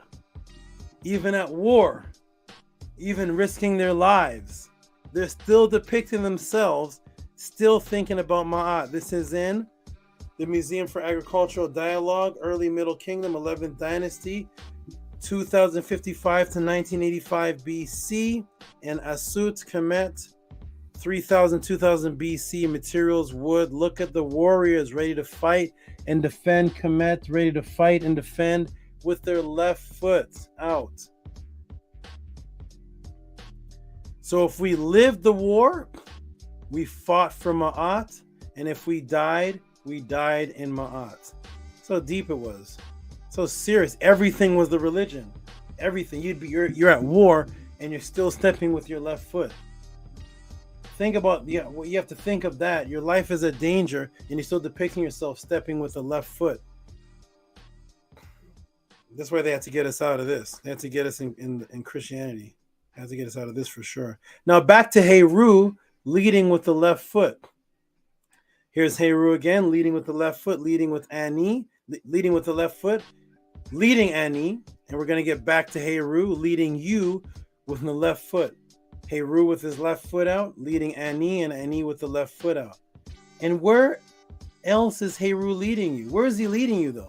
He's leading you to Asar, because no man gets to the Father but by me. Asar the first to resurrect. So we see that Heru is leading you to Asar. But where else is Heru leading you to? Here it is, the judgment scene. This is the whole focus of where you're going, to the judgment scene. Here is where Heru is leading you to. All right, let's see how deep this gets. Welcome to the Tuti Pod class, everybody. Here we go. You ready? The judgment scene. Because you cannot continue this Eastern left foot forward journey anywhere unless your heart was pure and rid itself of the subconscious negative burden that weighed it down. Then you could continue with your left foot journey again. The technical, and again, the technical intricacies the people of Ma'at put into a word and its symbols. Guess what the word for heart is? Because remember, you're walking to the east, Abtit, leading with your left foot, Abtit, Abi, which is east and left foot. You're being led to the Father, but you're being led to the scales of Ma'at, where your heart is being weighed. The intricacies of the people of Ma'at. Guess what the word for heart is? Let's take a look, everybody. Uh-oh. It's Ab and A'ab, the root of foot, left foot and east. Ab and Eb and A'ab, spelled many different ways. The word for heart that you're being led to get weighed, with your left foot representing the east, because east is Ab and A'abi and Abtit. You're being led to the scale, and the word for the heart is Eb and Ab, the same thing. Woo, everybody. Here we go. Boom. The root of Abtit, left, east, and now heart, the destination of the left foot movement. That's where you're going. You're being led to be weighed. Your heart is being led, but you get there by moving in the direction of the left foot east. And there's the heart right there. And there's the feather, because you're going towards Ma'at, the truth.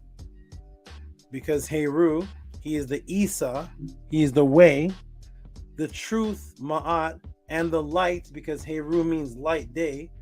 So I am the way, the truth, and the light. No man gets to Asar, the Father, but by me, taking the trip with the left foot, traveling east, because that's where they would see the sun rise in between the mountains, rising up, being reborn every day, and the major rise of the vernal heliacal rising, when it would rain, water breaking, giving birth to the seeds, the water breaking, giving birth to the child, physical child, Heru, spiritual birth, Asar. No one is getting past those areas unless your heart, which is also the Ab, which is also the same root as the left foot, is as light as the feather. Wait, those two symbols in the word for heart, want to get a look at them again?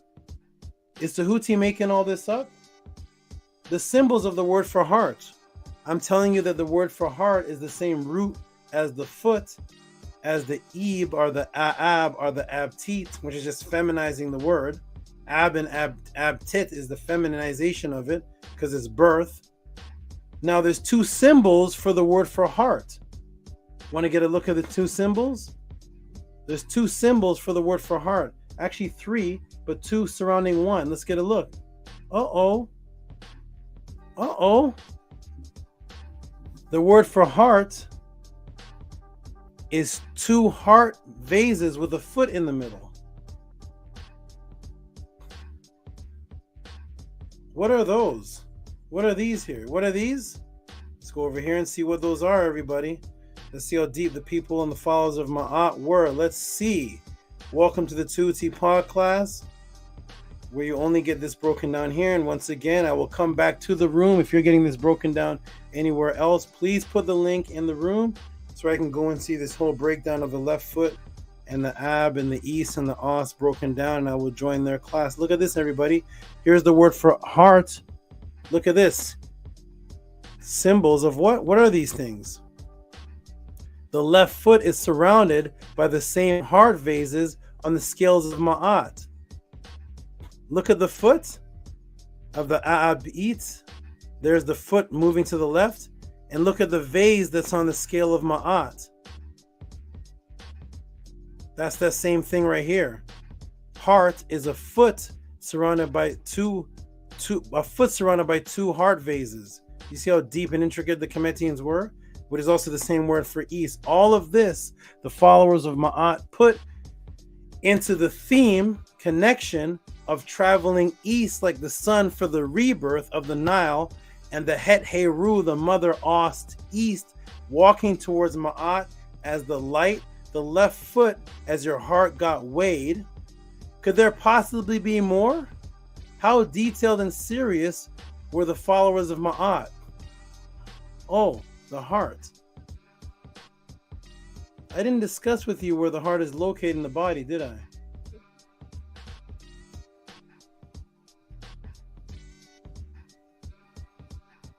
Your heart is about the size of a clenched fist.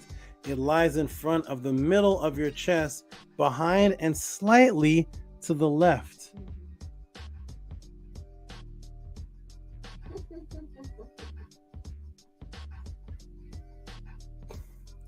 Boom! I hope you appreciate it. Now I'm done. Ma'at Hotep, that is my answer to you. Heka Khepera. I hope you appreciate it. That is the kind of answer you get at the Tehuti pod class. And of course, the heart, which is foot, which is left, which is east, is located in the body slightly to the left. Boom, that is my answer, everybody. I hope you appreciate it. I'm going to come now to the class to see what everybody thought, because maybe this information is everywhere and everybody's teaching it and breaking it down. I don't know. Let me go ahead and take this off.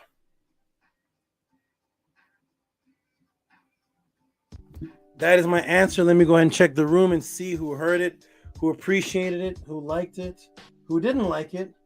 And let me check for links in the room to see if everybody's getting this in other places. If not, please support the Tehuti pod class. I'm going to put the link in the room for the brothers to step in and talk about what they thought about the answer, talk about what they're promoting, what is on their mind, while I take a little break and come back to do the Black Woman class. Okay, let me go ahead and check the room and see if anybody heard the answer, if anybody liked it. Ooh. Kamit says,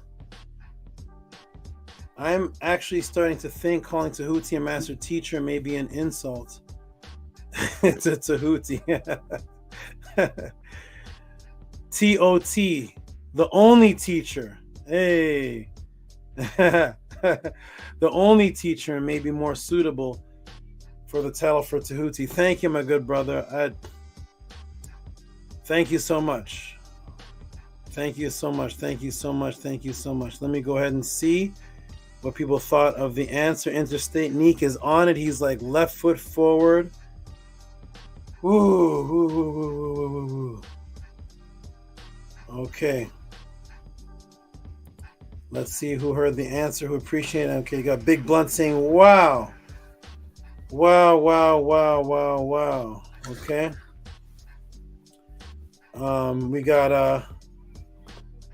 We got Grand Rising, love, peace, and light to all. Knowledge isn't wisdom till you use it to step forward. I could do a class on that. That's right. Knowledge is not wisdom. That's right. Woo wee, woo wee. Thank you. Heka Khepera. This is the person who asked the question. He said, wow. That's what you get, everybody, when you send 36 plus or whatever dollar donation. Because as I'm seeing the donation, I'm seeing these people really appreciate. I'm gonna overload you then. I'm gonna give you everything. After I'm done this, you're pasted on the wall. You're not gonna get this anywhere else because it helps support. And after the class is done and the donations are sent, I can relax a little bit and help support myself and family and go back to the questions again, because this is all that I do. So shout out to you. Thank you. I'm glad that you appreciate it. The brother, what's his name? Harass did for ye culture. Did not know that. Puzzle piece. I like that. That's what I'm doing. I'm giving puzzle pieces. Woo, woo, woo, woo, woo. Vinny E. Black Lodge says, appreciated. This is the path of truth and of the stars. I know it's led me to places and will lead further. Okay. Let's see who else appreciated it. Okay, good. Jody's saying wow. Shannon's saying wow. Okay, good. I'm glad you all lead with your heart. Yep. Is this in the Emerald Tablet? Is this in the Emerald Tablets? We got no. Oh man. Big Blunt says, boom. He drops the mic. Freddie Cali says, amen. What's up, Freddie Cali? Peace to my brother, Freddie Cali. Freddie Cali, shout out to you. That's a good brother. He lives off nature. I got to change up my whole gait. I don't know what that means. Shout out to you. Phenomenal. That's right. Excellent. Said, to the east, my brother. To the east. To the east, my brother. And Heka Khepera said, man, my heart can hardly contain that astronomical answer. I sent more funds for that. Thank you, my brother. Thank you. And I appreciate that. You know what? People may say, wow, people send funds to support Tehuti for the question, and then some people send more after I answer because they totally appreciate it. And I say, you know what? We actually do that all our lives. When we're at a restaurant, right? Sometimes we tip the waiter more than once. I've seen it. Put that in your pocket. Take that. And at the end of the night, I'm going to leave something else for you. Take that. We tip the waiter more than once. Because if we stay there at the restaurant for like an hour or so and he serves us all night, we tip him more than once. How many times do y'all tip a stripper? Once? So what? So good, thank you. Tip Tehuti more than once. I'm stripper status. All right, so I guess I'm stripper status because like they say they're giving Tehuti donations twice. Yeah, you tip the stripper 8 times, 20 times in a night. Did she do more for you than me? All right, so here we go. They do. They strippers more than what? I don't know, man. All right, so here we go. We got Rebel Minded putting fire bombs and dynamite and fire. Ooh. Harris said today he became an organ donor. Shout out to you, my good brother. A non-organ donor. Okay. Oh yeah, okay, I understand. I get it. Okay, so all right, so Misha says, wow, amazing. Hearts becoming lighter than a feather, joined in a body to left love Aset Asar. Ooh, okay, there it is, everybody. So there's the answer. Hope you all appreciate it. I'm going to step off now for a moment. The brothers will take over and discuss what they want to discuss. Is it a Spanish sayonara? Is that what you're saying bye? Sayonara? Hotep. That's Italian. Saba. Okay, so, adiota. Yes. Hotep. Hotep, my brother. Can I make a request? A request, yes. That ties directly into this. Scribe, yep. My good brother. I don't know if you caught Scribe's his beautiful poetry that he spit in reference to that breakdown. That will be a beautiful added if good brother Scribe would do it. If you would allow him to do it, it would tie directly and it would be a double mic drop. Okay, you got fans, Scribe. Well, I'm gonna step away. I give you guys Scribe, my brother, about 8 minutes to do, 8 minutes to do, promote, say what you wish. So if within that, Scribe wants to drop a poem, go ahead. I'll be back in about 7 or so minutes. Peace and love, everybody. Hope you appreciated the answer. Peace. Hotep. Scribe, my brother, you gonna do it? You gonna share? Hotep, peace. Yeah, that's definitely one of my favorite topics. Leading with the left. I mean, I can do that. I can do that. Let's see here.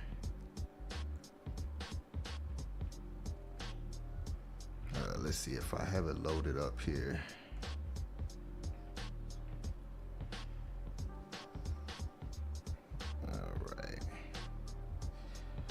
Arcad, go ahead and speak for a little minute, and then I'll do it right when I come back. Let me go put Sebra up. Tap my eye, peace and love to the chat. Can y'all see me and hear me? How's my sound, Scribe? I'm working on my. Okay, good. Hotep my eye, peace and love to the chat. Yeah, that was a beautiful, beautiful breakdown. And what SCRIIIBE is about to do is actually a beautiful piece as well. And it ties directly into Saba's breakdown. And, you know, we just got to be real and be honest that, you know, it's no other teacher out there like that, just giving us the truth, you know, the truth, the whole truth, and nothing but Ma'at. And that's what's necessary right now. And like the brother Heka Khepera said, brother, it's 2 o'clock in the morning and I stay up every Friday night for this truth because it's important. And I understand how valuable these lessons are. And just to share a little bit with everybody, when he says this was actually, I was actually trying to go back to school, you know, better myself and go to a university. And I'm so, I'm so glad that I didn't waste all that money on that unnecessariness. And you know, I was able to get the truth consistently for the last year. And what these teachings are doing for me, as far as breaking me out of the matrix, is I can't even describe it. It's invaluable because all I want is the truth, you know, and the whole world is filled with lies, and it's ridiculous. To where this is refreshing, man, like that good water that Ahati is drinking. The truth is refreshing, you know, and I just can't understand how people are not just, how they value all the wrong stuff. We value everything that's not beneficial to us instead of valuing this knowledge and valuing the truth, period. The truth, period, that anybody speaks. You know, I don't understand how the lie became more important and more valuable than the truth. Like that's how you know we in the matrix. That's a clear indication that we in the matrix. And I was so far in the matrix, I was so lost that I viewed the enemy as my friend is the enemy, up is down, left is right. It's so confusing, man. And to have a teacher like Saba is it's invaluable, especially right now in 2023. It's we got to show our appreciation. That good brother SCRIIIBE is back, and SCRIIIBE is about to go in. Heka Khepera, Heka Khepera, get ready. Peace and love, Hotep Ma'at. All right, Hotep Ma'at from the great brother Arcad requested, so I will bring it forward.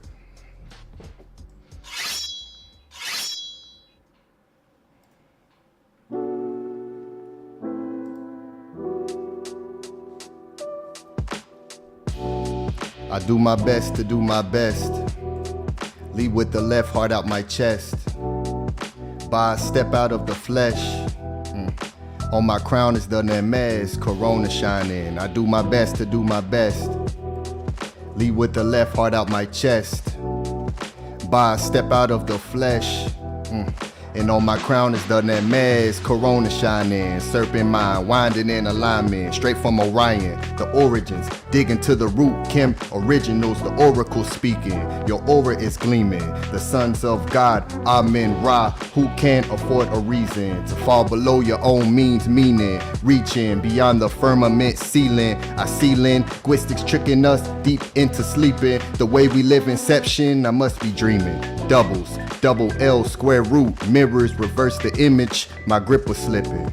Almost forgot the point of the mission. Statements point out the contradictions, blatant. Truth lives where my eye is foundation.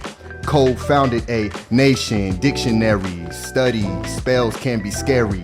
Etymology, this here is completion. Cycle circles, dualism wisdom. I peddle flowers, 2 eyes are watching to see through the double realm. I'm illin', never out of what's within him. Infinite reasons, just like my brother Arcad, always remain calm against demons.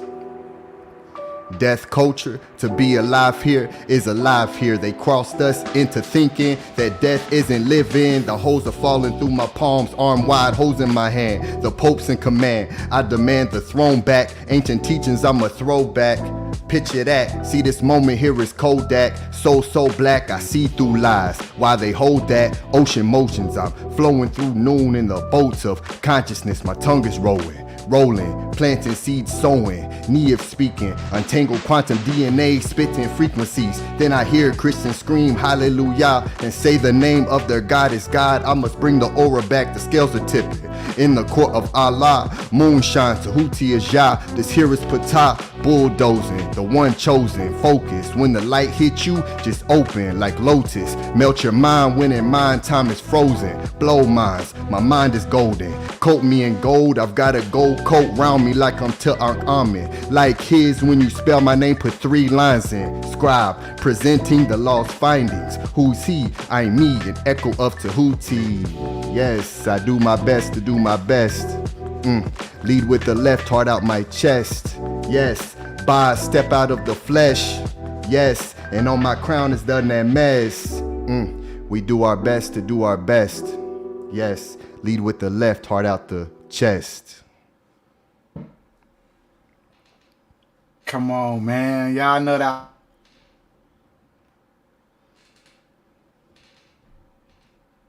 Oh, you got muted, Arcad. Oh, that was fire. You gotta drop them bombs on my brother.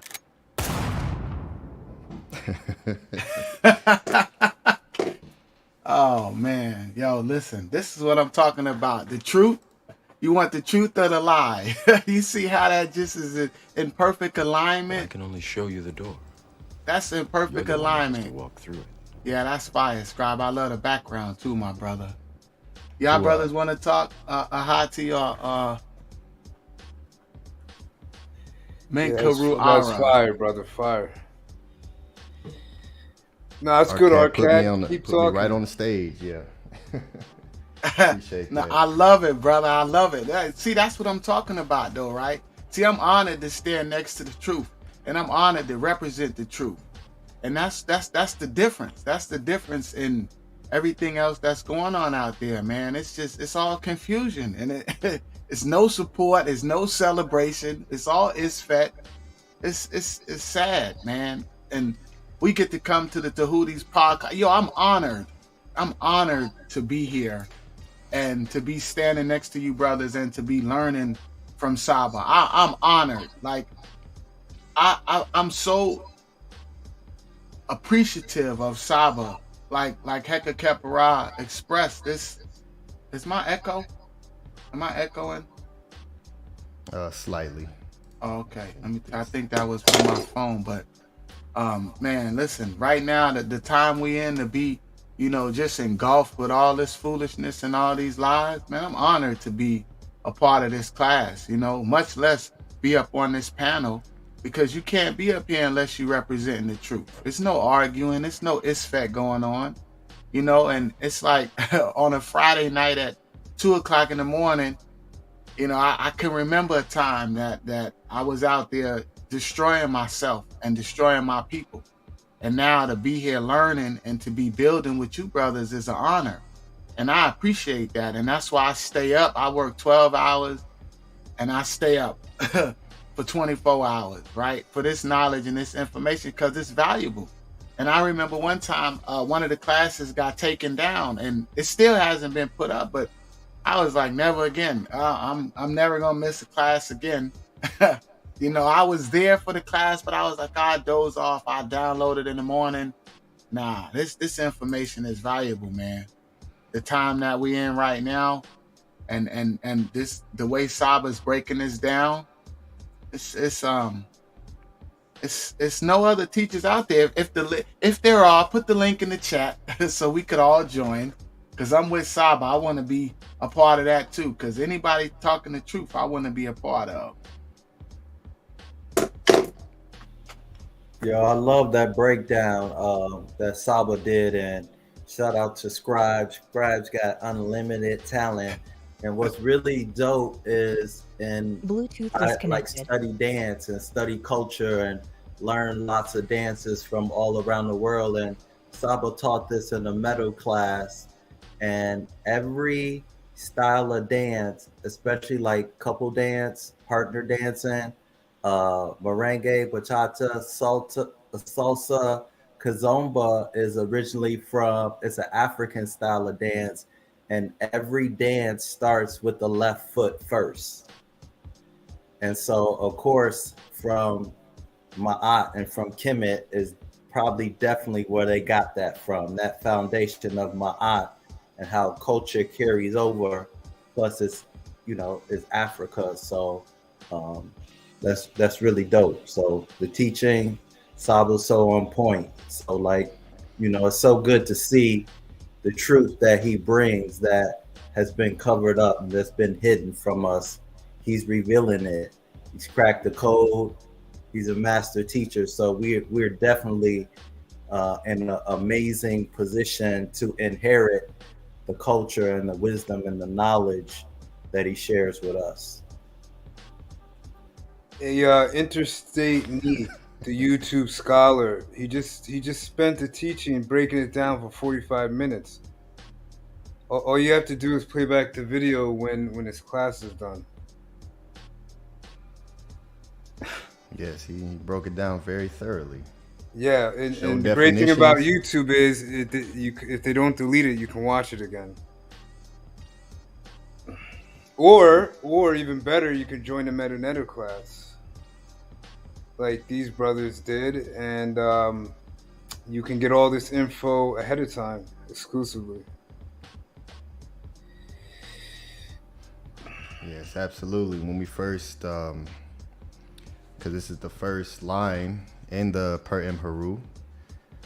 So as Saba said, it took about 2 or 3 days for this first line for us. He went and broke it down, each symbol, and just like how he just gave here, and showing the Ib or the Ab, the heart, creating the word Aptet. So yeah, I mean it's right there for you to recognize if it's right there for you, my brother. But that's why it's such an important teaching, and that's why I always say that those of us on the panel here, we always lead with our left, and that's one of the matrix spells that removes you from leading with your left, from doing what's close to that makes your heart fill up. There's so much distractions that keep you from doing the things that you love to do, that bring excitement to you as a Ba. There's so much out there, so that's why it is such an important teaching to keep that consciousness in the front, to know left, lead with the left, lead with your heart. Do what in the heart, is looking. He showed the definition of the heart, meaning intelligence, consciousness, courageousness. So it's a combination of many important aspects in one, that just gets echoed in the entire existence of what the Kemetians brought, and it's such a beautiful thing. So Hotel Ma'at Saba, welcome back. Hey. Real quick too, I don't know much about the military. I never served in America military or nothing like that, armed services. Isn't it though? Their chant is your left, your left, your left, right, left, right, left. Ain't that how it go? They probably stole that too.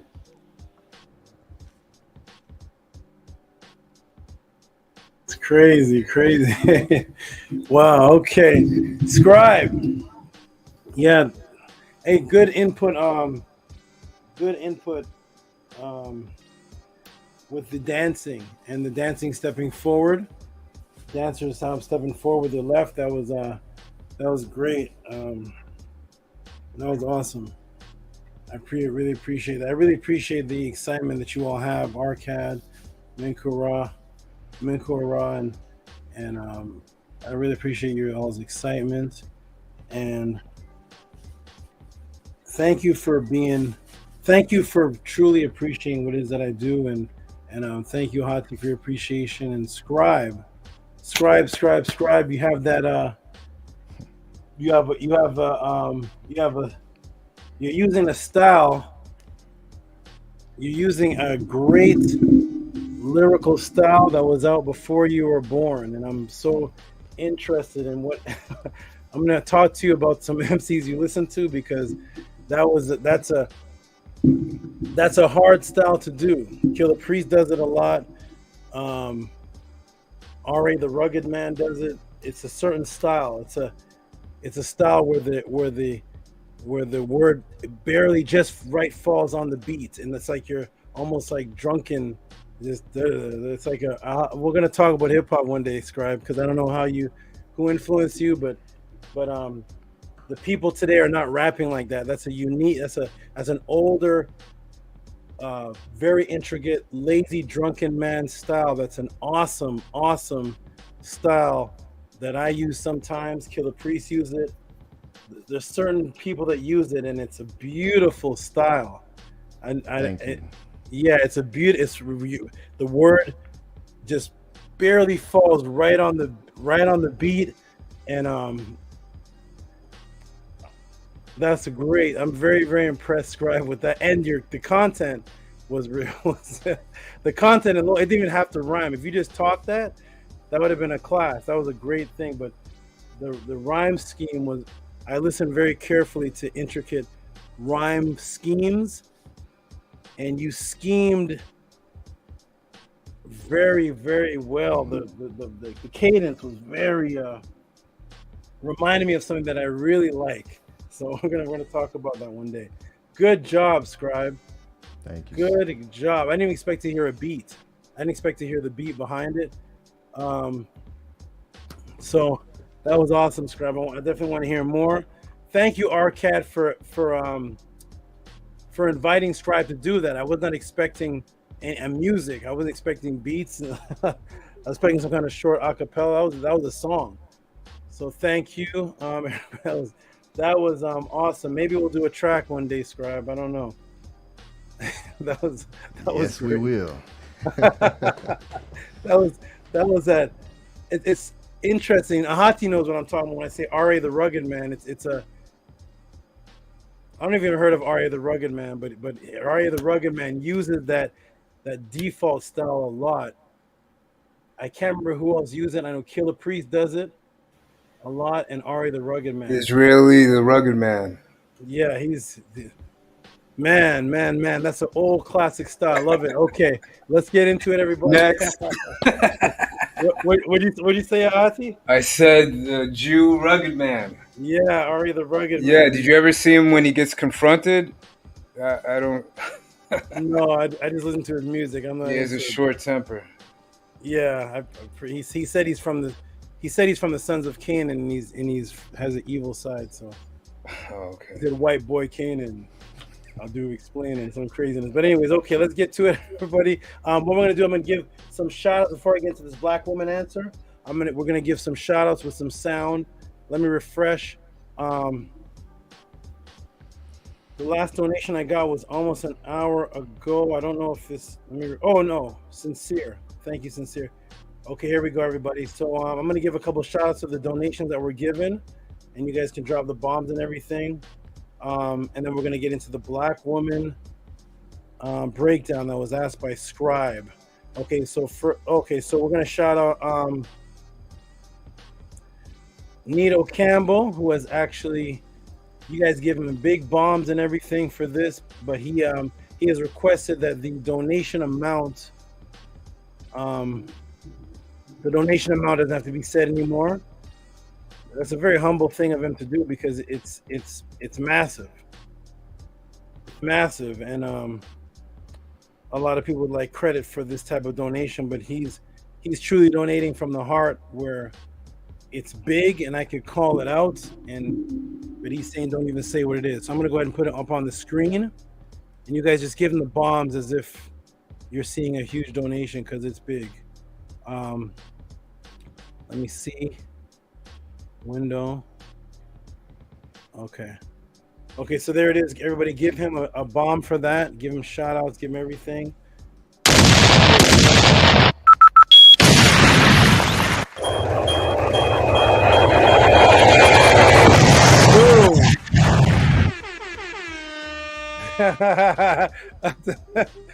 that was a concert right there. That was World War III right there. Thank you, my brother. I'm gonna go ahead and save you in a special area. Nito Campbell is wonderful, absolutely wonderful with his support. I'm not screen sharing anymore, am I? No. Okay, good. I don't want it to pop up on the screen. He wants to be private, but he gave a big one. He gives a big one every week, and he made it bigger now every week for the situation. So I'm gonna put support Nito in the file. We're gonna override the first one that doesn't have his amount. Okay, good. Thank you, Nito Campbell. Appreciate that. The next one up is so Edward Guado. Edward Guado sent an extra 10, which was technically an extra 5 for the books, but he sent 20, and then he sent this 10 here. So he sent a little bit extra. I'm gonna go ahead and save this. Book 2. This next woman, this black one breakdown. I hope people stayed up for this one. This is one of my favorite topics. Okay, let me go ahead and put it on the screen. What's on the screen right now? Nothing's on the screen, right? No. No, nothing's on the screen. Okay, let me go ahead and do this. Boom, boom, boom. Present.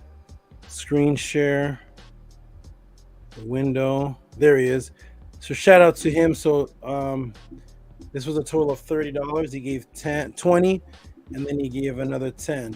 Appreciate you, Edward. Give him a hand clap for this because it was 30 in total. Thank you. Edward Guado, who I think is Eric Guado, who I think is Eric that sit in the room, I think. Shout out to you, my good brother. Appreciate you. Do a couple more, and then I'm going to get into the answer. Okay. Oh, we got this is Heka Khepera, who sent, this is for support. Thank you, my brother. This isn't even the extra that he gave. This is another one that he gave. This is for the support one. So I'm going to put you. Am I still sharing the screen? No. Okay, let me fix that. Support Heka. Support Heka. Okay. Let me do this on the screen again. Present. Doom. Present. Window. There it is. Give him bombs. Give him everything. Everybody give him everything. Shout out to Heka Khepera. Thank you, my good brother. 3572 shout my good brother. Thank you for support. Appreciate that, my good brother. Thank you so much. So I'm going to put it on automatic change. I don't have to do this step by step. Okay. Next up, tell me, Scribe, when you see it changing, when you see it change to another name. All right. So right now, Heka Khepera's name is still there, right? Yes. Okay, let me tell me when it changes to Sosh Wallace. All right. Let me see how fast this is. It is up. Oh, nice. Okay, change it. I'm even saving it. Thank you. Shout out to Sosh Wallace. Let me put support Sosh. Support Sosh. Shout out to Sosh Wallace with the $10 for support. Appreciate that, my good brother. Thank you, Mr. Sosh Wallace, who donates every week and puts sections of my classes up in typing form on his Facebook. Thank you for the support in many ways and pushing the Tutti podcast. Here comes Mr. Daryl with the The classic $5.08. Let me see. Did it show on the screen? Yes. Shout out to the Daryl. $5.08 says for the pod class. Shout out to you, my good brother. $5.08. I'm gonna ask him what the science is behind that one day. $5.08. Thank you, my good brother. Appreciate that. Next one in is, of course, the mighty Owen Hythe, who's upped his support a little bit. Thank you. Thank you, Owen Hythe. Let me go ahead and put him on the screen. Beautiful, beautiful, beautiful.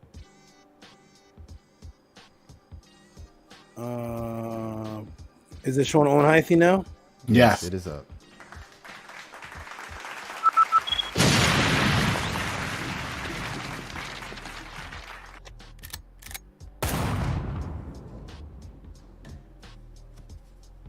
Thank you, thank you, thank you. Oh, this is good. We're getting and Robert E. Williams is actually gonna. Interesting. Robert, are you in the room, Robert? Interesting. Oh, and to the brother Octavia, if he's watching the class, he sent me a question on it just says something about birthmark, but I don't understand the question. So Octavia Sly, if you're listening to this, if you could email me what you're asking, just it says birthmark, but I don't know what it means, what the question means. If you could clarify that for me, I would love it.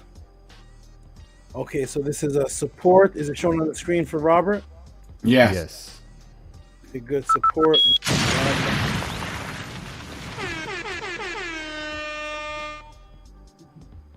Okay. And it says, support, my boat has not come yet. I don't know I'm not sure what that means. But that's what it says. It says support, my boat has not come yet.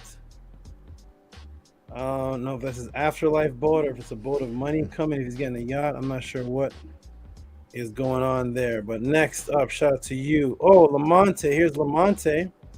Lamonte has been coming through very consistently since his intro. He's actually never stopped. I don't believe he's ever stopped since he made his appearance with his great questions, his great Anunnaki questions. Shout out to Lamonte for support. You guys see that on the screen? Yes, it is up. Yeah. Okay. Thank you for support. Thank you, thank you, thank you. Support. Lamont.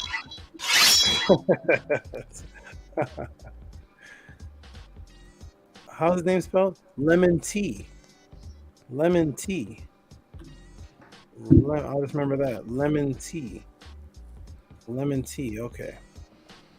All right. And here comes Amun Ma'at Ra with the. I don't know who this brother is. He came out of nowhere and just always giving big support. This is big right here. And believe it or not, this is actually one of his small ones. He came out just blazing. I think last week he gave the support that he gave 200, then 100. It was just massive. Thank you, my good brother. He is awesome.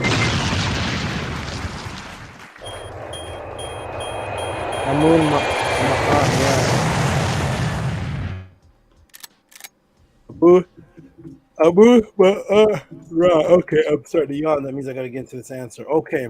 All right, we're going to pause right there. I see Sella the Barber, Arcat Infinite, Ajax again. I see Sincere.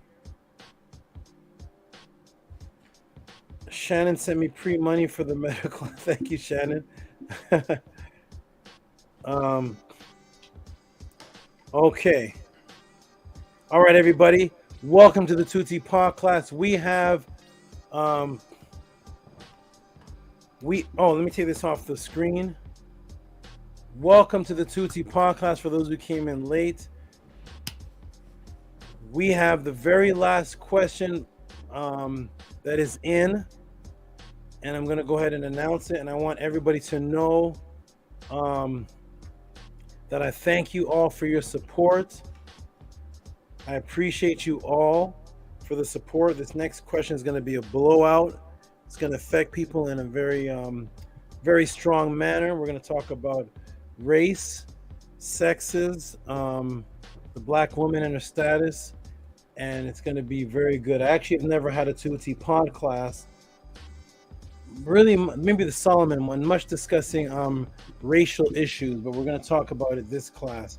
I want to also tell everybody, for those who appreciate what it is that I do, those in the room that appreciate, I can't see the room right now, but thank you for those who appreciate it. We're going to get into more, and I want to also put on the support that you all can help support. It is PayPal at Rocky SV, Cash App T.O.M Moon. Shout out to everybody in the room. I can't see the chat right now, but for all those who are in the room supporting, asking great questions, sending in questions, this is about to be a great one. So please support what it is that you appreciate. Only support what you appreciate. Okay, I love you all. This is going to be a great one. There's 76 people watching.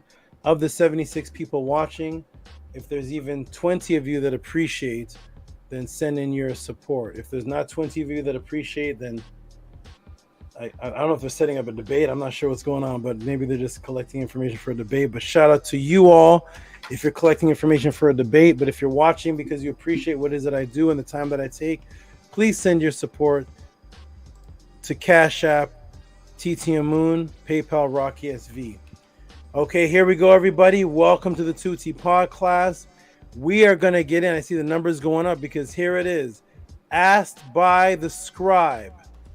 This is a great way to close out this class. Let me go ahead and close some of my windows so that nothing goes slow. Let me click this off. Let me click this off. I don't want anything to be slow on here, so let me see. Question came in from the Scribe. Very interesting question, and I appreciate this question. And it's a very, very important question. I'm loading it up right now for the screen. Oh, this is good. Here we go. Let me go ahead and blow this. Man, oh man. Here we go. All right, so let me go ahead and close this so I can put his question up on the screen. Where are my sisters in the house? Shout out to the women in the room. Shout out to the sisters that are watching. Shout out to all the supporters, male and female. But this one, we're going to talk about a psychological issue that is particularly affecting the black woman and how it actually happened, as much as I have time for. So here we go, everybody. Where is the room? I can't see the room. I can't see you all. There's the room. Let me go ahead and do a screen share. Okay, here it is, screen share. Is this it? No, that's the heavy hitters. That's not it. Entire screen. I'm gonna share the entire screen. I'm gonna share the entire screen. If you all see the screen and can hear me clearly, press A1. And let me go ahead and put the question on the screen. Shout out to Scribe. Give this man hand claps and bombs. First of all, $33.63 for a breakdown on the negative psyops. Breakdown on the negative psyops on the black woman. Scribe, who's the brother that just gave the poem. Scribe, who's the brother that's on the screen right now. The breakdown on the negative psyops of the black woman. Welcome to the Tehuti Pod class, everybody. We're about to break it down. Here we go. Are you ready? Let me put somebody on the screen here. This is the man who asked the question. There he is right there, Scribe. This is a great question, and it's very important. And it's interesting that you're asking it. It's very interesting that you're asking this question. And I'm surprised I've never got this question asked before. But shout out to you, my brother Scribe. We're going to talk about the effects of the black woman, what happened to her, what's happening. how it was indirectly done actually through us. And let's get into it, everybody. Welcome to the Tutti Pod class. Let me go ahead and put you off of these big screen at least. Okay. Stop, real quick. Can I ask you a question? Oh, wait. Something's happening. Hold on. Do you all still see the screen share? Yeah. Okay. It's fixed. Okay, go ahead. Ahati. You gotta clean that computer, man. Yeah, I think that was a StreamYard that did that one. Okay. Why did you say it's interesting? Why did you say it's interesting that he asked the question? Oh, because of his racial background. Because of his racial background and because of his current relationship and racial background rarely includes that. So it's very interesting because it's very important. It's doing it again. Wait a minute. So Scribe is going into the matrix. Hold on. Okay, the rabbit hole. Yeah. Because of his current background of his mixed parentage and how this answer actually affected his current background. The reason why we do have relationships and purposely go against our own ethnic background in a relationship all has to do with psychological effect that has been done actually to the black woman. So Scribe's background has a lot to do with this. His father's anybody in a family that is either with or not with a black woman for particular reasons. Here is what these issues did not exist in Kemet. So in Kemet, there was nobody in Kemet that purposely dated outside of what they considered their race, purposely doing that, or nobody that disliked anyone that was in their race, leading to what we see today. I think, how am I moving, Ahati? A little lag. Okay, I may have to take you guys out of the room. Okay. Okay, you guys step out of the room back. I'm gonna Thank you for answering. Okay, no problem. I'm gonna take some things off the screen because I think all of you in the room and the screen is causing me to move weird. Oh boy, what is this? Okay, let me try to fix this, everybody. I'm gonna take the moderator thing off the screen. I'm gonna take the screen share off the screen. I'm gonna go back. Okay, I should be moving normally now. Okay, here we go, everybody. Welcome to the Tutti Pod class. We are about to get into this question that was asked. Beautiful question that was asked. I'm gonna load everything up. And for those who did not see the question, I'm gonna go ahead and put it on the screen again. This question was asked by the great brother, the scribe, who I feel is going to play a large part in changing history. Everybody remember I said that? The scribe himself is going to play a large part in the changing of history, and this question has a lot to do with that. So thank you, Scribe, for asking. I'm going to go ahead and put it back on the screen again. And here he is on the screen again. I'm going to blow it up for those who just stepped in the room. Very important. And this is breakdown of the negative psyops on the black woman. Let's get into it, everybody. Welcome to the Tutti Pod class. Let's break it down. Let me go ahead and put it's 11:30. Let's try to get this broken down and out of here before it hits 7 and something hours. Okay, here we go, everybody. Ready? Here we go. Press 1 if you can hear me clear and see me clear before I begin. Now I'm finally going to look into the chat. I haven't looked in the chat in about 25. Let me look in the chat and see if everybody can hear me. Press 1 if you can hear me and see me clearly. I'm looking for the ones. Press 1 if you can hear me and see me clearly. Press A1. There we go. Okay, we got a 1 from, is that Interstate Neek? He put R. A 1 from Nania Setmer. Bijan Farrow. Okay, everybody can hear me. Jody. Interstate Neek, can you hear me? It says R. I'm not sure what. Maybe that was from before I looked in. Okay, Manku Ara, Marie can hear me. Okay, everybody can hear me. Wonderful, wonderful, wonderful. Innocent Neek says, are you serious right now? I'm not sure. Yes, can you hear me? Okay, everybody can hear me. All right, let's go, everybody. Welcome to, that must be another conversation. Welcome to the Tehuti Pod class, everybody. Let's get into this answer, everybody. And here we go. All right, everybody ready? And once again, one last time, because the question was so important. Break down the negative psyops on the Black woman. Here we go, everybody. Welcome to the pod class, and here it is. The Matrix. The Matrix. Was there a particular attack on the Black woman? Specifically?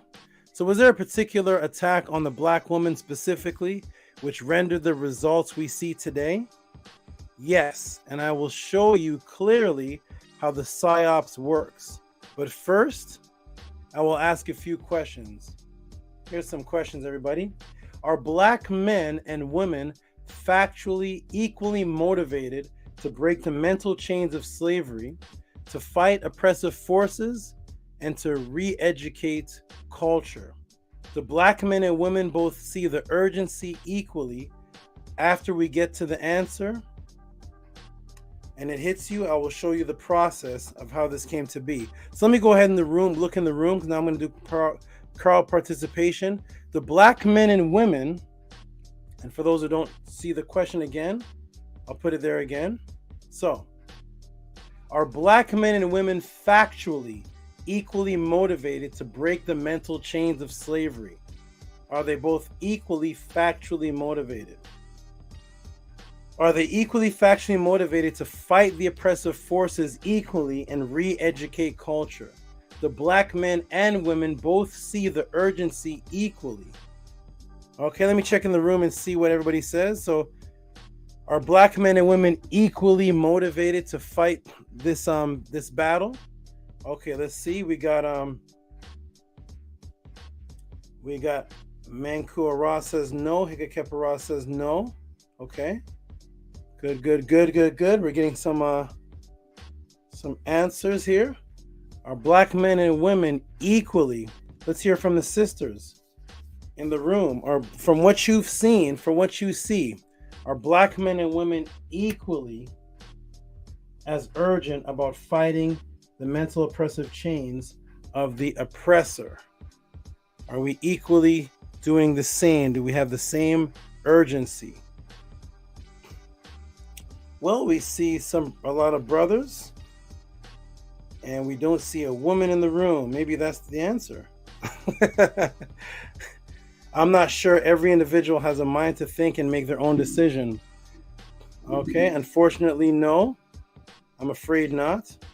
Okay, but Rigo, from what you see factually, from what you see, the manifestations, do you see Black men and women equally fighting the battle? Can we put no? Unfortunately, the woman is gained due to plan to use the woman to aid in the destruction of the original man. That's right. The answer is no. Rebel Minded said it depends. Okay.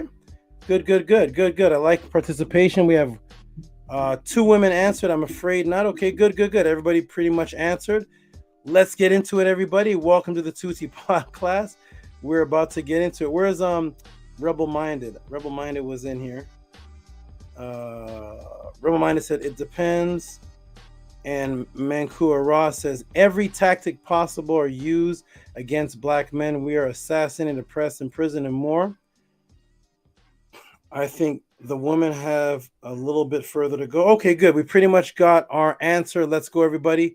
Welcome to the pod class. Oh, that's the heavy hitters. Hold on. That's not the... Hold on. Okay, here we go. So I will show the process of how this came to be. So after we get to the answers, which we have gotten to, and it hits you, I will show the process of how this came to be. Let's go, everybody. It's a very, very serious topic.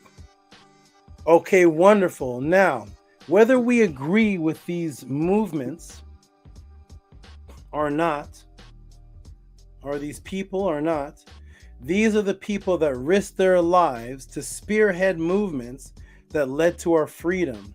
And the reason we even have any form of Black unification today. I will ask a question after each one, which will be, who is the black female version of, are you ready, everybody? So once again, I'm going to read this.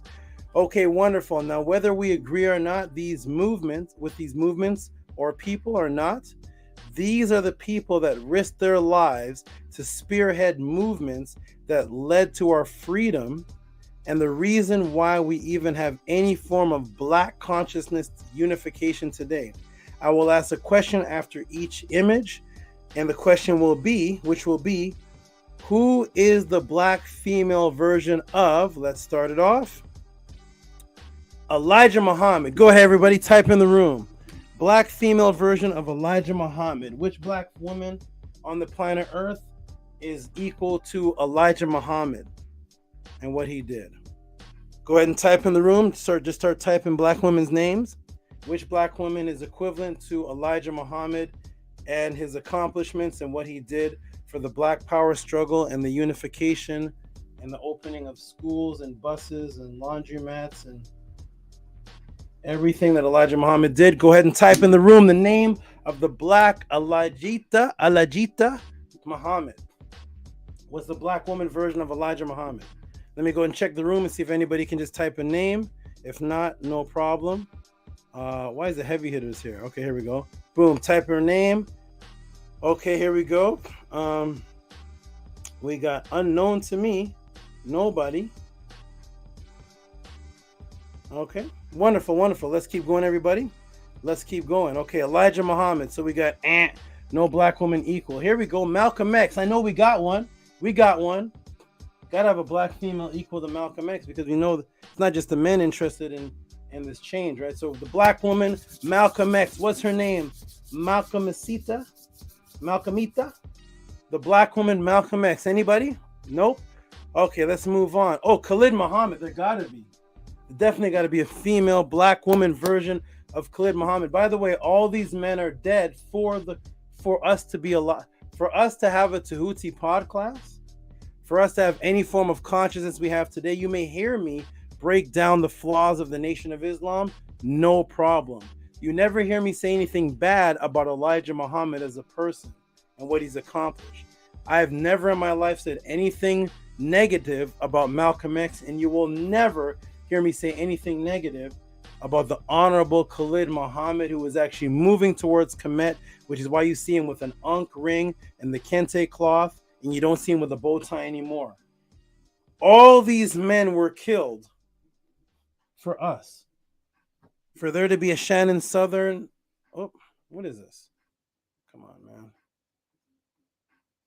No, I don't want to see more. What is happening? Okay. For there to be any of us in this room right now, these men here are part of the responsibility for that. So no female Khalid Muhammad. Okay, no problem. We got more. Noble Drew Ali, there gotta be. Noble Drew Ali, Nobelita, no, Druetta. Is there a female Noble Drew Ali?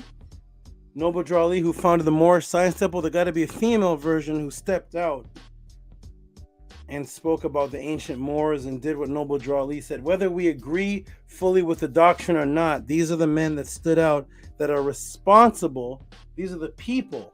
I won't even say men. These are the melanated people that stood out and risked their... This was at a time where German shepherds were ripping people's arms off. This is at a time where people were being water hosed.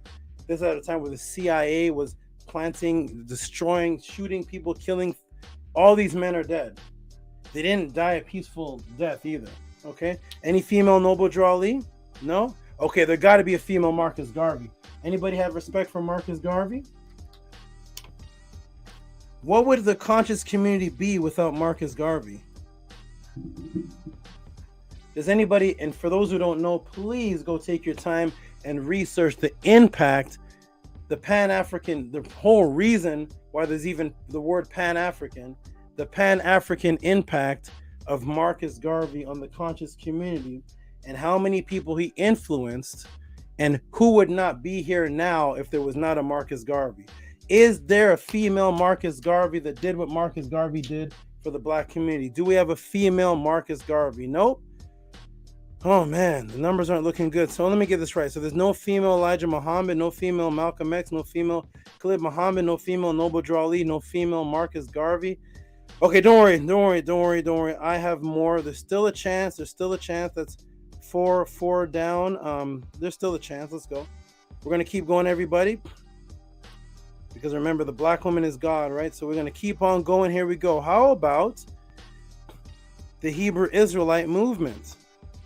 Now, of course, we don't agree with the teachings of the Hebrew Israelite movement, but if I were to tell you the impact of the black Hebrew Israelites on consciousness, you would be actually shocked.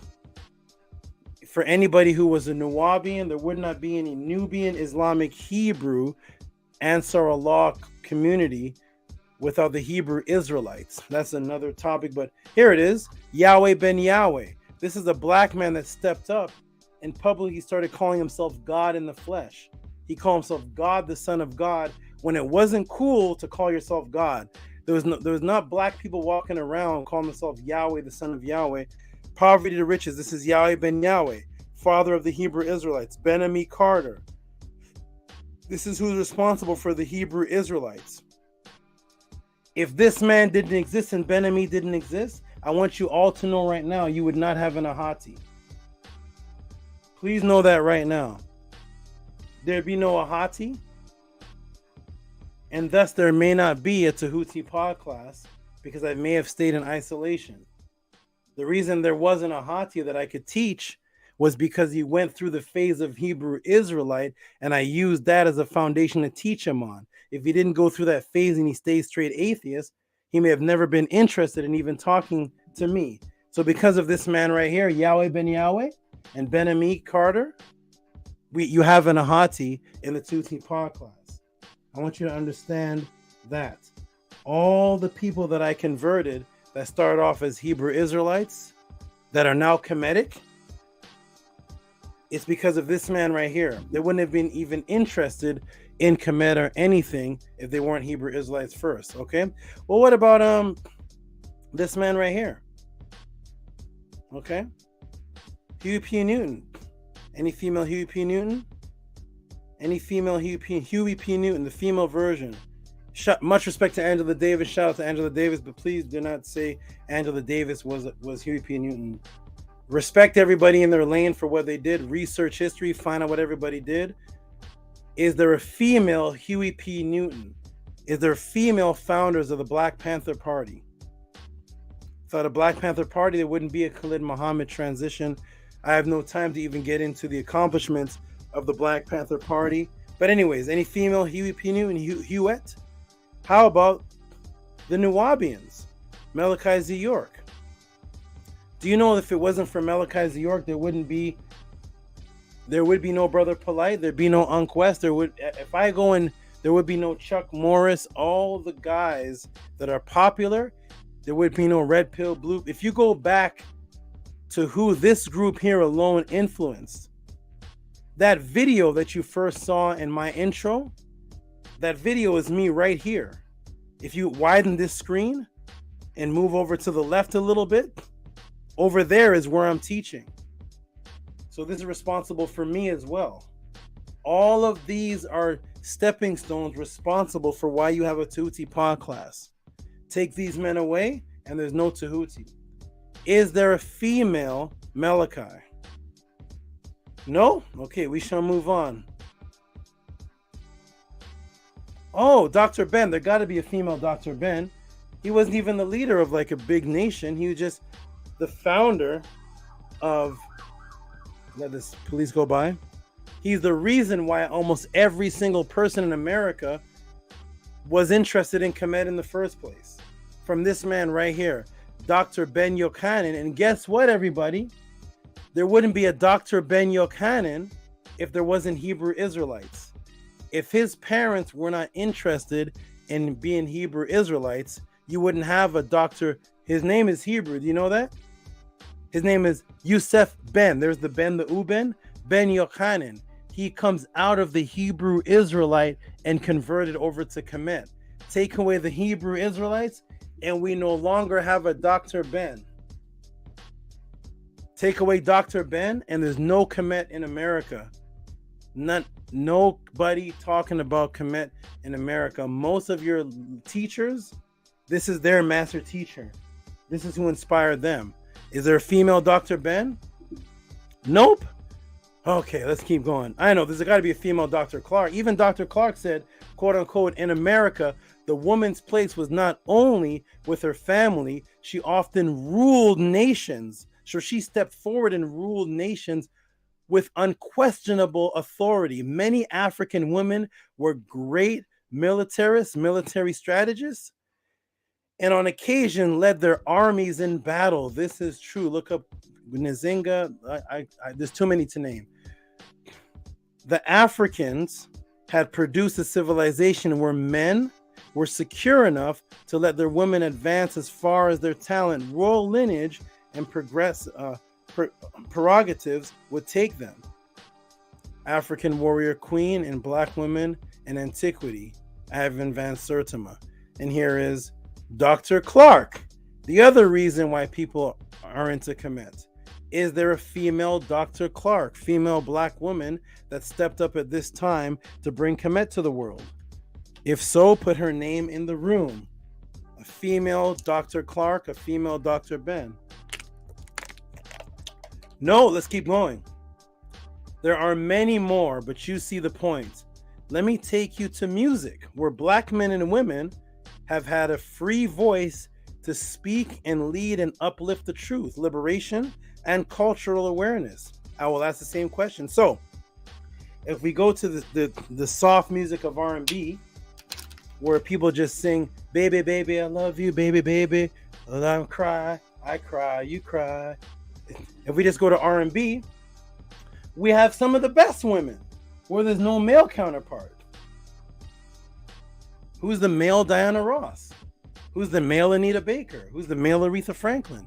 We got Janet Jackson. We have all-time great black women who have grabbed the mic representing R&B. Baby, baby, come to me, baby. I love you, baby, baby, baby. I'm sad. You're sad forever. Whatever comes out their mouth. When it comes to that, where there's no message, no consciousness, no black power, when it comes to that, we have our Diana Ross, we have our Aretha Franklin, we have our Mary J. Blige, we have our Rihanna, we have all of the black women reaching to the top heights of R&B music where they cannot be replaced. You can't replace Anita Baker and Aretha Franklin. You can't replace them. They're at the top peak. Diana Ross, top peak. The Janet Jacksons, top peak. But what are their lyrics about? Are their lyrics about black salvation? Are their lyrics about culture? So yes, when it comes to R&B, we have male R&B singers. We have our Al Greens. We have many men to mention.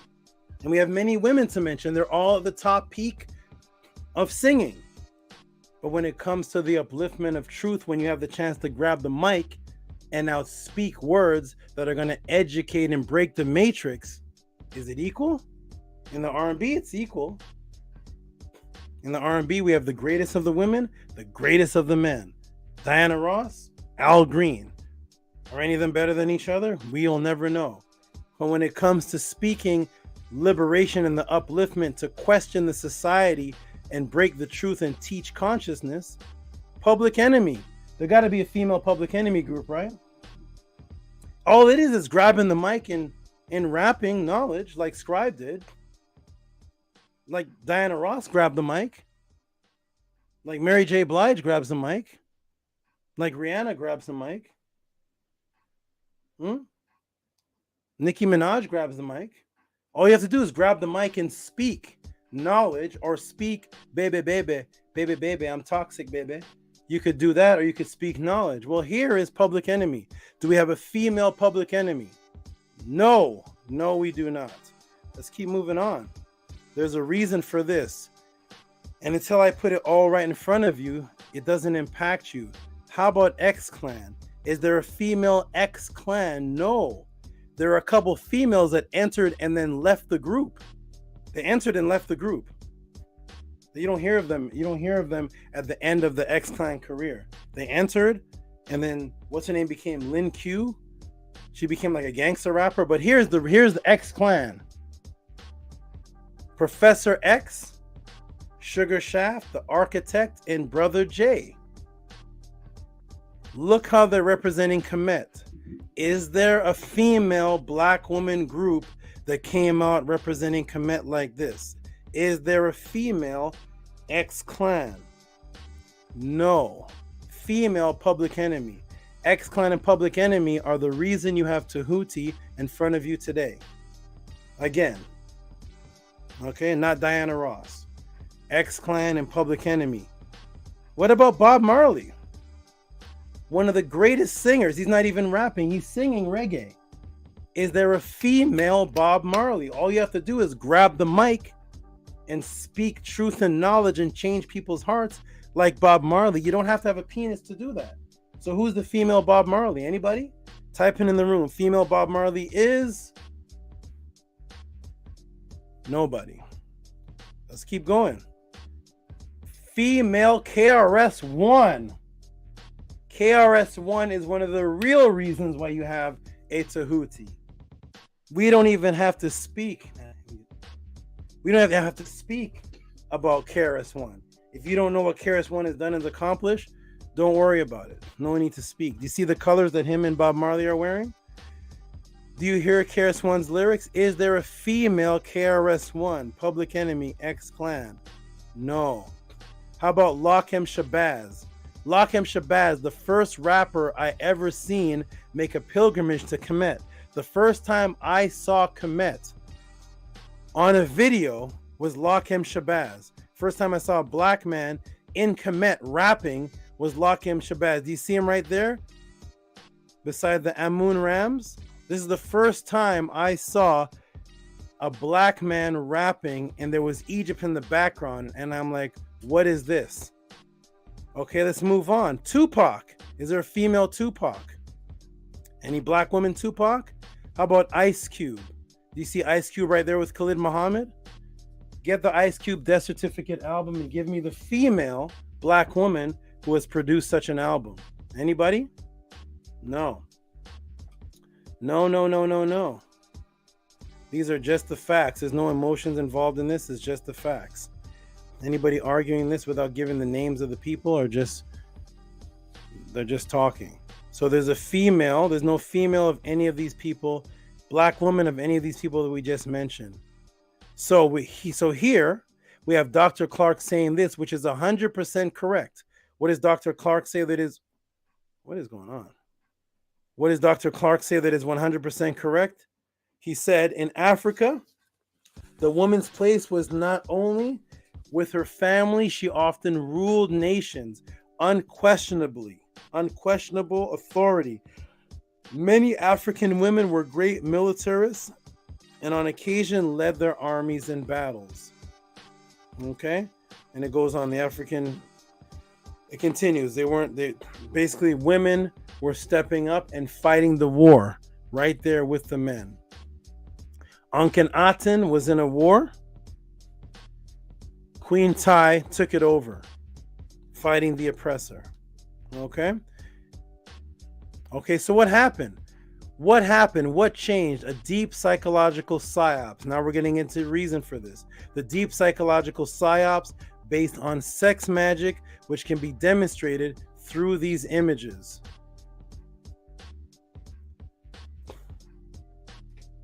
I don't know why this is doing it. Very, very strange. Okay, here we go. Here it is. Here's the images, everybody. And here is the sex magic psychological psyops. No, I don't want to show. Anybody ever seen these images? These images depict what was taking place through slavery. Okay, what do we see here? We'll look close.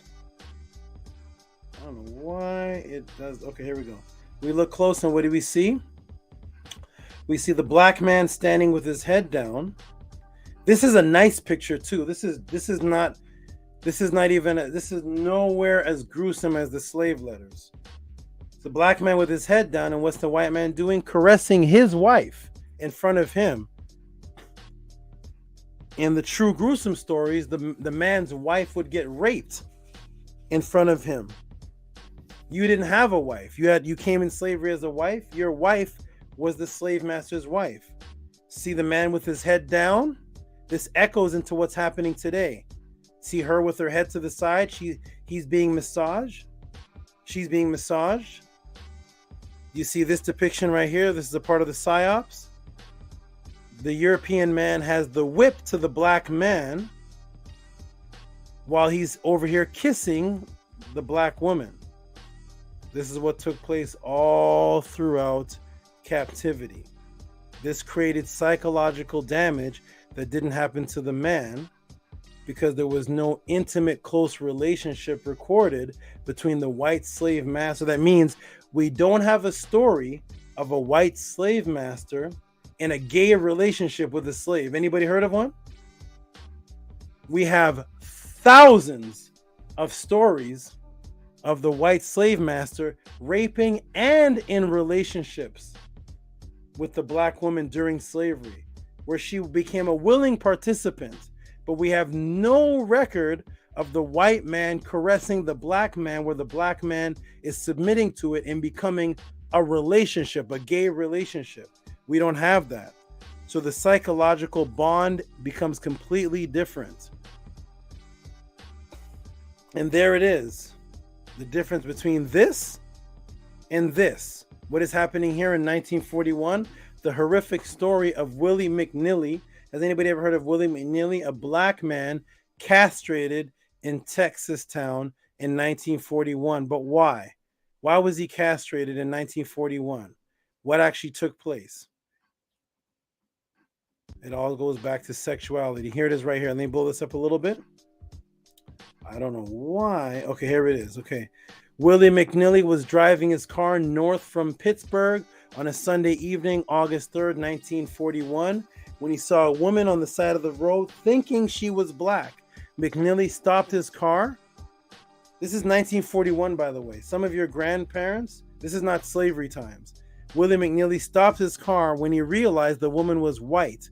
42-year-old McNeely knew what would befall him if he's seen driving around a white woman. He was aware of the horrific lynchings of black men in the East Texas who were accused of assaulting white women at the time. Sensing danger, especially from white males, residents of Pittsburgh, he began to drive off, but the white woman begged him to give her a ride. From somewhere there came a wee small voice whispering, "Don't do it, drive on," McNeely recalled in his Dallas Express account, published 2 months after the castration. We don't have a crime yet. We have a castration. He, however, said in the newspaper account cited by Vice that the woman's begging was so touching and he was so convinced that I suppose I became weak and let her ride. Okay, let's go on and see what happens here. And that was when the troubles began. Moments after giving the woman a ride, one of his tires flew off and he swerved into a ditch and came out and checked the damage. After a few minutes, a sheriff arrived and dragged him to jail. McNeely spent a night in jail before he was allowed to go. While in the cell that night, one of the cellmates alerted McNeely to look out the window. A mob of white men with handkerchiefs hovering over their faces was coming towards them. There and then, some of the younger men in the cell started crying. McNeely recalled a 1941 newspaper account entering the jail and opening the cell. The mob asked McNeely and one of his cellmates, 23-year-old Harold Venters, to step forward. McNeely later narrated that the man told me to stand over in the corner with my face to the wall while they began working on Venters. What kind of work did they do? They're working on him. Somebody put a hat over my face and they began the worst ordeal, the worst pain that I've ever experienced, McNeely said. McNeely had indicated during his trial that never in his life had he entertained the thought of being intimate with a white woman. he knew of stories of about 300 black men who were lynched in Texas between 1877 and 1950, including 19-year-old Ed Lang in Rice in 1916 and Lemuel Walters in Longview in 1919. All right, we still don't have a crime for him yet, right? Did he commit a crime yet? He's in jail, and now they're working on Venters. That means they're taking off his balls. As you can see, both sexual organs of the black men and women were being attacked for hundreds of years, but the attack was radically different. Thus, the psychological spiritual effect results are radically different. Did you know that in all the years of slavery and racial attacks on the hundreds of male castrations, taking of their manhood, there is not one case of a black woman found with a white man and her clitoris is removed? Can anybody pull up a case of that? White men proudly drove around with their black women, especially if they were pretty. You could buy them and have them just for sex. You didn't even have to put them on the fields. They were just in the house for sexual purposes, and they would drive around. And then when they were found, who is this? That's my slave that I bought. She's my sex slave. Oh, she looks good, partner. Reverse that, and the black man drives around with the white woman, and his balls are cut off. Why is that? There's a psychological difference in the attack. Complete psychological difference. There's not one case where a white man was found with a black woman and the black woman was punished where her clitoris was cut off because she was found with the white man. The European man actually sported black women and put out signs and then resold them. Look up Sarah T.G. Bartman.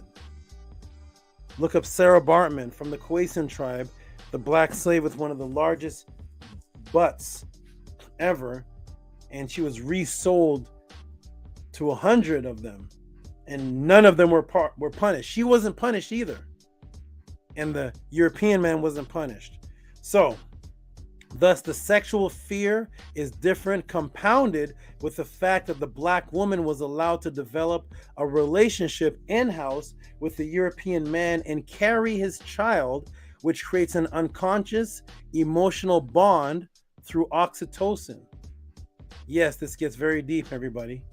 This gets very deep. The chemical bond now through oxytocin. Let's get into it, everybody. Welcome to the Tuti Pod class. We're going to get into this. So there's now a chemical bond that forms, which can never be formed between the European man and the black man, because the black man doesn't have that oxytocin. Plus, there's been no gay open relationships, homosexual relationships between black men and white women during the bondage or slavery time, or during the 1930s or 1800s or any of those times. It did not exist. Okay, so yes, this is deep. I'm here to make clear to you that this goes all the way back to the neurological organ chemical warfare, and the European has been using this method of imprinting through oxytocin receptors in women that they want to subdue since 2,200 years before slavery. This was going on 2,200 years before slavery. We will get to that. Yes, when this happens, then this happens. What do we see here? A depiction of a slave woman. We see the slave sails in the back, but she has one baby on the side who's from her original husband, or the buck, because remember, there'd be a buck who was hired, meaning that he was treated a certain way. If he was put in a cage and black women were thrown to him in a cage, he was called a buck. He wasn't used for outside purposes. He wasn't picking any cotton. He was kept in a caged room, and black women were thrown to him. And he would rape every black woman that was thrown to him so that would produce the black babies. So they wouldn't have to worry about the black man in the field developing a relationship with any woman that could lead to any kind of rebellion if they saw that woman being abused.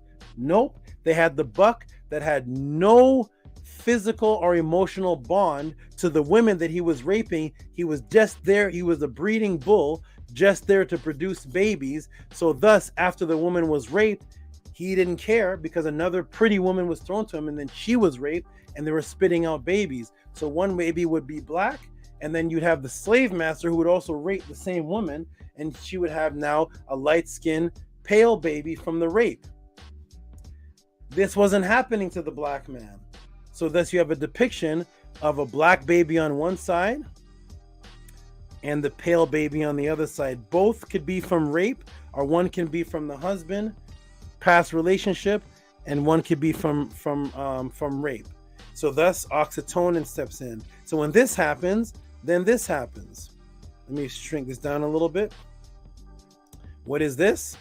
This is in women, the major activation of anxiety and alertness, even to the point of unconsciousness, takes place when a woman is in a sexual state.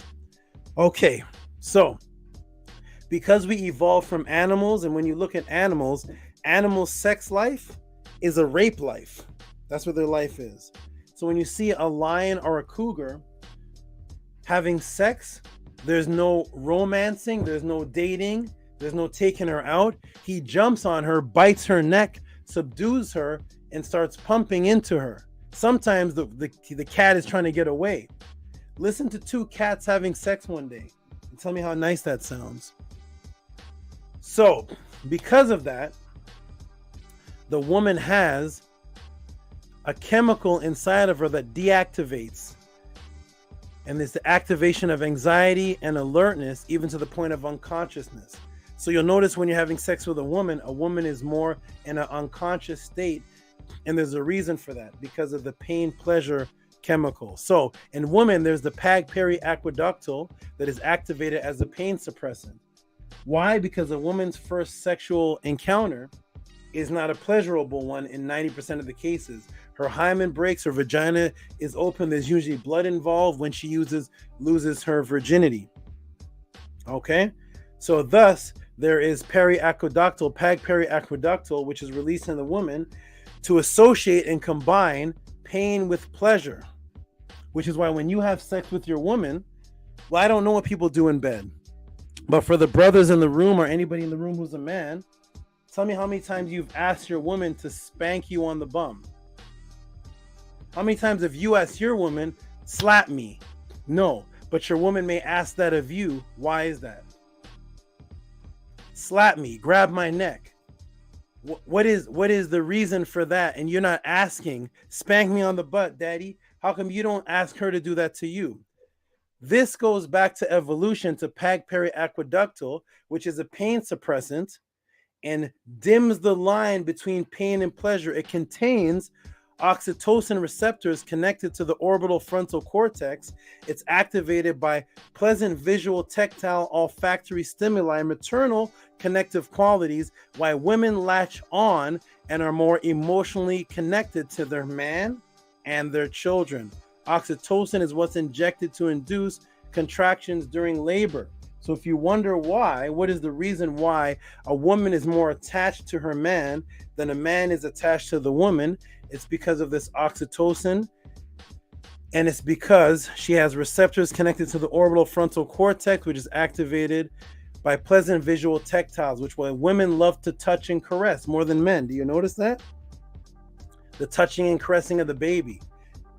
A woman does that more with her baby than a man. A woman touches and caresses and even touches other women. Look at two women that are close friends. You will see them holding each other's hands. You'll see them playing in each other's hair. Tell me if you can find a video of a hottie playing in SCRIIBE's hair. Show me a video of that. Show me Min Khepera. Show me, not Min Khepera. Show me Mankura Ra playing with Arkad's bald head. But you will see women doing that. That touching is normal for them. And when you see them doing that, you don't call them lesbians. This is all chemical reasons that are taking place, that you need to understand the science of what creates and activates a woman and what the receptors are. She has a pain suppressant. So because of that, when she goes into orgasm, she goes into a semi-conscious state, and a man has to stay more alert, less connected, because in the wild, when he had sex, at any time, a lion could attack. So the first position after we evolved from a doggy style position was a missionary position with a man on top where he could look around and protect. When the woman was at the bottom, having her sexual pleasure almost unconscious, the man could snap out of it and jump up and fight the animals that attack him. All of this is taking place due to the pag periaqueductal activated as a pain suppressant. Okay, here we go. Now this is a sad boom. This is a boom, but it's a sad boom.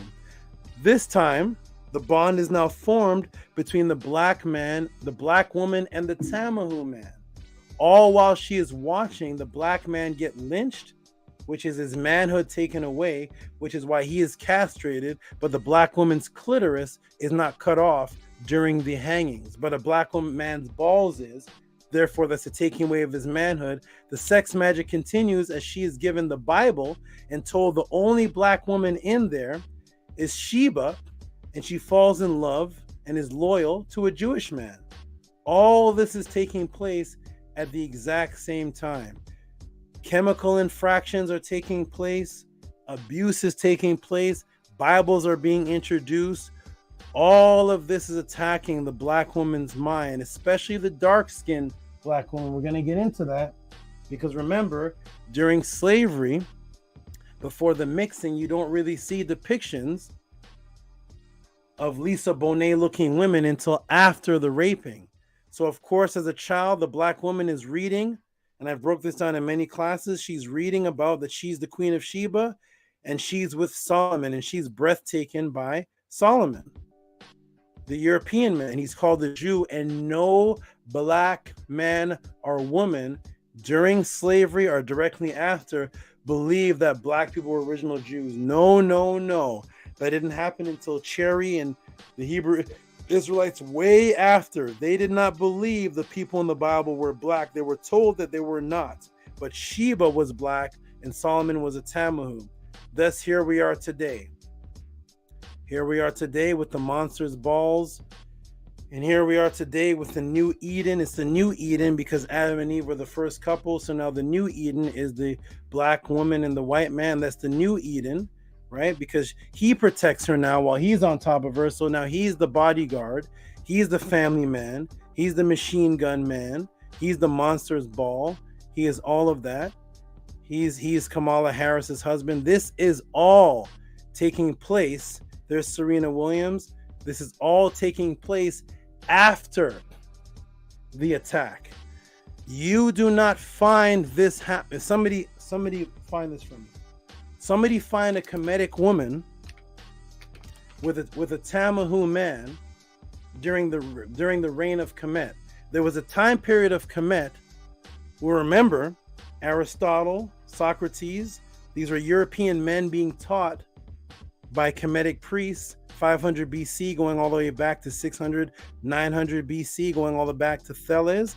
There was a time when Europeans and Kemetians were existing at the same time, interacting with each other.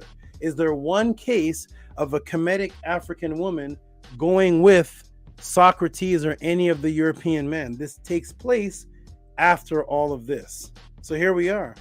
There's the Happy Sisters. There they are with their Tamahu men. So when did all this begin? Would you all believe that this started in 900 BC? The concept of the Tamahu's origin began with the raping of a woman from another race that is not yours. That's the foundation of his culture, and he says it is. That's what he says. That's not what Tehuti says. He says it is. So in 900 BC, the concept of raping a woman that's not of your race, that is not yours, eventually having her fall in love with you, because in women, the paraqueductal is a pain suppressant during sex. The woman's area in her brain has a close line between being subdued and pleasure, which is why you always see in these European movies, the two people are in love with each other. How do they have sex in most of these movies? He throws her against the wall. He rips her clothes off, rips the buttons off, bites the. This is borderline rape. Why are handcuffs and whips a sex toy? Were handcuffs and whips a sex toy in Kemet? Was King Tut had handcuffs and whips? You go into the sex shop and you see handcuffs and whips, and you hear people in the club talking about tie me up to the bed. Where does that come from? Where does that come from? You all have heard it. I like to be tied up. I like to be spanked. I like to be whipped. Tie me up to the bed. Where is that in Kemet? Can somebody show me a papyrus with this? It is the borderline and the pain suppressant and the thin line between being raped and loving somebody. Because animals first didn't have relationships. The male animal would see the female and jump on her. That's how sex was in the animal world. From apes to lions to even birds. Go watch any Animal Kingdom show. So, there's a close line between being subdued and pleasure, which is why the faces made on a woman during sex are extremely similar to pain. Right? Get a look at a woman's face during sexual penetration, during orgasm. Look at her face, and look at her face also when she's in a state of pain. And if you take pictures of just her face without any body beside it, you won't be able to tell the difference between a pain face in a woman and a pleasurable orgasmic face. The face is very similar because of the periaqueductal area in the brain as a pain suppressant, creating a thin line between pain, being subdued, and sexuality, and eventually submitting. Where did this begin? It began in 900 BC in the Iliad. Here we go. So knowing, let me blow this up a little bit. So knowing there's a thin line between pain and pleasure and its sexual involvement, when did the European begin this psyops? The concept of sexually attacking a woman of another race, then she eventually submits to you, becomes loyal to your cause, and bears your children. What if I told you that was the foundation of the divine origin of Europe itself? That's the divine, godly story of the origin of Europe itself, where all European people say they come from. Do you know where the word European even originates? What if I told you it was from a white sexual deity? Literally says in the story, a white deity raping an indigenous woman of another race. That's where Europe came from, according to European divine mythology. Let's look it up.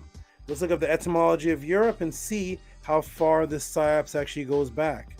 Here's Europe, the etymology. In ancient Greek mythology, Europa was a Phoenician princess, which means she wasn't Greek.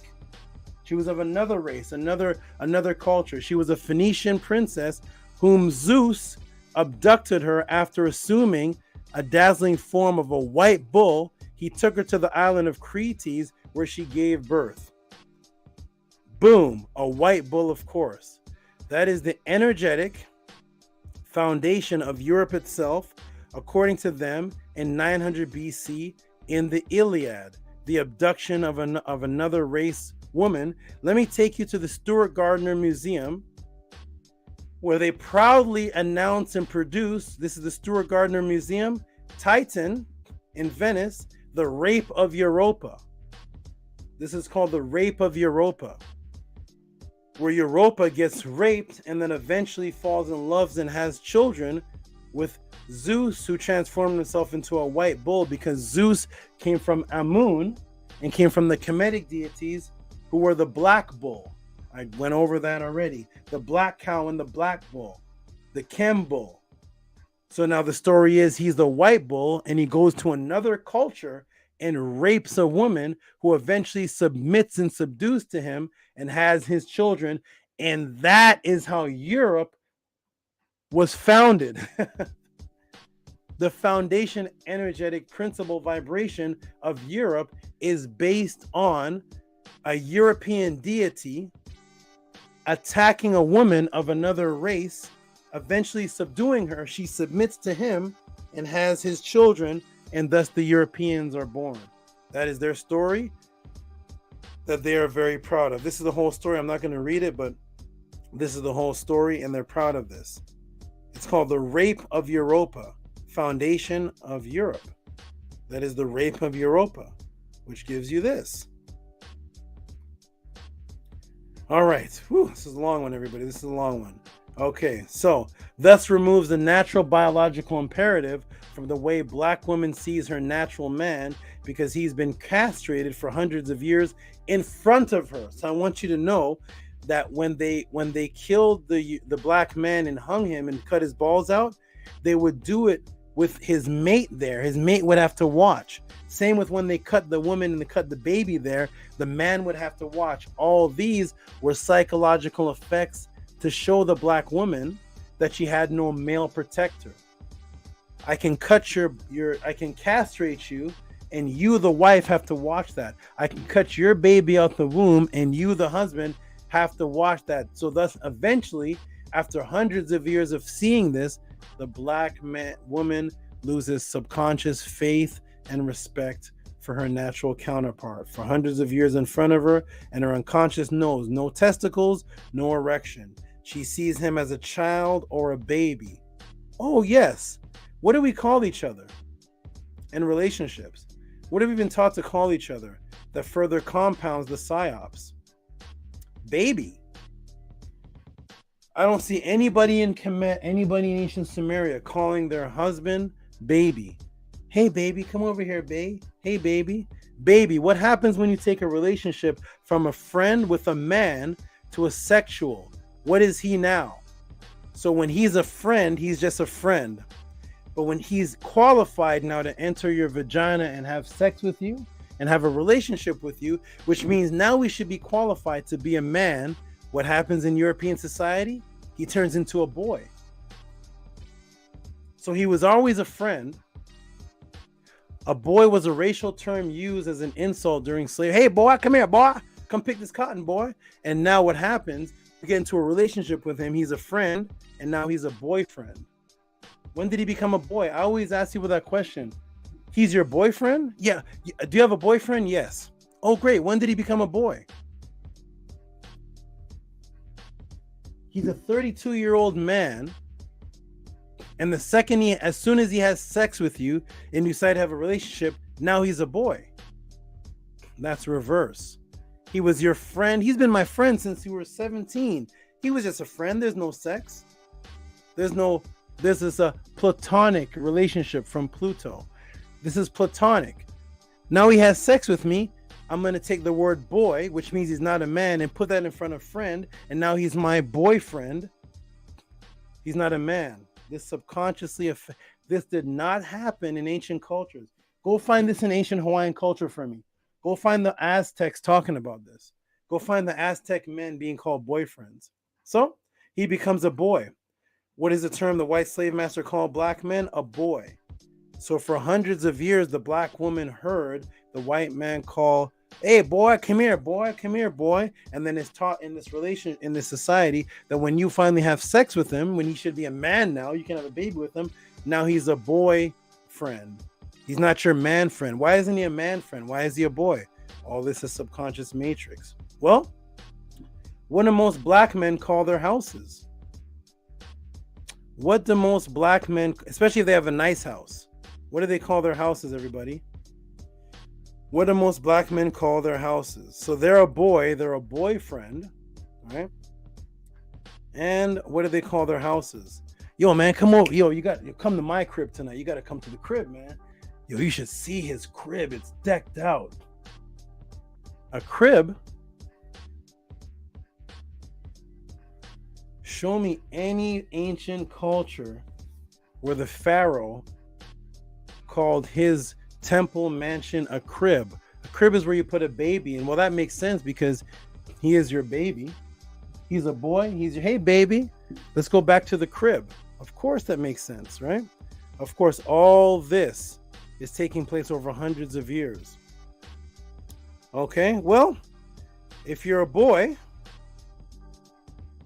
if you're a little boy and you live in a crib, you can't be a man yet because you're a boy and you live in a crib. Oh, yes. What was that movie with a grown black man? I didn't see any babies in it, but this grown black man had Tyrese Gibson in it. What was that movie called again? one of the most popular black movies that everybody's ever seen. What was that movie called? Oh, it's called Baby Boy. That's right, Baby Boy. How can we forget Baby Boy? Who was the baby in the movie?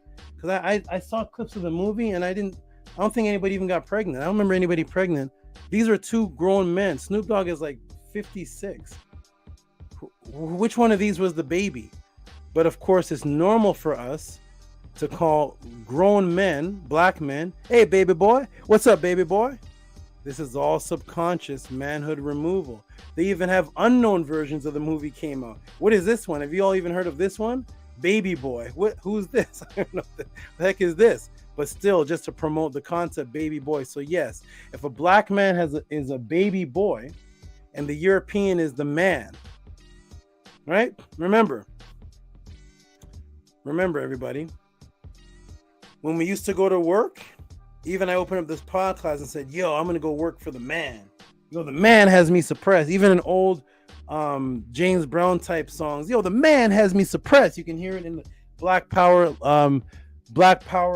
parodies and Black Power lectures. The man has us. The man has us in suppression.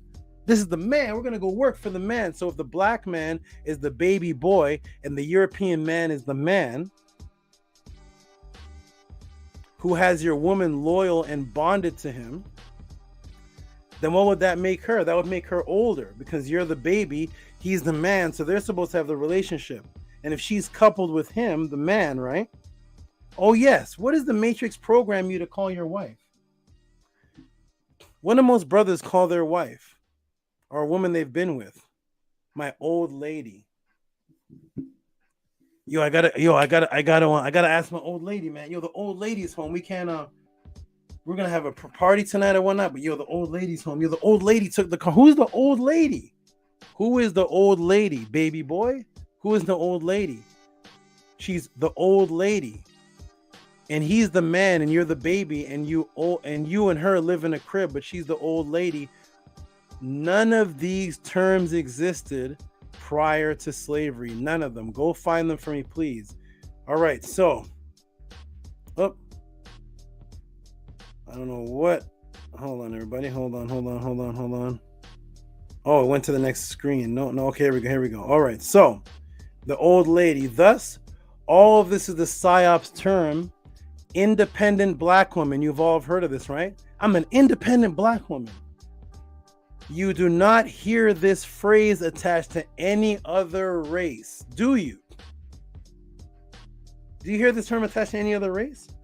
Do you see Chinese women walking around? I'm an independent Chinese woman. That's right. I'm an independent Chinese woman. And I'm an independent white Jew lady. Have you ever heard anybody say this? I'm an independent Polynesian. Anybody ever say this? But all movies, all over the streets, all over YouTube. I'm an independent black woman. I'm an independent black woman. I never hear, I'm an independent Irish lady. I'm an independent Dutch. I'm an independent Japanese woman. That's right. I'm an independent Japanese. Nope. This term independent is majorly associated with one race, and that is the term I'm an independent black woman. As a matter of fact, if you walk up to your mother, your cousin, your friend, and say, finish this phrase for me, and snap your finger, I'm an independent, they're going to say black woman. They're not going to say, I'm an independent Pakistani. Nope. I'm an independent. They'll finish it for you, black woman. That is a part of the programming. All of this compounds the situation of the psyops that's happening today. Okay, but no one has ever thought why. If I told you that it's hypnotically everywhere and all major companies enforce it, let me tell you, ladies and gentlemen, all major companies enforce the independent black woman and black couples separating. I can show you, but I'll show you one that you would never thought of. So all major companies enforce it, the black woman, anti-black man family agenda. What is Colgate, everybody? And what are the commercials supposed to be about? What is Colgate and what are the Colgate commercials supposed to be about? This, right? Isn't this Colgate is supposed to be about cleaning your teeth. Is that correct, everybody? Having nice, bright teeth. That's all a Colgate commercial should be about. Is that correct? Pretty much. Why would a Colgate commercial discuss anything else other than the brightening of your teeth? That's why you buy toothpaste, right? I will show you a commercial with a woman that has the most African features. Then we will discuss how the self-hate for those features are even manifested here in the pod class. Are you all ready? Let me get to the room and ask everybody, what is Colgate supposed to promote? Let me go ahead and take it off screen share. What is Colgate supposed to promote? Colgate is only, hold on 1 second, everybody. Again. Colgate is only supposed to promote all these pop-ups. Colgate is supposed to promote toothpaste and cleaning your teeth. Soap is supposed to promote cleaning. I can show you these companies. Why is the comments up? Hold on.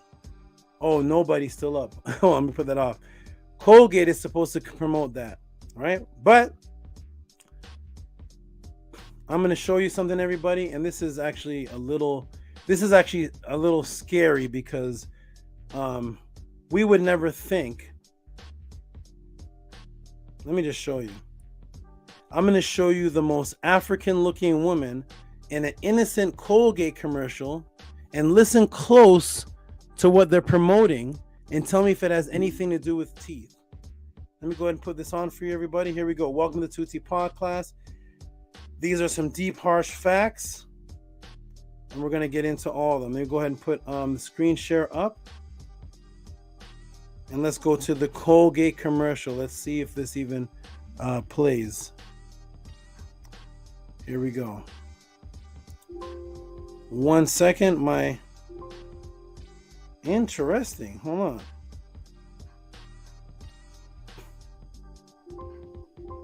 My screen is being... Oh, interesting. Okay. Here we go. My screen was being blocked. The strange things that happen. Okay, here we go. Let me see if I can put this up. You ready, everybody? Here we go. Let me put on the Colgate commercial, everybody. Let's watch it together.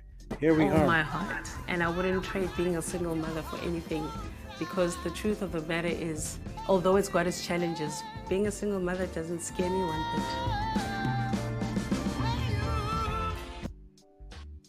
Let me play that again. My daughter with all my heart, and I wouldn't trade being a single mother for anything, because the truth of the matter is, although it's got its challenges, being a single mother doesn't scare me one bit. Oh, okay. All right. What was that commercial about? That was Colgate, right? Was that Colgate? I think that was Colgate. I swore at the end it was a Colgate commercial. What was that promoting, everybody? You guys type into the room. What was that promoting? What did you hear in that commercial? What did she say about her teeth? What was she saying? She's saying she wants to fight cavities. What's that? She said she had plaque, right? Plaque, because fighting plaque is better than everything, and she wants to... Her daughter has cavities. What was that commercial about? They shown the most African feature-looking woman, Colgate commercial, and it was about being... I would not trade being a single mother for anything.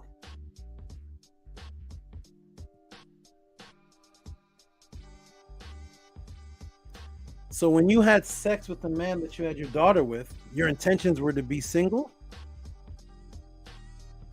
Or were your intentions to be with a man and it didn't work out?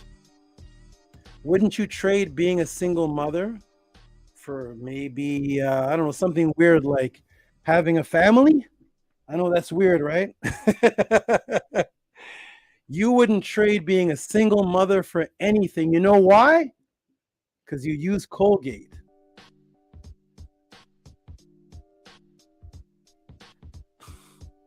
I'm trying to figure out what that commercial do. Why is Colgate promoting that? You don't even see women that look like that on commercials anymore. She looked like the most South African.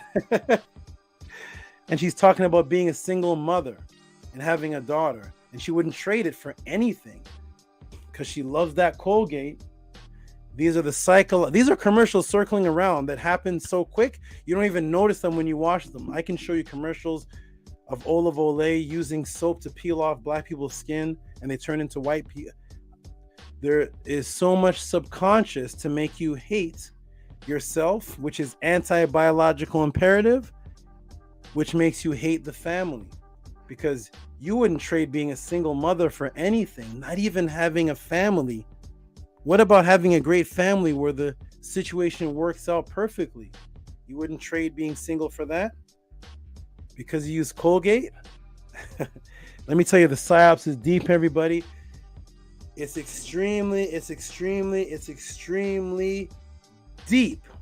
Let's go. Rigo says, that's crazy. Okay. Let's go, everybody. Let's get back into it.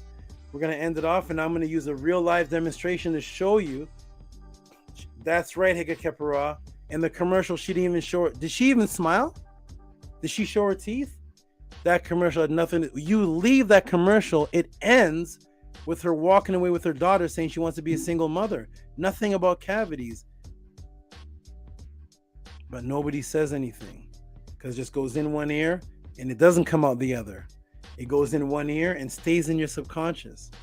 Nothing goes in one ear and comes out the other. Don't fall for that matrix. The human body doesn't work like that. Man, that thing went in one ear and came out the other. It went in one ear and came out the other. No. Neurons don't work like that. Nothing can come out of your ear. Everything that you hear goes in your ear and gets stuck in your subconscious. It doesn't come out anywhere. It stays in there forever. Whether you can recollect it through the hippocampus. Remember I did that I did the class on the different brains, the amygdala, the hippocampus, sequential memory, and there's different parts of the brain that hold subconscious forever. Nothing goes in one ear and comes out the other. It goes in your ear and stays right there. Whether you can recollect it or not is another thing. It comes out when it's needed. All right, everybody. Let's get back. Here we go, everybody. Let's get back to it. Screen share. Ooh, this is a big one. Big one. Share. Hey, it's not going to screen share. It's blocking something's blocking my screen share. Let me try this again. Screen share. Window. Entire screen. Here we go. All right. Let's go ahead, everybody. Welcome to the Tuti podcast. We're talking about the psychology, chemical warfare that's happened to create the black woman that we have today and to create what you're about to see live in the podcast. Here we go. All right, everybody ready? Here we go. All right, we're back. So we see regular Colgate commercials are about white teeth and anti-plaque and gums and gum health and tooth health, but not that one. About being a single mother, and they show the most African. So now, okay, great. We are back. Let's look at the brothers in the room, in this room, and then the women in the room, and do a live test demonstration. Here we go, everybody. So now, what I'm going to show in the room, what I'm going to show as a live test demonstration is the self-hate and the anti-biological imperative. We've all seen the little test done where the little black child picks who is the pretty baby. They have a white doll, they have a black doll. We've all seen this. 85% of the time she picks the white doll as pretty because she hates her own features. We know about this. That's old information. We know about the psychological effect of hating what you look like. But hating what you look like is also hating what your partner looks like if he looks like you. Hating what you look like also has you step back from knowledge that associates with the core of people that look like you. Remember I did the class on the raw people of Ra, and I showed all the dark-skinned people of Kemet. People veer away from that because it is so quote-unquote black, there's no whiteness in it. They would rather go to parts of knowledge that has to have some European. I'm European. I'm pro-black metaphysicist. I'm a metaphysicist. And metaphysics is a group of books, volumes written by Aristotle. Can you go, and this is why people don't go to Kemet as a, let me take it off screen share for a second. This is why people don't go to Kemet as an actual culture, They just go to it for ego purposes, but they go to all the religions as a livable culture. Why? Because Kemet is the only one, not Yoruba, not any of these other ones, the only one that formulated its origin before Europeans invaded Africa. That's it. That's it. All the other things came afterwards, after the invasion. Kemet existed 4000 BC when Europeans couldn't speak yet. So there was no European interaction or influence. All the other so-called religions start coming after the influence. What's your zodiac sign? There's no zodiac and astrology until the Ptolemies come in. There's no what's your zodiac sign, no astrology. None of that exists until European influence. So that's the further back you go, the so-called blacker you get, and the more people veer away, especially if you were in an intimate relationship where you hated yourself because through hundreds of years of slavery, you looked at the black man in the cage as a buck, and the other black man was in the field, and the other black man was being castrated in front of you, and you started to dislike that look. This becomes subliminal. So we're going to look at the beautiful women in this room that are the biggest of the supporters. We're going to see something. The most consistent supporters. Shout out to Andrea who gave the $100. Shout out to you, sister. You're awesome. You're 1 in a million. Shout out to you. But I'm talking about the consistent, the ones that they're here every single pod class and supporting largely almost every single pod class. And shout out to you, Andrea. Love you, love you, love you. But I didn't use you in this demonstration because there were several pod class where you weren't there for whatever reason. Many people come and go in the pod class, come back.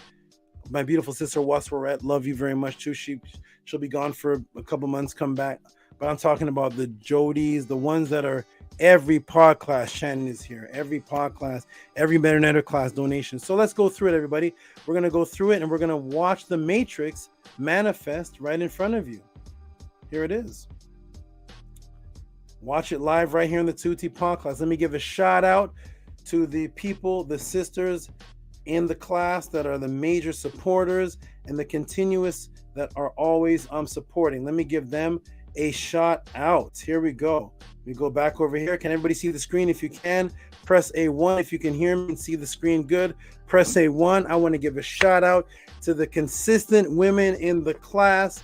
A tribute to the women in the class that are consistent since the Tehuti pod class began. Not who knew me before, but I'm talking about out of nowhere. When I began with the Tehuti pod class, they had no connection with me. I wasn't teaching part Islam, part Nuwabian.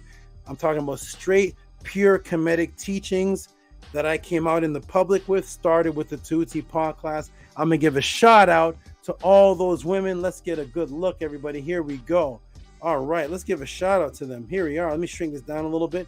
These are the attendees, the consistent most. Let me shrink this down a little bit. Let me shrink this down a little bit. Okay, here we go. Here we are. The most shout out to the most consistent female supporters and attendees / students of the Tehuti pod class since the pod class officially started. Much love. Let me give a shout out to Duffy. Look at Duffy there with one of the biggest, I think the biggest female donation ever. She's consistent. Duffy Duff, shout out to you. $100. Sometimes I think she wanted to be anonymous. She's a big supporter. Shout out to Duffy. Let me good look at this beautiful woman. Look at the women. Look at them. Shout out to Duffy. Shout out to you, Duffy. Thank you. We're gonna go to Lisa Marie. Lisa Marie, who has been consistently donating and supporting, coming to learn the knowledge of the Tehuti pod class since it began. As a matter of fact, today gave one of the biggest donations of the night for the support. I think it was $50. Lisa Marie, shout out to Lisa Marie. She's beautiful. Look at Lisa. Look at Duffy. Look at these sisters. Beautiful. Jody Southward. Look at Jody. Hey, Jody. How you doing, Jody? Jody Southworth, who has never missed a pod class. I actually got this this image screenshotted from the video she gave. Remember the questions she asked? She put them in video form. Look at that beautiful smile. Look at Jody. Shout out to you, Jody. If you are here, she is probably the most consistent attendee. I won't say consistent supporter, but as far as from the pod class began till this day, I don't think there's ever been one where Jody has missed a class. Let me look in the room and see if these sisters are even here. Shout out to Jody. Are you here, Jody? Shout out to Lisa Marie. Shout out to Lisa Marie. Duffy. Shout out to Jody. Shout out. We're giving the shout out to all the consistent sisters who constantly support almost every single pod class or come to every single pod class. Shout out. Look at them. Look at them. They're beautiful too. Oh man, look at this is Shannon's face every time I pop up in the Medinator class. Okay, so the Medinator class, they can be waiting. She can be talking to Scribe, Ahati, Arcad. They can be talking. And as soon as I pop up, greetings, Saba, and there's her face always this smile. It's like a baby smile. like a baby smile. Look at Shannon. Every single Medinator class, she has not missed one since she came. Every pod class, I don't think she's missed one. Every Sunday, teachings of Ma'at Scribe. Is not Shannon there every single Sunday? It is Friday night, and Shannon has given a donation for tonight for the next Medinator class. Let me look in the room and give a shout out to Shannon. This is Sisters Day. Let me give a shout out there's Jody right there. Hey, Jody. Hey, Jody. Hey, Shannon. She gave a donation tonight for the next Medinator class. Nobody has paid for a Medinator class yet. They usually pay for it on Monday. The donation starts shooting in. It's Friday night, and Shannon is so dedicated. She gave donation for the Medinator class and gave more than before. Shout out to Shannon every single time. Look at these sisters, right? Look at them, Scribe, huh? Colgate smiles. That's right, Darius. You see those smiles? Colgate smile. Jody with the smile. She has like a attractive Joker smile. It's like pointy, but it's nice. It's like the Joker smile, but it's like a feminine, beautiful version. That's Jody. Look at Jody again. Look at her. Look at her with the pointed smile, right? With the cheeks. Look at that. She's happy to be at the Tehuti pod class. Look at Shannon with the baby face. Oh man, here we go. We got more of the dedicated, the loyal, the consistent Carolina Mencina. Scribe, do you know who this is? I gotta hook you two up, Scribe. This is a perfect person for you. Carolina Mencina. I gotta hook you all up. Scribe, do you know who this is right here? This is the one and only most dedicated. This woman right here is in every Medinator class, even when she can't make it. Even when she can't make it, she pays for the class. Let me tell you something. Let me get into the room. I got to give a shout out to the women. This is Women's Night here, right? This is Women's Night here, right? Ladies, Women's Night. Carolina Mencina. Everybody knows by now that she's with the Scribe. Everybody knows that by now. Scribe, let me tell you something. Scribe is my technician. Scribe's job is to record the Medinator class, so I have it on deck for myself and people who want to order the class for later. That's Scribe's job. That means that he has a copy of every Medinator class. And let me tell you how loyal Carolina Mencina is, that she could get it from her husband. She could get it from Scribe. She wants to come live, put her screen in there, even if she's not there. The screen can be black. She's at work. She dishes out the money and pays for it instead of secretly going to Scribe and saying, hey, I'm going to listen in the background. Scribe, just show your screen. I'm going to be there listening in the background, record it, and you can have it for me. These are the dedicated women of the Tehuti. Look at the smile. I don't know if they use Colgate or T.O.M. This is a real Colgate commercial. This is the look how beautiful and happy. Look at them. Look at these women. Look at Duffy. Look at Lisa Marie. Look at Jody. Look at the dedicated women of the Tehuti pod class. Give them a shout out. We have more. We're not done. We have more, everybody. We have more. Who do we have? Oh my! Has anybody ever seen Bella? Look Bella. Hey Bella. Bella has that serious warrior face. That's Bella, everybody. This is the young lady that contacted me in the morning through text messages, texting. I told her about the situation. She jumped out of her house, her apartment, gathered her piggy bank, ran to the bank in 26 minutes on foot or on bike, dumped out the money. They changed it into money. She put it in the Cash App and gave me the last penny money she had in her piggy bank and donated it to the Tehuti pod class in 26 minutes. That's Bella. Then one of the most dedicated, every morning sends me a message on Facebook. Uben Ra Tehuti, you and your goddesses are beautiful. Have a great day. Ma'at Hotep Tehuti, Uben Ra, Anki and Ma'at Tehuti, peace and love Tehuti. Every morning, every day, Bella sends messages. Bella sends donations. Bella sends this. Bella sends that. Here is Bella. Everybody gets to see her. There's Bella, everybody. Okay, good. Shout out to Bella. She looks like a fighter. She looks like a warrior. But there is Bella, everybody. Let's go to the next one. Oh, here is Bev. This is Cannabis Spa. Everybody, if you want to know, these are the images that she sent me that I told her I was going to show the pod class of her going into the museum. This is a beautiful Bev. Here she is. Look at Bev, everybody. Look at Bev. There she is. Bev, who sends a donation almost every week. Now she's coming to the Netter class. She buys every book that I tell her to buy. I tell her, get this dictionary. She gets it. Get this Budge book. She gets it. Get this, get that. Get this Perm Haru. She gets it. This is Bev, Cannabis Spa, who constantly shows her love and tells me the love she has for me and the pod class. Look at her smile. Look at these happy women. These are the most dedicated, loyal women of the Tehuti pod class. We're not done. We got more. Oh, who we got? Angie Martinez. Who's this over here? Angie Martinez. Hey, Angie. Look at Angie. Oh, man. Angie Martinez. How you doing, Angie? There she is. Look at Angie. Angie Martinez. One of the most loyal, dedicated to the Tehuti pod class. She's given support. She's given just money for no questions.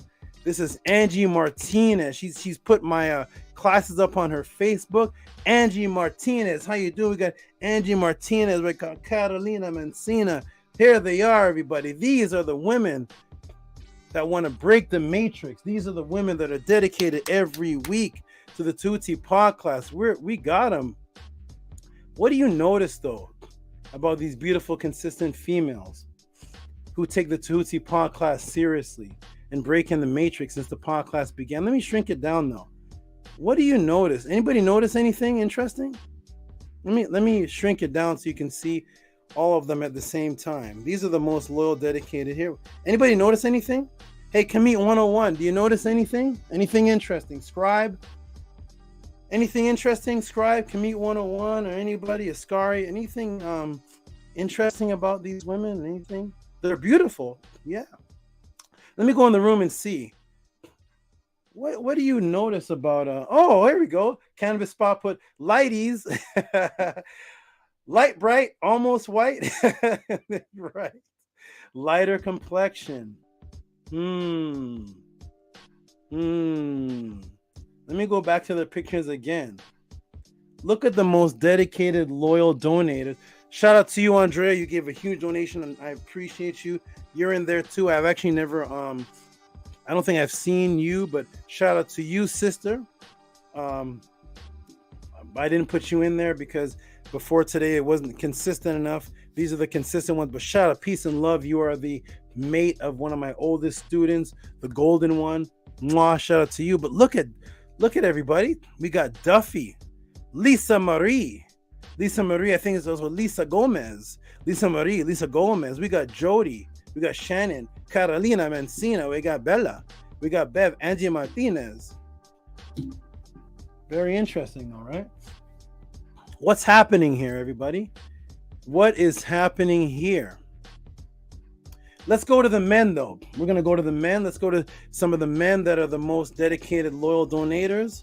Oh, here we go. So now let's go down to the men. Here we go. Now let's look at some of the most consistent male supporters, attendees, students of the Tehuti pod class since the pod class officially started. Let's give a shout out to the brothers. These are the brothers that have given the biggest donation.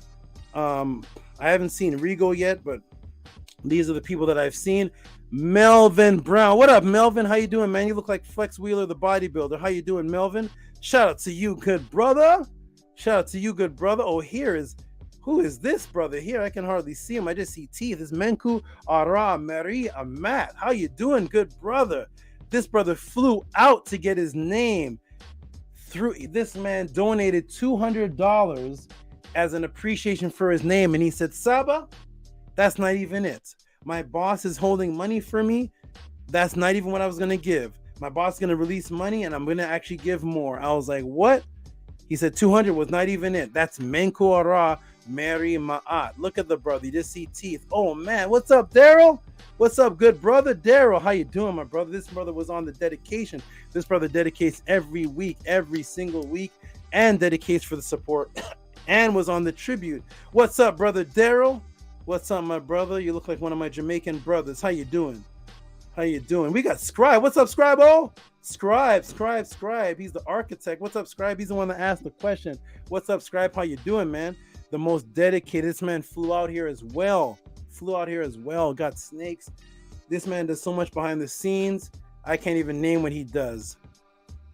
Hey, what's up, Big Vapes? Look, I'm wearing the Tehuti pod class shirt. This man made a turn in his life when I gave a class about Buddha connected to Ptah. What's up, Big Vapes? He's also known as, I think, Eduardo. What's up, Big Vapes? How you doing, my good brother? Shout out to you for being one of the most dedicated. And I think he joined as a member too. Oh man, who do we got here? Arcad Infinite. What's up, Arcad Infinite? We don't even have to talk about him. Mr. Come join us, Mr. Nobody compares to our Saba. Loyal, dedicated. And I told you all that I was going to show an image of Heka Khepera. And I said, every time I see Heka Khepera, it's always the same laughing, happy, smiling. Look at this man. This man is so happy. This is when I broke down the Mandela effect and said, E.T. phone home, and showed how things have been changed. He was so, all he could do was laugh and grab himself. He just grabbed himself because it was like, it was too much information. And I remember seeing him with this normal face, and then all of a sudden he just started laughing and grabbing himself. That's Heka Khepera, man. He's the one that asked the question about the left foot. Heka Khepera. What's up to everybody? Remember Tehuti Mos? What's up, my brother Tehuti Mos? This man looks like the background. How you doing, Tehuti Mos? What's up, my brother? Shout out to you. I hope you're safe and wherever you are. This man changed his name. This man, every podcast, every single one, dedicated $126. Every single class, $126. $126. $126. His only message to me was, your preservation is my motivation. This man asked me in my first time ever talking to him, what's the highest donations you ever got? I gave him two of the highest. He combined them, and that was his first donation. This man here is a special anomaly. I don't know where he is. Shout out to you, Uncle Jaseneb. Hope you're safe. What up, Tehuti Mos? What's up, Black Alucard? Also known as Boss Fee Roy, the first man to kick off the large donations ever in the Tehuti podcast, the first man to ever give large donations without a question. This was the one who started that trend. Black Alucard, also known as Boss Fee. What's up, my brother? Hey, what's up, Robert E. Williams?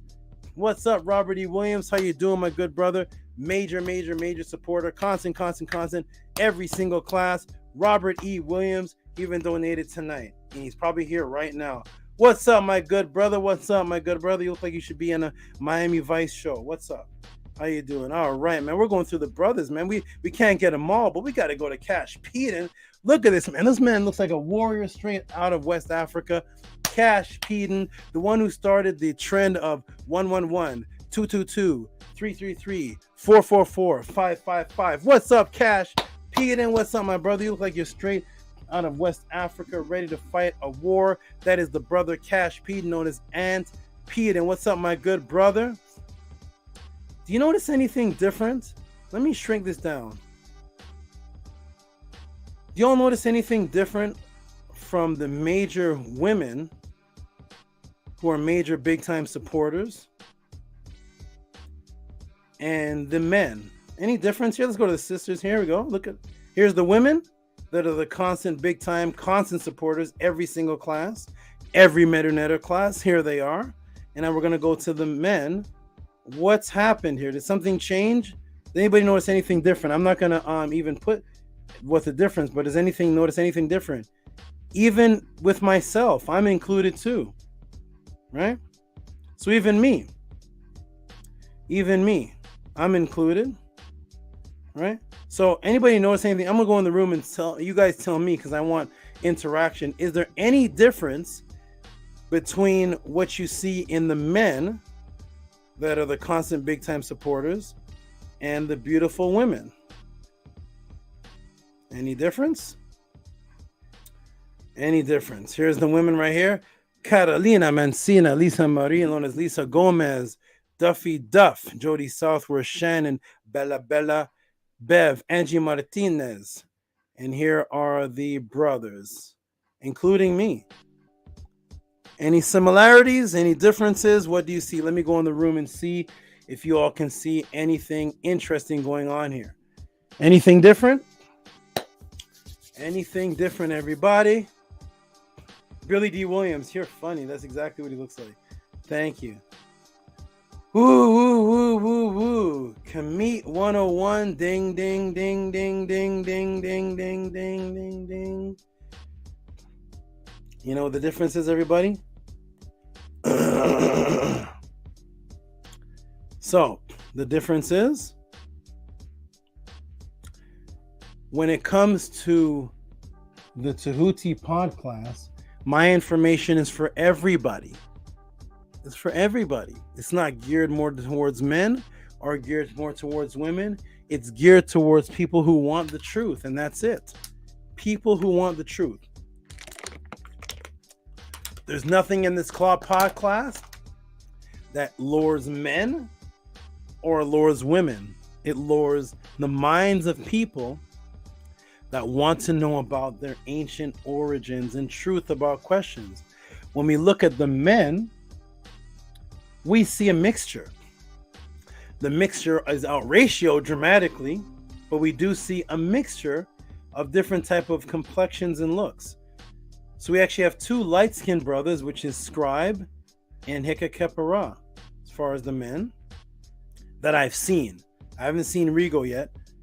Rigo may be I don't know what Rigo looks like, but because he's one of the biggest, I don't even know what he looks like. But even if we throw Rigo up here, it's still outnumbered.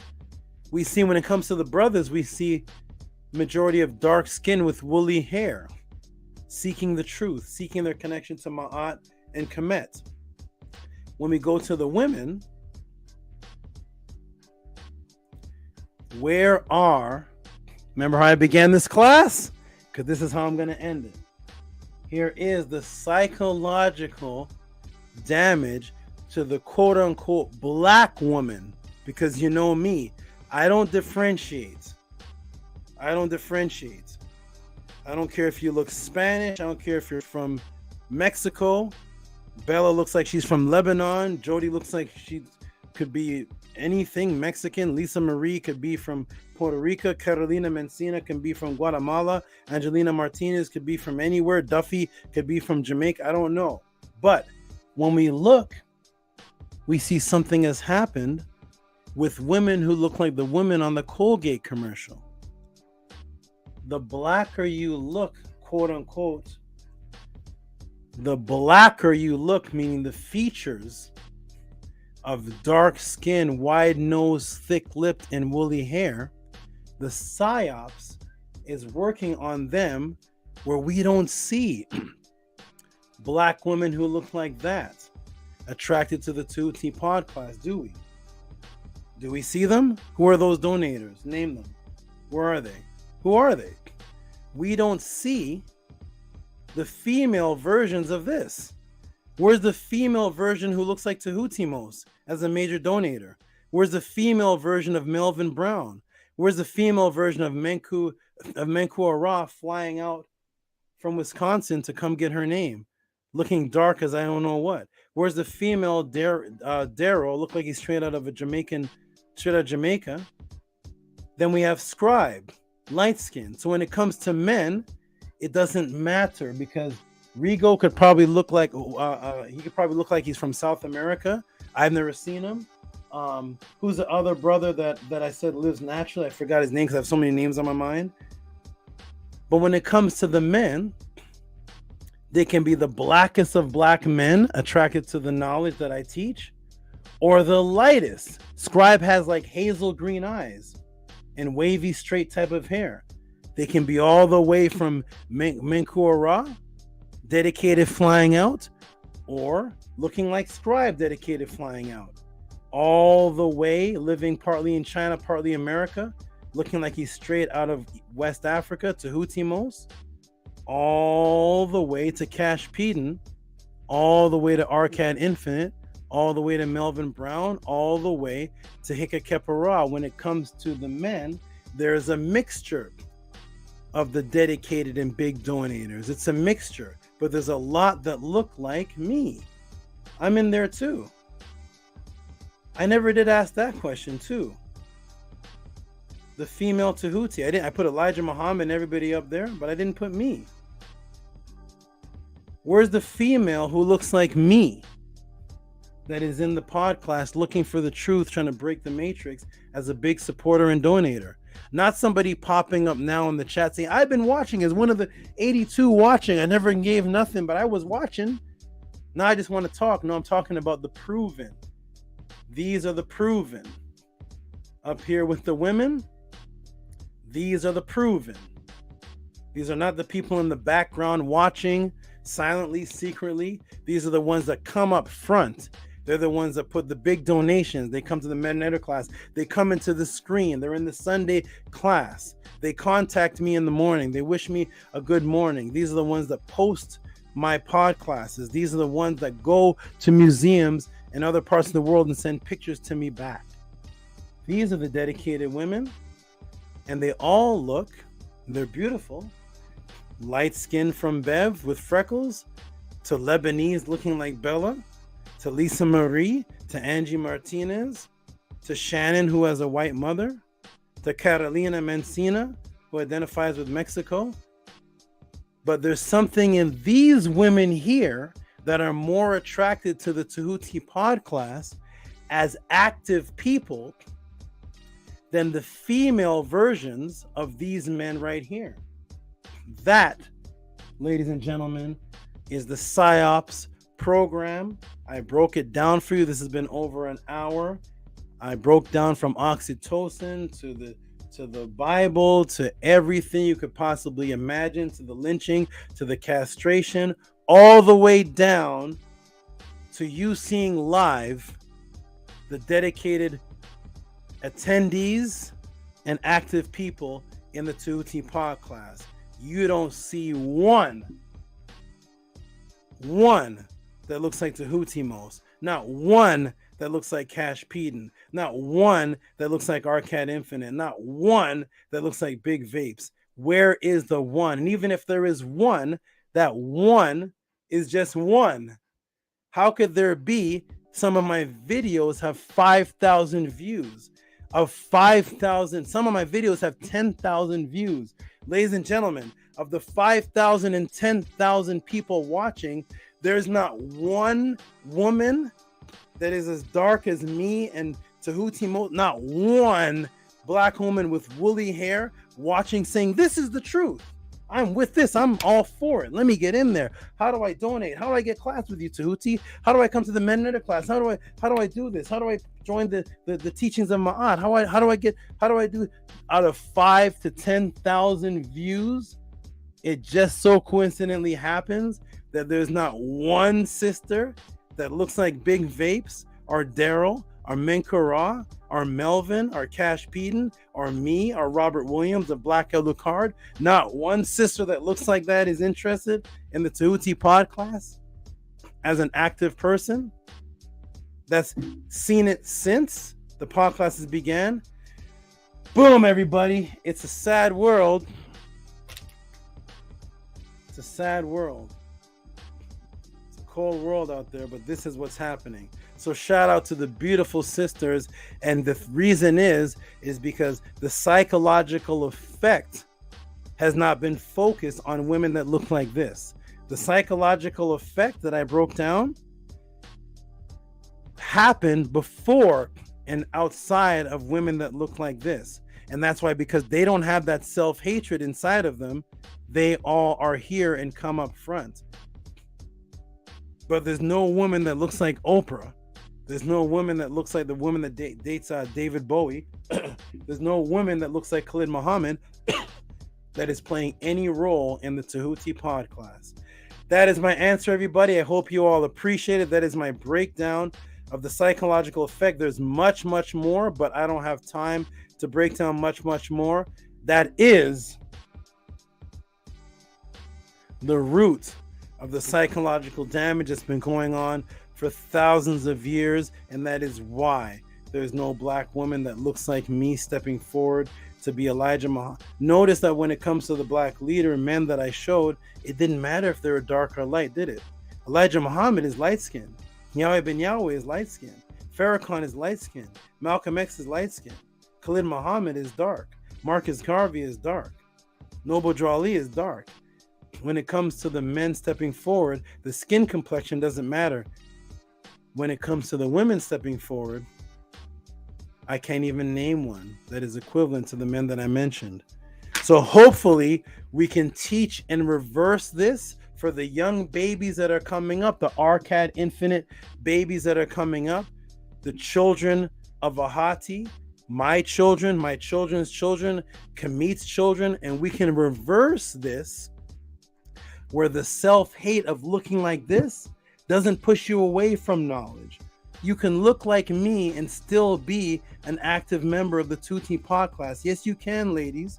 You can look like Mary Kara, Menkura, and still be a part of the knowledge. You can. There's a lot of mental cleansing. I'm going to go ahead and put the link in the room. Let the brothers step on for a moment, and I'm going to step back for a moment. Jump on, brothers. Even if the sisters want to jump on and say something, they can. But that is my breakdown, everybody. It is the truth. It's what's happening, and I showed it to you live, living proof. I don't want to see a sister now jump up in the chat. Hey, I'm here, and she sends a picture in, and she looks like the model Imani. Or no. You weren't here. The Tuti pod class has been going on for over a year. Where are the sisters that look like me and Tehutimos actively showing themselves participating? I had two in the beginning, one from Africa, disappeared after a month. It's sad, but shout out to Lisa Marie, shout out to Angie Martinez, shout out to Beb, shout out to Bella, shout out to Catalina Mencina, shout out to Duffy, shout out to all the sisters. And yes, you are all the sisters, and I'm not pushing anybody away because you look light skinned or you're Mexican or you're Lebanese. No, come one, come all for this truth, because Ramesses didn't push them away. So I will not. As a matter of fact, I want you to show forth that you want the truth and continue exactly what you're doing. And hopefully the women that look like my daughter and the women that look like woolly haired, dark skinned sisters and look like Tehutimos can step it up and break this matrix and step in to the truth. I'm going to step away. Scribe, you can let the people in. Shout out to all of those. Scribe, before I go, you asked the question. What'd you think of the answer, my good brother? I know Arcad Infinite has daughters, so I know he's loving this Kamit 101.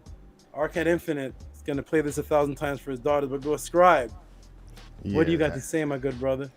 Yeah, it's absolutely just psychological, and yeah, it's very powerful, and the reason why I wanted this question to be broadcasted is because of that,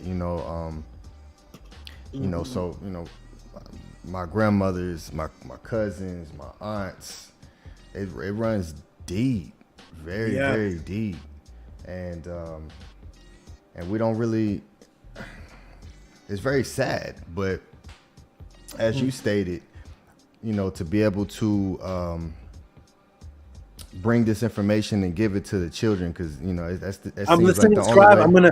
I'm gonna take it off of camera and mute it, but I'm listening to you. Go ahead. Okay. Yes, to be able to bring this information to the young minds prior to you know, any type of programming. Bev is talking about how, you know, she blames Disney, and Disney does play a huge role in the psychological warfare in our children's mental, and programming them to hate themselves, you know, and it's still going on today, and with what Saba presented for hundreds of years, and it's still going on today. But now it's just completely mental and psychological. It's just literal programming, from the music to the TV shows and the cartoons. And yeah, it's very deep topic, and it's necessary. It's necessary because we definitely love our sisters, and you know, this is something that needs to be addressed. You know, it needs to be addressed, and you know, this is why you know, we hail Saba for bringing this forth, and by also living by example and showing forth and proving why we are in the state that we are in today, and we can look at all the things that go on, and especially the independent Black woman, the proud to be a single mother, you know, the whole process of being able to freeze your eggs and wait till later and have babies in a single relationship. You know, this psychological war is very, very, very tactical, and it's definitely sad, you know.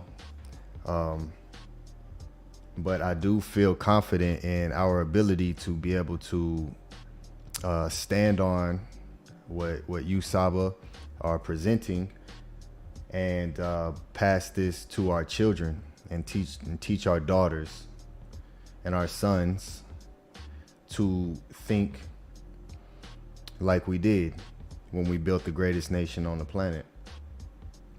You know, and it's definitely gonna have to start with us, and we're gonna have to start fresh. We're gonna have to start over. You know. Yeah. Yeah. Yes, thank you, my brother. That was a great question, and I know that you have particular reasons for asking, and you're in a situation where you could actually have avoided that completely. You could have avoided that question completely, because some people in your situation would have avoided that because it may not apply to them directly, what they're seeing as far as I won't get into much detail, but I will say that question, everybody, I want you all to definitely give Scribe props and respect, because that question actually was not just for him. That was not just for him, and he didn't have to ask that question, and that question is going to cause a lot of stir, hopefully, in the community. I hope it does. And Scribe, that is awesome that you asked that. It's a topic that I only usually teach privately to my inner circle. I'm honestly so frustrated with that topic that I don't care to talk to anybody about it, because as a teacher I see it more than all of you. I've been doing this for decades. And I've been seeing this exact thing that I showed in the pod class in real life for a long time. But the pod class is the best example, because prior to the pod class, prior to before I was purely Tehuti, I was teaching mixed doctrines. I was teaching mixed doctrines to try to connect everybody in. So because it was mixed doctrines, it didn't have so much of this self-hatred. When you come to Kemet, it's pure, it's uninterfered with from the European culture. But if you're teaching a little bit of Nawabiism, a little bit of Abraham was black and the pharaohs were black, so you got a little bit of Bible in there, a little bit of Shoshone tribe, Native American, it's a mixed thing. And so you don't really get to see until you get to the core of the Nile Valley, and there's no black and African hatred. It's not that. It's Nile Valley hatred. That I want everybody to be very clear with that. It's not self-hatred. It's hating the Nile Valley culture, not anything else. Because most of all cultures, nobody cares about them really.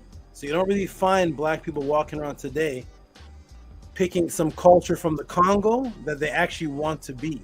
They use it to say, black people were in the Congo, black people were here, black people were there. But you don't really tell me the last person you met that's practicing Congo spirituality. Anybody raise their hand? Who here knows anybody, a friend of theirs, practicing spirituality from the depth of the Congo? They just use it for egotistical purposes. But when it comes to Kemet, there's clear writing that you can follow, and that's actually what's hated. Everything else is oral traditions. You can say anything, but Kemet's is written. So it's really, really deep. But I'm gonna let you guys go ahead and talk for a bit. Shannon is here. We got the sisters here with the what was that smile? Let me see it. Hold on. There's the smile, right? That's the exact smile she has at the Meta class. What's going on? I'm gonna let you guys talk for a bit, then I'm gonna do some shout outs and then close up. What do you think of the class? Arcad, Shannon, anybody? What do you think of what was broken down there? I thought everything was great.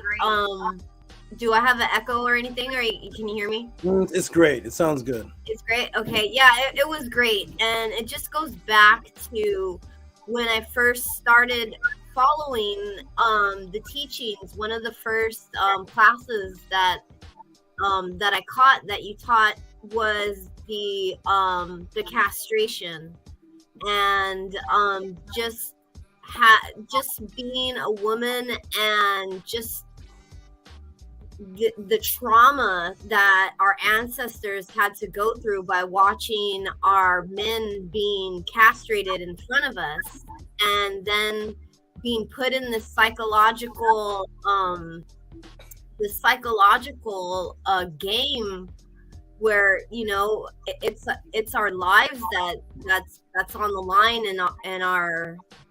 and our whole history is just, you know, we've been robbed of it.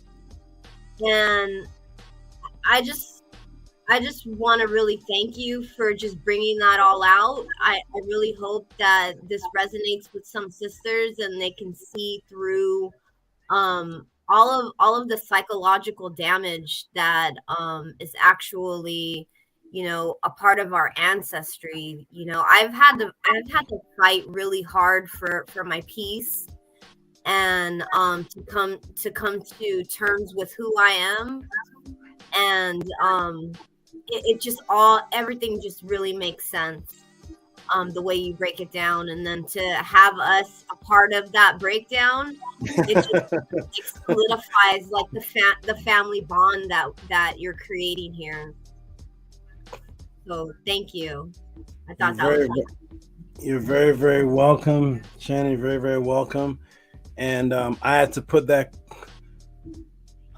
class together very meticulously. It was all a setup from the beginning, and I had to put it together very meticulously to let the sisters know it is not me that's doing the attacking. It's me that's doing the revealing.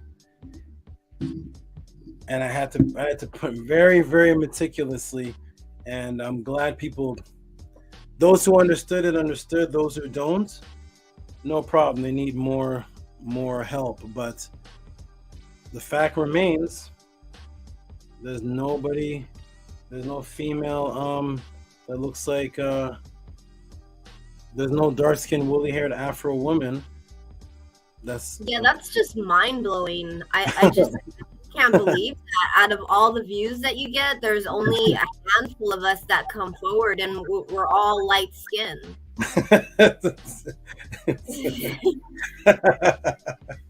It's crazy. Crazy. It really is. Yeah, and I told my goddesses that the people that are either light skinned or have a parent that's black or white, or maybe they're Mexican or something else, and they didn't grow up identifying with a so-called black, the psychological war, they have different psychological warfares that don't apply to this. So they have a psychological warfare of being mixed and maybe fighting between the two, but that has nothing to do with the actual self-hatred of looking like somebody from the Congo for hundreds of years. It's not in that particular person because they didn't come out. So SCRIIBE right now has not the slightest clue. He has other psychological dilemmas based on whatever his family went through, but he has no psychological clue of what it's like to walk into a room full of Europeans looking like Tehuti. It's a different type of psychological effect. When they see SCRIIBE's eyes, they could say, "My son has those kind of eyes too. I like that. You look nice, boy. You got that nice hair." And it's a different type of psychological effect where he has to say, "No, but I'm a black man." It's whole different. Whereas me, when I walk in, I don't have to tell anybody. Yeah, see what happened. My mom is this. Totally different. So I just love this because I want everybody to. I want to see the change. I hope it happens in my lifetime. But shout out to the beautiful, beautiful people that donate. I told Tehuti, I said, "Your woman is Chinese, bring her." I have no problem with that. As long as she understands what the root is and what everything is, no problem with that. No problem. But I want to know why I know why, but it's a rhetorical question. Why is there no black woman that look like Eddie Murphy that's a part of the podcast? So I think it's great that you're spreading awareness to that, though. Like you're shining a spotlight on the real issue, on the underlying issue. I think it's great. Thank you. Mm-hmm. This is Commute. I wish Commute 101 one day would come to the screen because this is he actually started this. He was the first to ask in the pod class about racial psychological questions. He asked about straight hair and weave, and he's doing it for whoever he's around to see.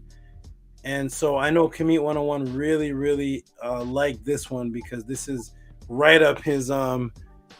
I was going to show him as one of the brothers too, but the only picture I have of Commute 101, he looks like he's about my complexion, but it's only from his back, and he has like a rifle in his hand. You can't see him, but he's definitely. But anyways, let me hear from Arcad, and then I'm gonna do the donations to close up. It's 7 hours and 21 minutes over here. Let's go, Arcad. What do you got to say, brother? Man, that was deep. Look, I was crying, yo. This is the second time. Yeah, man. Listen. Again? Yeah, because I have daughters. For your daughters? Yeah. And it's like everything a lie. And it's like, I just want to teach them the truth. And it's, I'm just so appreciative and thankful that I was, because I feel it in my soul. It hit different. The truth, it's just it's undiluted, and yeah, I just appreciate the truth. To you, SCRIIBE, for asking that question, and for real. And I just, I'm just so angry. I'm so angry because, we just been taught a lie our whole life, and it's like I have daughters, and when I had daughters, I have two, and it's like I just want to protect them. And it's like, how can you protect them if you don't know what you're protecting them from? If you don't know what you're protecting yourself from? If you're so far in the matrix that it's Saba, I just appreciate you. And I understand I understand. I understand in a way that most people probably don't, because it was a little bit of isfet going on a little earlier in the chat, and I couldn't understand it. I'm like, wow, is this really going on? Like, it's Saba, the truth that you're presenting, no one is giving that to us right now. Nobody, nowhere. Please put the link in the chat. Please. Please. I'm not no crying on TV type of dude. That's not me. I'm not even like you were the hard street life dude before this. Listen, and this is what this is. Y'all just love my daughters, and I just want to protect them. And I see it. I see it too. And this, what do I do? You know who? And you know what, Arkan? Oh, finish that last sentence. I just appreciate you too. If people can't see the truth, when it's laid out for them simple, undiluted, unwatered down, then that's on you. Do what you like you said, Saba. But I just appreciate you, and I appreciate you, Scribe, for asking that question. I appreciate all of you that's in the chat. And I'm not gonna hog the mic, but I just hotep my eye. Yes. Thank you, my good brother. And I'll tell you this, that the way the society's set up with your daughters and everybody, and even my daughters at the time, there is a large part of the day where you're not even with them. And they're being taught the matrix. So you actually don't know what they're gonna come home with. And you're listening to them, and you can hear the matrix from the outside that they may have gotten that day or that week, and then you have to fight that. And then the next week they're back in the matrix school or wherever they are, and then you got to fight that. So it is a cold world out there, and it's a battle, especially when you have daughters, because the psychological effect is really focused on them being passive. So I totally understand. I've had daughters where I had to just step back and wait for them. I had to wait, because if you have a daughter and she's not around and you think about it a lot, it's this anger, like you're saying, this anger, because it's like you're trying to fight something that you can't see. You don't know what's put in her head as she's at school and watching the TV, and then comes back to you. You got to unlearn her, and you only have a few years. I'll tell you that you only have a few years before a man touches her. That's the race, because once that happens, then she's taken into a whole nother matrix. So it's you got a few years while she's still that age, and then it slowly gets close to 16 years old, and then another sexual matrix compounds on top of that, and then the true anger comes. So I totally understand, and you're doing a great job as a father. Keep it going and break the barriers with your daughter and your lady. Break those. There's certain barriers that have to break, and then you'll all be the same. All of you will be saying one day, come join us. When that happens, you'll be the happiest man on earth. Right now, there's still a little battle going on. So it's like it could be 70%, 80%, 51 day. But when it breaks for all of them, you'll be the happiest man. It feels so beautiful when I wake up in a household, and I've woken up in households where my daughter is saying the affirmation, my goddesses are saying it. Everybody in the household is under one frequency, and there's nowhere else I want to go. I don't even want to step outside. That day is coming for you, though. All right, so let me go ahead. This is a beautiful class. Thank you, Scribe, for asking that question. I just want to add on one more thing. It's like, you're feeding us this knowledge, and we're breaking out of these spells and these illusions. Mm-hmm. But just think about the opposite side, and the way that they've been programmed, and the way that that's embedded into their genetics and their DNA, and just the fact that we are aware of this, but subconsciously, like the ops, they're not aware of it on the level that we are. So we really need to come together and just spread this information. So that's what I say. Yeah. Absolutely, absolutely. You're right, Shannon. You're right. I'm so proud of you as well. Very proud of you because you don't have a male pushing you. I'll say it like that. A lot of people have mates that are in the knowledge, and that's what's pushing them to be in the knowledge. And the second that you'll let me see if I can get to the room a second. The second that the two people break up, the female's no longer. That's why I always say to people, I don't care what the ex-women of Polite say. I don't care what the ex-women of Nature Boy, of Malachi Z. York. No. You broke up with you're with these men because you were into some type of spirituality knowledge, right? You're with them. So if you broke up with them, that should just end your relationship. But you should still be out there pushing, where's your pod classes? Like, you break up with Polite, so now you don't have a pod. Where's your books? And you, Shannon, came to this knowledge without a male push. There was no man telling you, listen, girl, you better, hey, come. So I'm very, very proud of you for that. Very, very, and I shouldn't be. You see, that's a pass. I shouldn't be because you're a person just like me. But in this unfortunate society, women unfortunately do need a male push. I didn't need a female push, but unfortunately, the society, women, because of how it's groomed, they're step back. Think about it. I want you brothers don't have to say anything. Just think about it in your head. Break up with your girl right now and see if she's at the pod class next week. See what happens with the future of the pod class. Any brother in this room, break up with your lady, your wife or whatnot right now, break up, and let me see if she fills up these screens, if she becomes the next scribe, if Arcad's woman becomes the next Arcad saying, come join us. If anybody in the room, it's unfortunate, but the brothers are pushing the women like the women are babies. And the women need to say, I believe in this truth too, whether I have a man pushing me or not. Bev has no man bringing her to the pod class.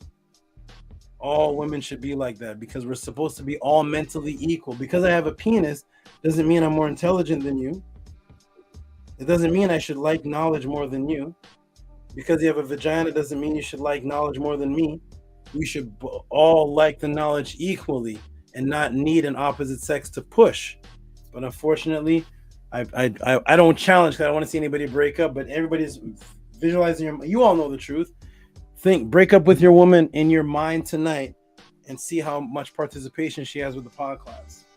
And that's the answer of how much work we have to do. Okay. Well, the knowledge is medicine, and I feel like it. Once you get that, it's like something that you need a daily dose of it.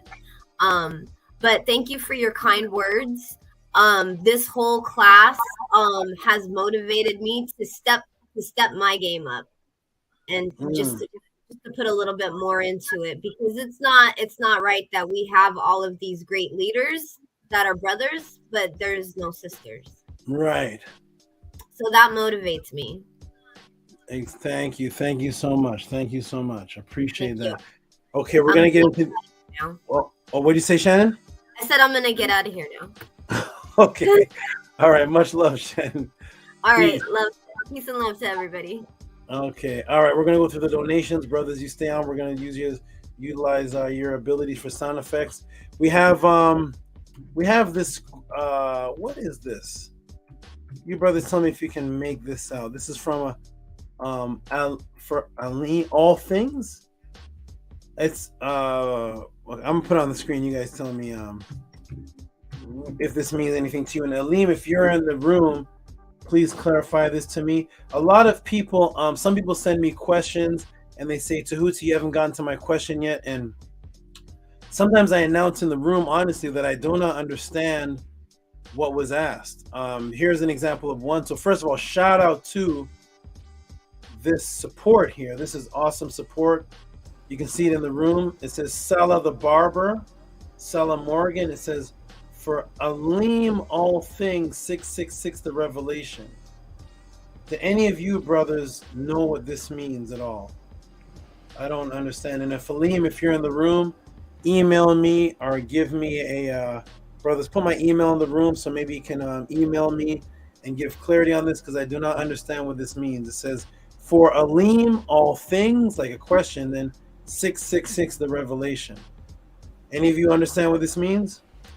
No, that's very, very vague. Yeah, so shout out to Aleem. Give him hand claps, give him his bombs and such. And Aleem, contact me.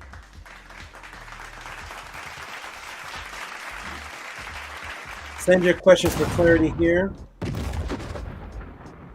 Okay.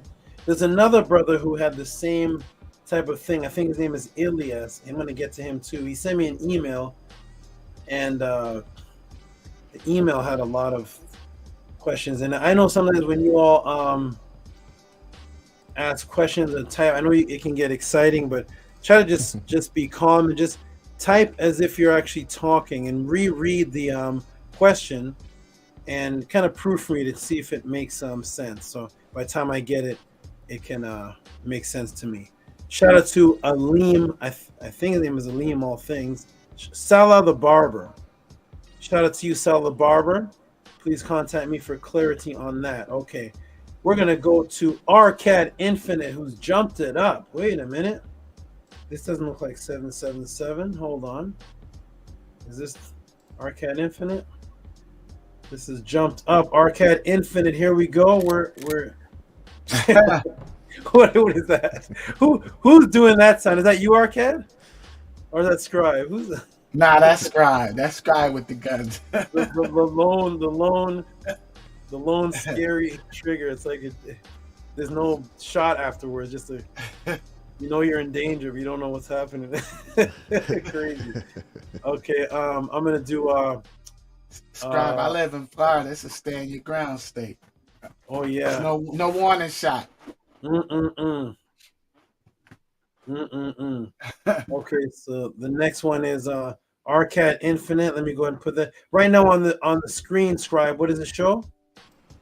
It's showing, it's black screen right now. It's just black. Black? And now it's showing Arcad Infinite. It's showing. Okay, good. Give him all his noise.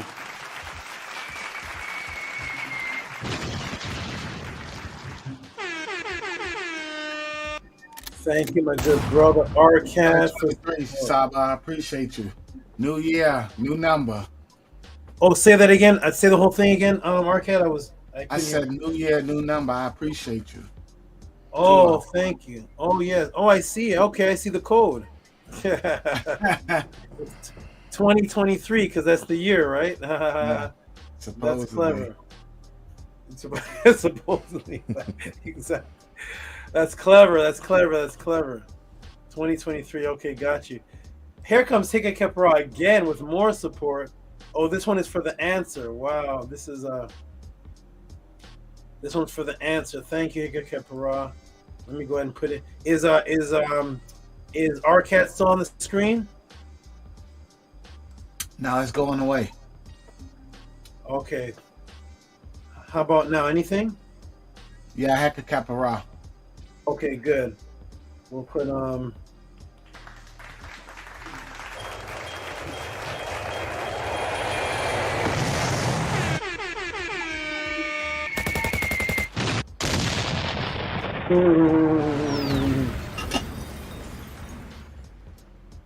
these sound effects are so interesting. Shout out to Sincere. Oh, hey, did you all see Bijan Pharaoh come on the screen? I put him on the screen. When I came back, he was gone. Yeah, he did, but I think he fell off. I think he looked like he was at work. Okay. Shout out to you, Bijan Pharaoh. Yes, you can come on the screen when you can come on, give a testimony, talk a little bit, no problem. You know, anybody can come on if they want to discuss. As long as the team has priority to discuss what they want to advertise. But if there's a few minutes, Bijan or anybody can come on, like Heka Khepera did, Shannon did, and voice your appreciation. Or if you want to clarify a question that you sent in, you can come on and do that as well. So shout out to Bijan Farrow, who is sincere, Austin. Is that on the screen, guys? Yes, sir. It's up.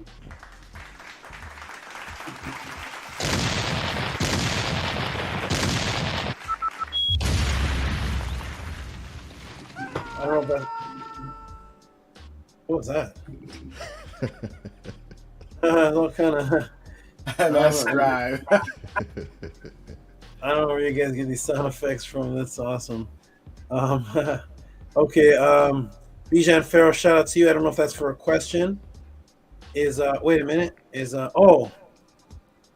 Daniel Austin is for my question on my okay. Okay, Bijan Farrow sent that. He has a personal question he wants to talk to me about. So Bijan Farrow, if you're listening, if it's a question personal, you don't want it for the pod class, then contact me, and we'll talk about how you can get a personal question in. Okay. Thank you for the support, my good brother. Appreciate that. You can contact me for the personal question. Yes. And here is Shannon out of nowhere with Medu Netter Monday on a Friday with extra. Shannon with the, give her a shout out for this, although I don't really do a Medu Netter for the pod class, but I've never had a Medu Netter donation in the pod class. The first, so shout out to you, Shannon. I'm gonna save this as a Medu class. Shout out to you. Appreciate you, Shannon. Vortex Ninja, you are a good brother or sister. I think a brother, but shout out to you. You came out of nowhere and just started giving a lot of support. Tell me if the screen turns into a Vortex Ninja right now. Yes. Okay. Shout out to Vortex Ninja with $25, and he says for the situation, give him his clap, give him his bombs. Everybody, thank you.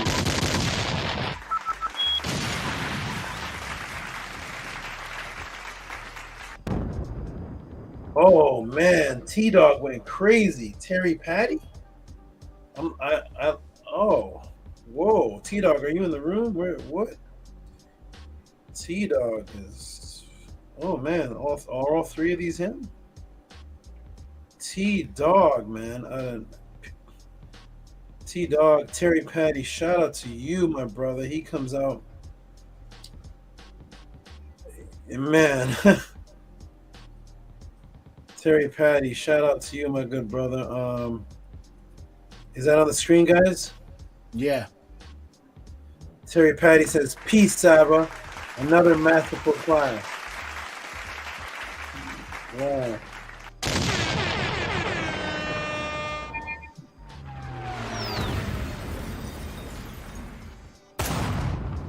Shout out to you, Terry Patty. There's another one coming up too. It's Terry Patty again. Wow. Oh, that was a thank you, and then this one's for support. Terry Patty, man. Shout out to you, my good brother. Shout out to you.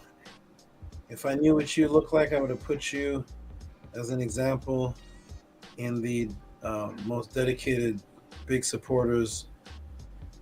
Shout out to you, Terry Patty. Is it on the screen? Yeah. That's the answer, is a gunshot. That's over $100 right there. Holy smokes. It's good to see people appreciate the truth. That's inspiring too. Yes, it is. And they could, yes, go ahead. No, that's, because it's just the truth. And it's good to see it's other people out there that appreciate just the unadulterated, just unfiltered, undiluted, just the truth. It's good to see people out there that appreciate that. Oh, look at this, Rodrigo. Oh my goodness, what? Rodrigo. Oh, the other brother I wanted to talk that I mentioned that I wanted to put on the screen too. I don't was Freddie Cali. Freddie Cali is another constant donator, and I think he's of South American descent. Freddie Cali. But watch Rodrigo Alvarado. Oh my goodness. Whoa. Rodrigo Alvarado. Look at this, everybody. Oh, he asked a question. He asked a question based on something I said in the class. Oh my. Give him, he needs horns. The people that give like 15 and up need a different type of sound than everybody else. They need the horns, everything, like real. My gosh. From January 13th, Rigo Mandela. What does he say here? He says, could you show us Johnny Mandela effect you mentioned? And any other changes? You know? Oh, yeah. Definitely, Rigo. Are you still in the room, Rigo? Wow.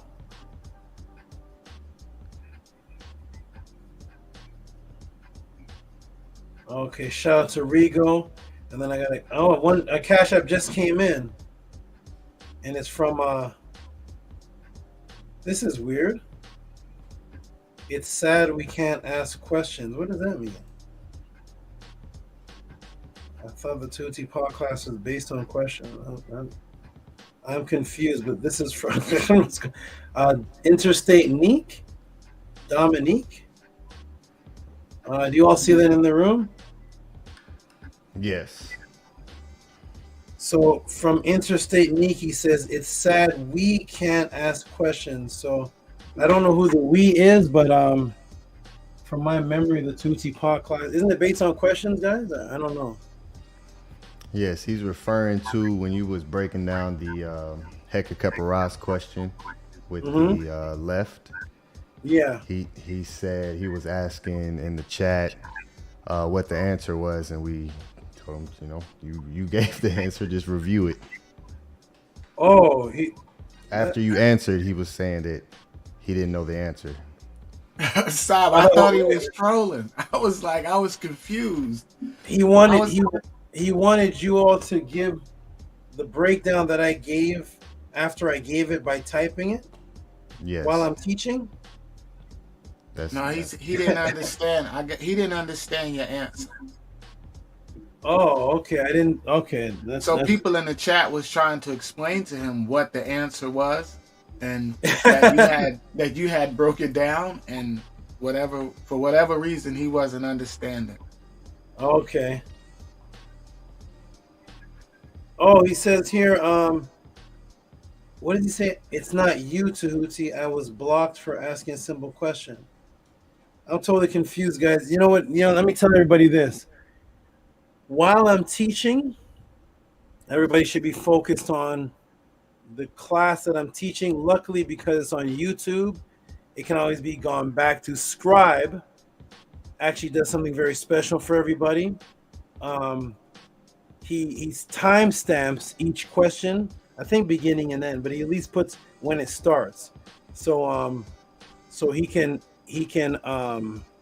when you go, it actually has the topic of what I taught on. You can click on it and watch it. But that answer, when I timed it, that answer was 1 hour and 2 minutes. So I don't know. I don't follow the chats. It's actually a distraction because I'm on go mode. I'm answering the people that support it. So I don't know what's going on in the chat. That is you all's whatever is happening. I'm not sure. But anyways, whatever is happening, if anybody has something directly to ask me, they can send in the question through the Cash App, PayPal, and I will answer it. This class is about me answering questions, not the people in the chat, not the team, not the moderators. I'm the one that answers questions. So If anybody wants to go back and review that, no problem. Go back and review that. It was an hour and 2-minute answer. That's what I have to say. So shout out to Interstate Neek. I don't know if he missed a part. I'm not sure, but it was an hour and 2 minutes. So the answer cannot be given by anybody in the room because it was an hour and 2-minute answer. But shout out to everybody who supports, and the answer's on YouTube. All right, so I can't get distracted by that. That's you all's conversations. I answer questions that are sent in, and that's where I am. That's why there's never any drama here with me, because I never get into side. People send me messages. I never get into anything, but I answer questions that are sent here.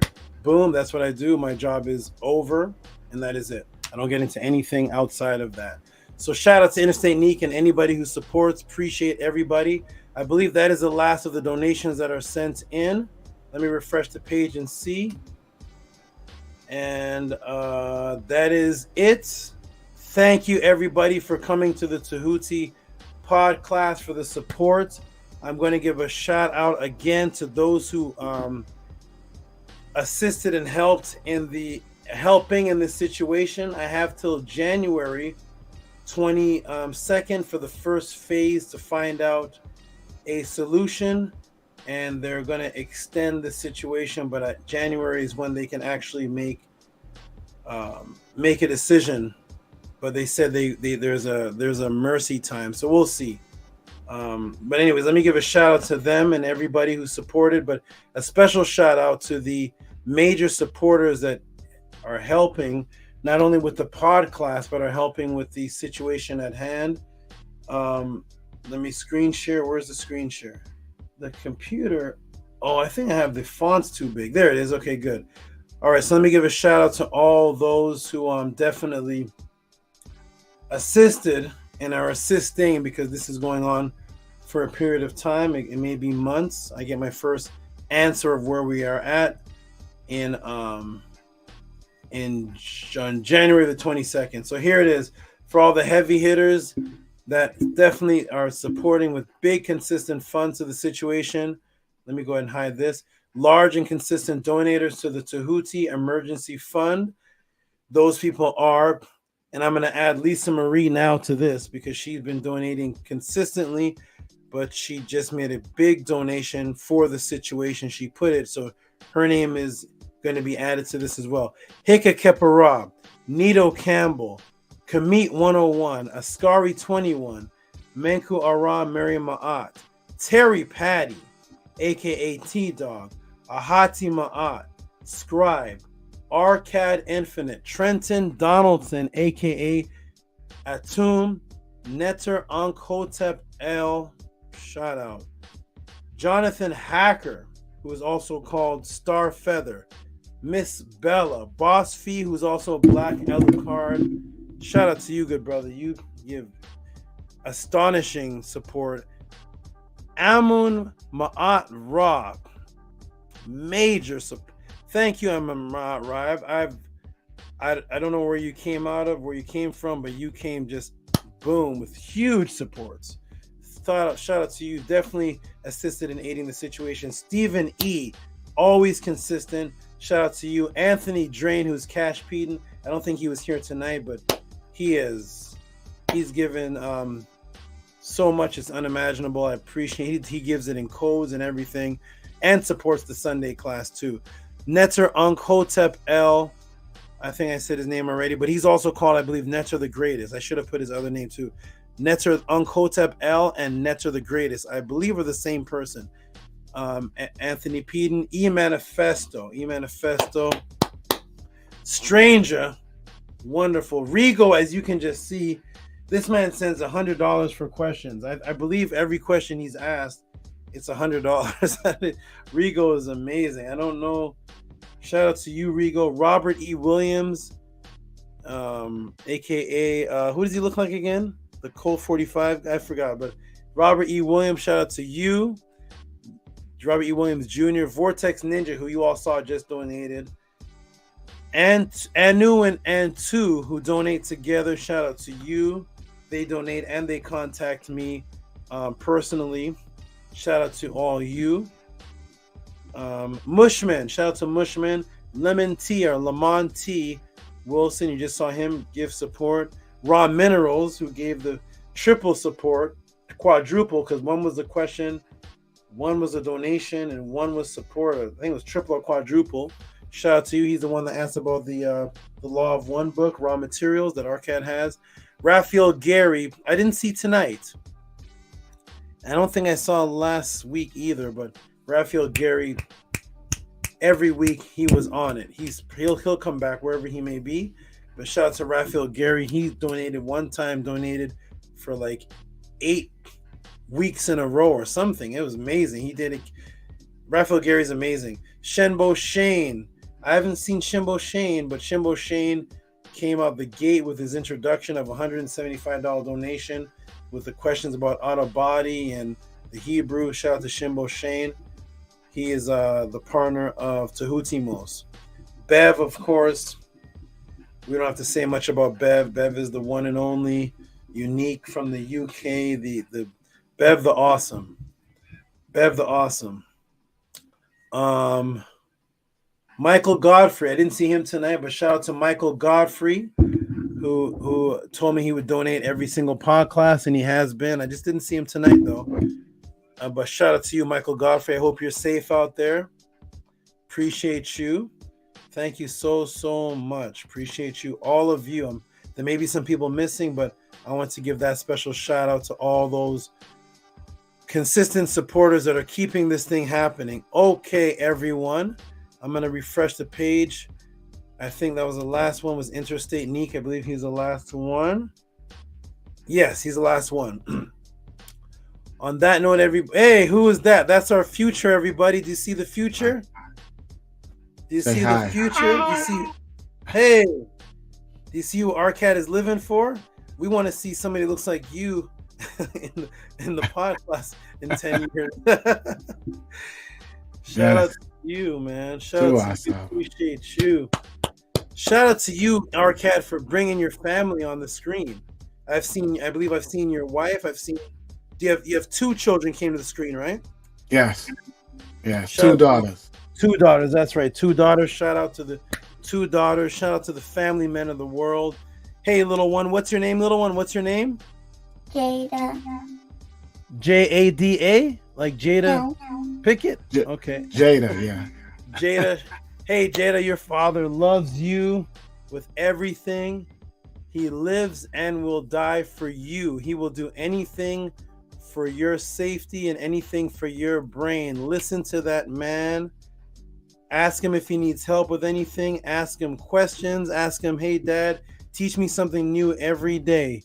Don't go to bed without every day saying, Dad, teach me one thing new today.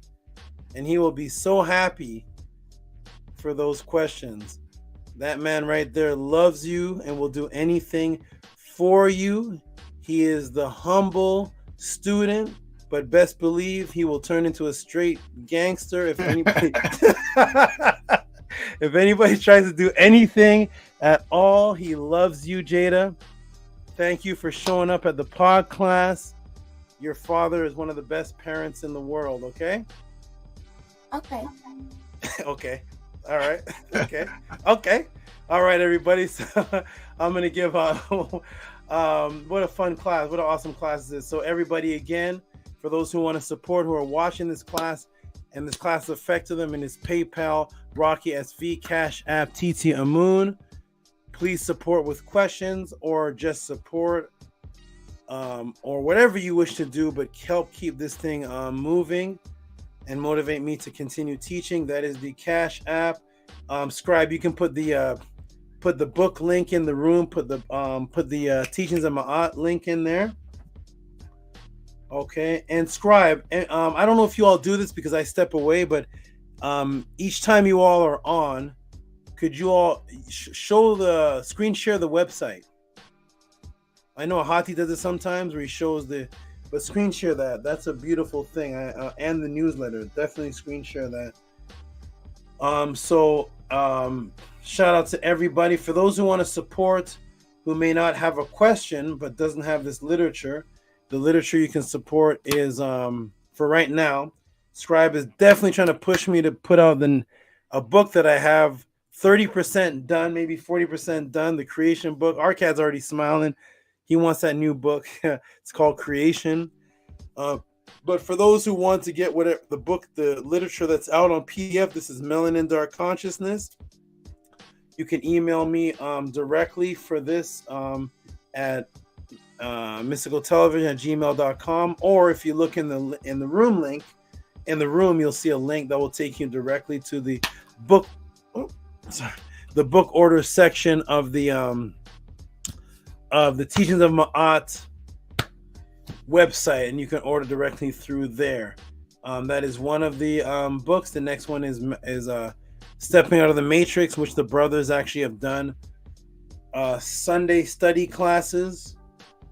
And you all please go. As a matter of fact, I'm going to do this really. I'm going to see if I can find this to show. I want you all to know that yes, there's a Tehuti pod class, but I want you all to know that let me put in Teachings of Ma'at.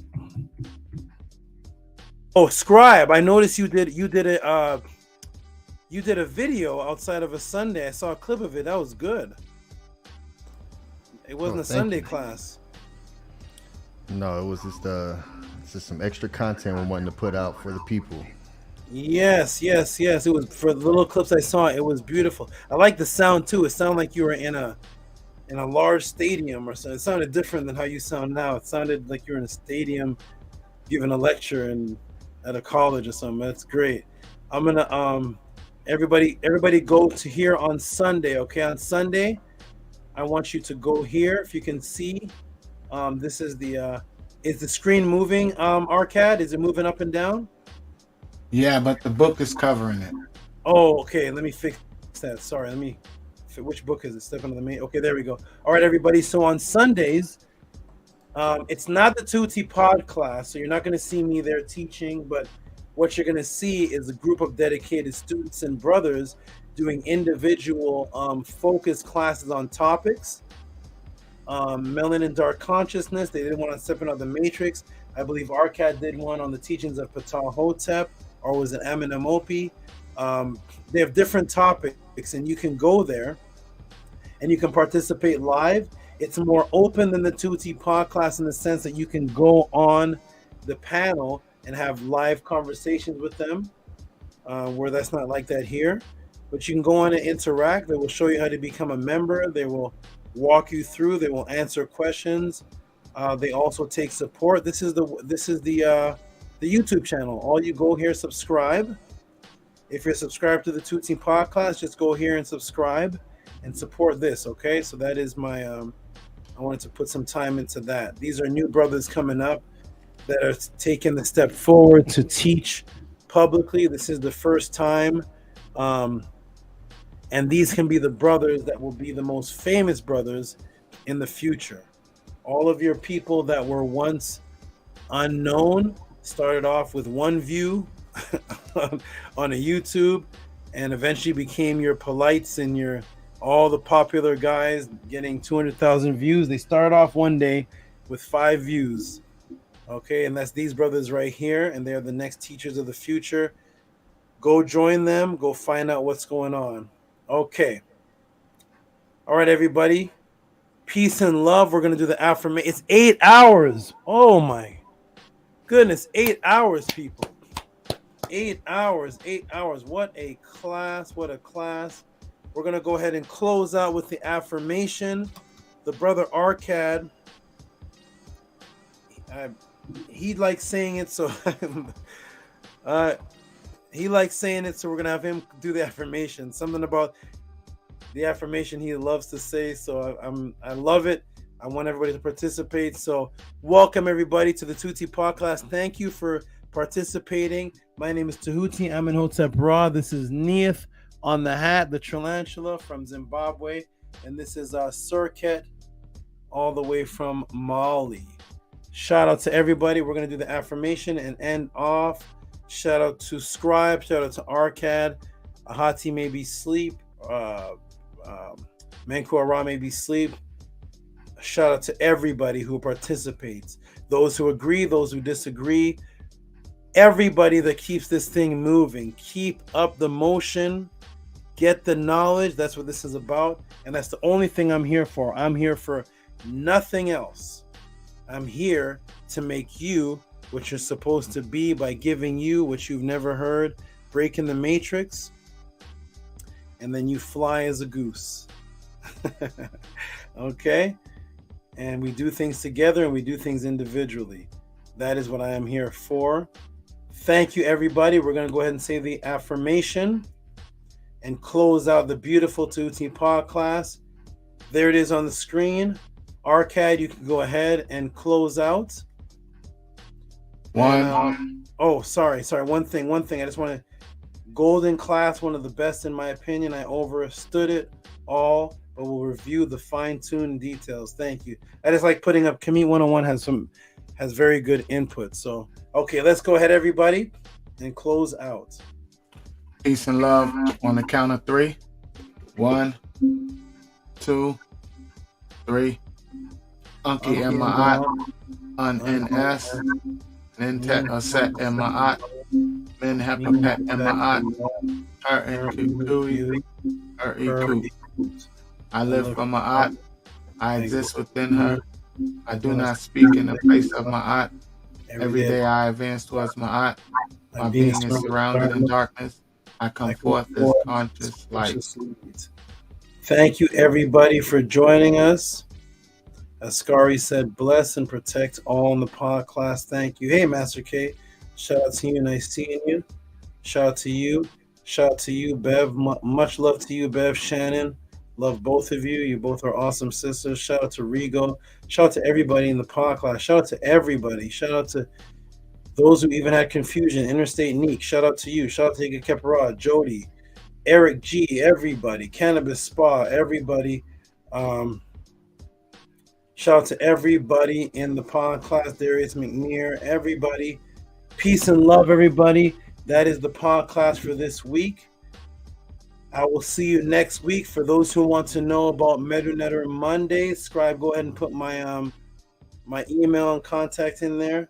Medunetter Mondays, you can contact me or contact one of the moderators and get the information on Medunetter Mondays. I want to show one thing before we close also.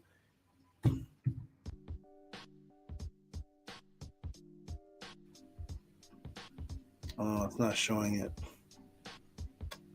Okay, no problem. Shout out to the moderators. It came off of my screen. And that is Nania Setmer, Ankia Ma'at, the Scribe, and Ahati Ma'at. For some reason, it is not showing up on my screen. No problem. Peace and love to all of you. I'm going to go ahead and go big screen to close out. Thank you, Arcad, for doing the affirmation. Peace and love to everyone in the room. Much love. I will see you next week at the Tehuti Pod class. Contact the moderators. Contact the team if you want any information. And this has been another beautiful Tehuti Pod class.